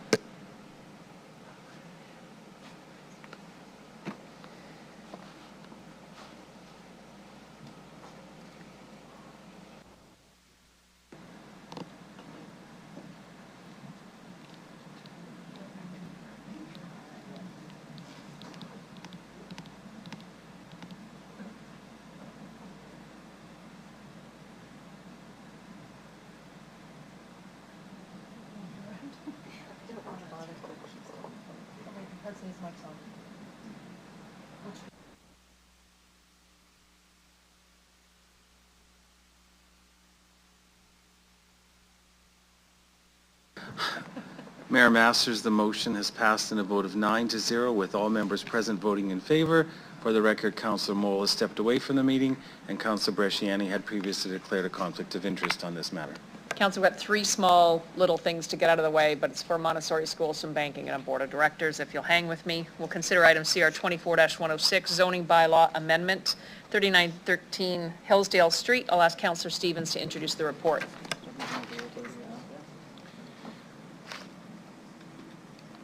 Yeah, sorry, I'm just bringing it up in my document here.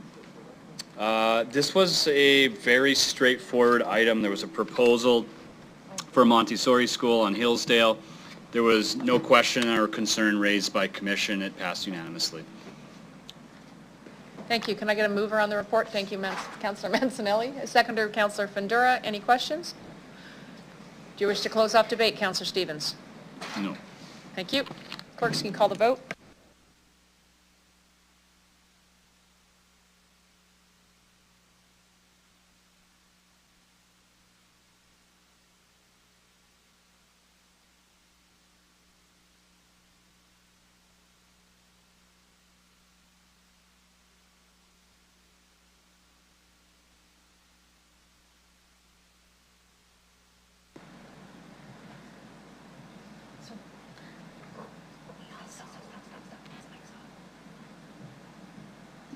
Mayor Masters, the motion has passed in a vote of 9-0 with all members present voting in favor.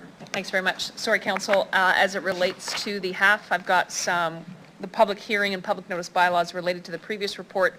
I'll ask Deputy Mayor Stanachuk. This is on the Housing Accelerator Fund expansion citywide housing options. So I'll ask Deputy Mayor Stanachuk to do the first reading of the following bylaws: 24-56, 24-57, and 24-58. Right, I move, seconded by Councillor Nelson, that bylaws number 2024-56, 24-57, and 2024-58 be introduced and read a first time. Thank you very much. Clerk, can call the vote.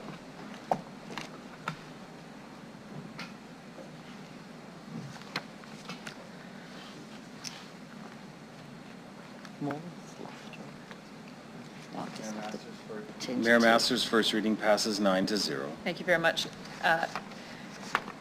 Second. I will call upon the clerk to speak to the public hearing portion of these bylaws. Thank you, Mayor Masters. Council will now consider the public hearings on the three bylaws that are associated with the previously approved report. If there's anyone in the gallery who wishes to address council on this matter, it appears we've only got one person left. So no, Mayor Masters, no one wishes to speak. Deputy Mayor Stanachuk, can you please do second reading of the bylaw? Okay, I move, seconded by Councillor Mancinelli, that bylaws number 2024-56, 2024-57, 2024-58 be read a second time. Thank you very much. Can any member of council have any questions? Seeing none, clerks, can you start the vote, please?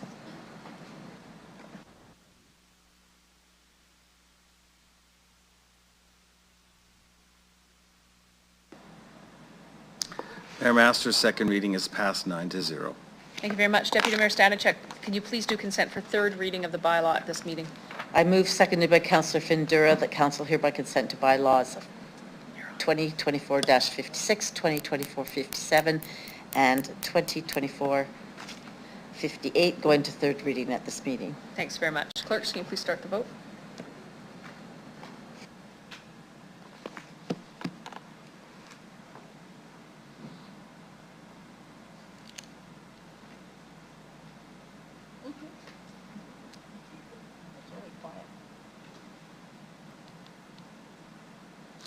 Mayor Masters, unanimous consent to proceed to third reading has been achieved with all members voting in favor.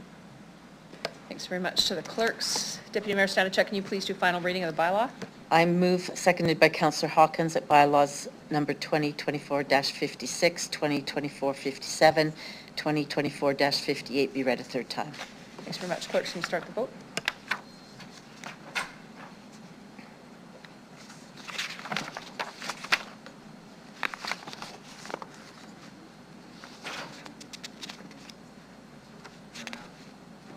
Mayor Masters, third reading passes 9-0. Thank you very much. A couple real small items. We'll consider item CR 24-109, the Bank of Montreal Bank Extension.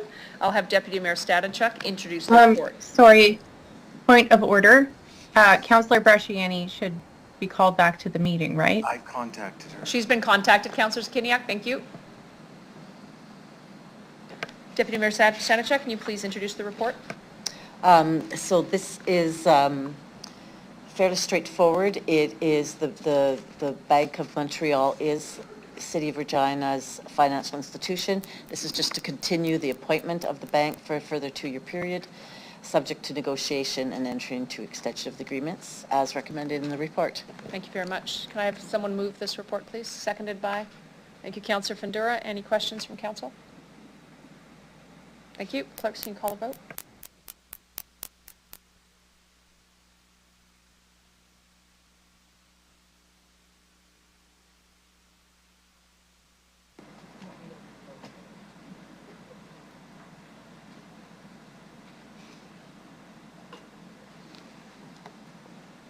Mayor Masters, the motion passes 9-0.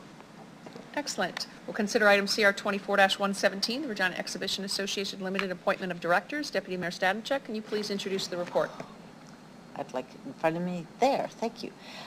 We considered this item in camera at the last executive, after the last executive committee meeting. The nominees for the board of directors, there are 7. There are 7 directors being nominated. There was a group that went through all of the applications. There were a significant number of applications, and we have 1 council non-voting director in City Manager Nikki Anderson. So the names are listed in the report. Thanks very much. Can I have someone move the report, please? Thank you, Councillor Stevens, seconded by Councillor Nelson. Anyone wish to speak? Seeing none, clerks, can you please call the vote?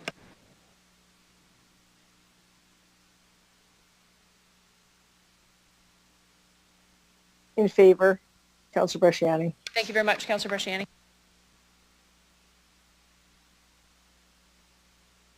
Mayor Masters, the motion passes 10-0 with all members present voting in favor. Thank you very much. Councillor Stadenchuk? Mayor Masters, sorry. Yes? Go ahead. Councillor, yeah.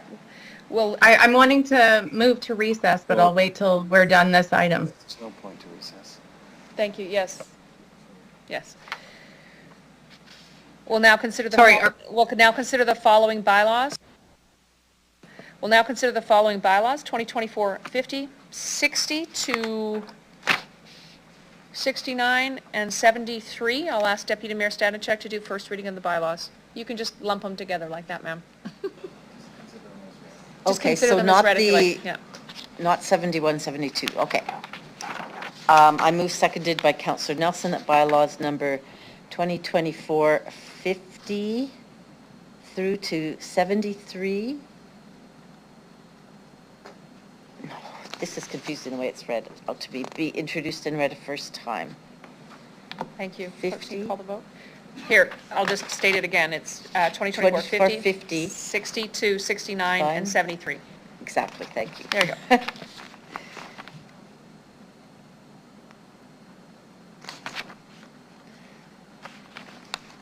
Okay.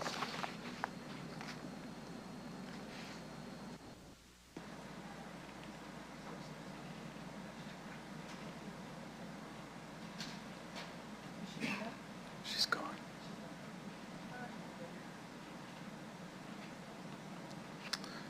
Mayor Masters, first reading passes at a vote of 9-0. Thank you very much. Can we deem them as read? Or should I read them out all again? No, she just... All right. Deputy Mayor Stadenchuk, can you please do second reading of those same bylaws? Thank you. I move seconded by Councillor Mazzanelli that bylaws number 2024-50, number 2024-73, and numbers 2024, numbers 60 through 69 be read a second time. Thank you very much. Does any member of council have any questions? Yeah. Seeing none, I'll ask clerks to start the vote.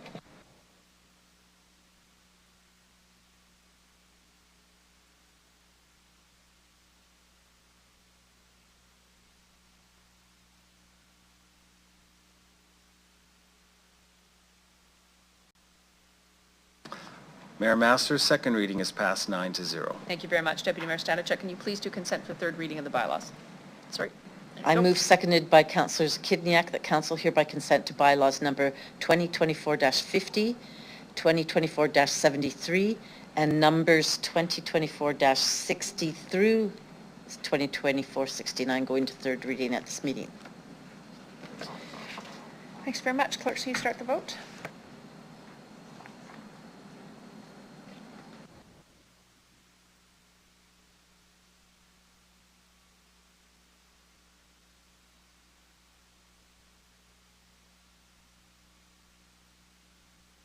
Masters, unanimous consent required to proceed to third reading has been achieved.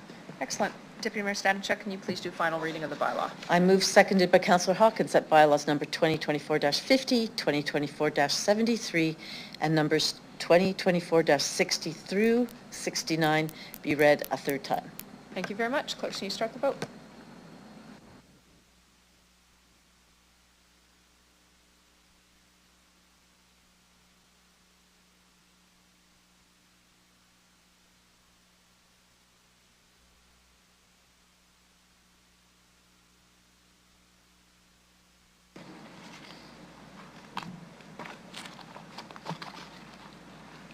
Mayor Masters, third reading is passed 9-0.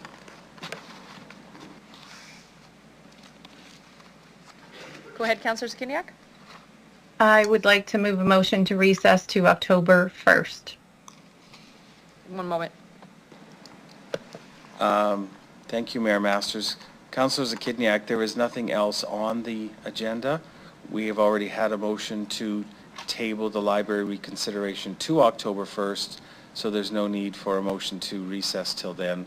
Everything else has been deemed to have moved to October 9. Well, okay, so what I'm asking is that we don't just deal with the library on October 1st. I'd like to deal with the other agenda items on October 1st. Well, they've already been tabled, so it would require a reconsideration motion of all those tabled items to be discussed before we can put them onto a special meeting of October 1st, because they have already been tabled to the 9th. You don't think we could just reconsider as a one-off, like just right now, I'd like to reconsider moving them to October 9th and that we address all remaining items starting on October 1st. It's not that simple? Well, procedurally, Councillor, you would need a motion to reconsider, you need a seconder, and you would need to explicitly state which ones you are pulling off to move to a special meeting, because that special meeting can only deal with items that have been explicitly referred to it. And at this point in time, it is only the library reconsideration motion. Okay, so then I make a motion and you can help me out with all the items that have been tabled, that all of those will be, I think it's pretty straightforward what I'm trying to do here. So however it needs to be done, that's what I'm proposing. I don't want to just meet on October 1st to deal with the library. I think we need to talk about whatever else is remaining on the agenda starting on October 1st. Okay, well, if you just give me a couple of minutes, I can quickly confer with the deputy clerk as to which those are. My understanding of what those would be, some of these have already been moved to the 9th with public notice, but we have the Regina, we have Real's cash flow update, we have the mid-year forecast, we have motion 24-7, 24-10, 24-12, and 24-14 Housing Supply and Revitalization Initiatives update. Everything else, those could be added to the first. The others have already been moved to the 9th, and we only have, I would guess, about a 3.5 to 4 hour window on the first based on previous commitments, and we also have a planning commission meeting that afternoon. Okay, so I'm good with the list that you just noted of things that could be moved to the first, so that is my proposal. Okay. Okay, Counselor, so given that, you need a motion to reconsider, get a seconder, then it goes to a vote to reconsider, and if that passes, then we will just put that list for a formality vote. Great, that's what I'm And if it's doing. taken Thank as you. given, then my deputy and Councillor I will Nelson, do you'll that. second it? Councillor Nelson, you'll second it?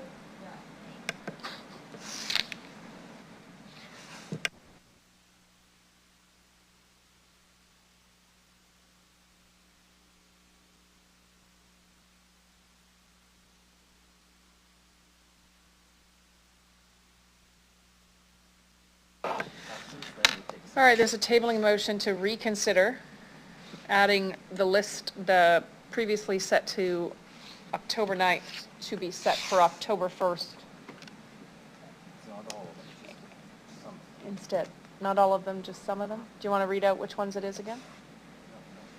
No? Okay, all right. It's already in the record. All right.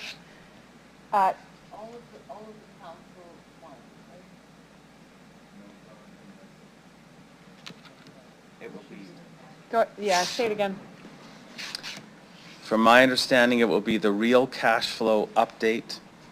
It will be motion 24-7, respectful communications, motion 24-10, dissolving the HR subcommittee, motion 24-12, nuisance and underutilized properties, CM 24-14, housing supply and revitalize initiatives, and 24-116,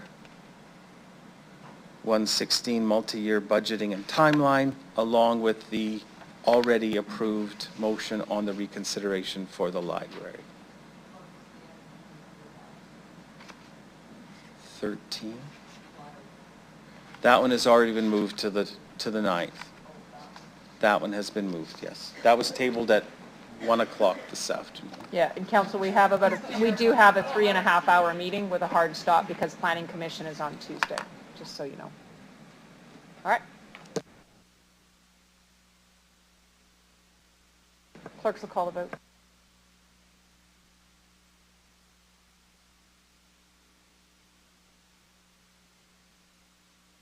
In favor, Councillor Bresciani. Thank you, Councillor Bresciani.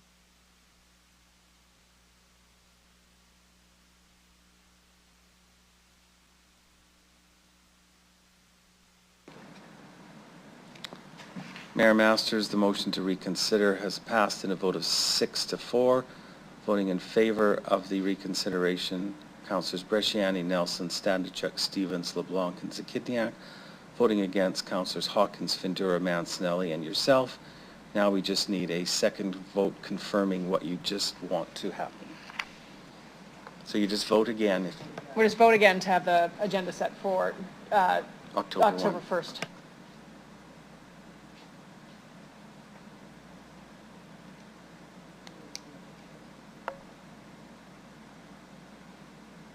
In favor, Bresciani. Thank you, Councillor Bresciani. I think that's it for the night.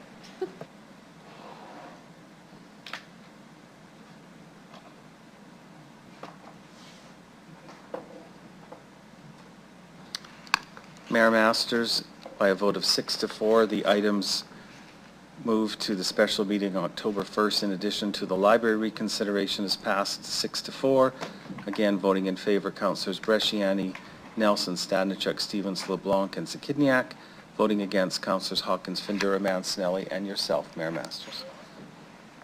Thank you very much. Can I get a motion to adjourn? Thanks, Councillor Stevens. Someone to take a second from Councillor Findura. Any opposed? No? Anyone? All right, thank you. Thanks, guys, for hanging out.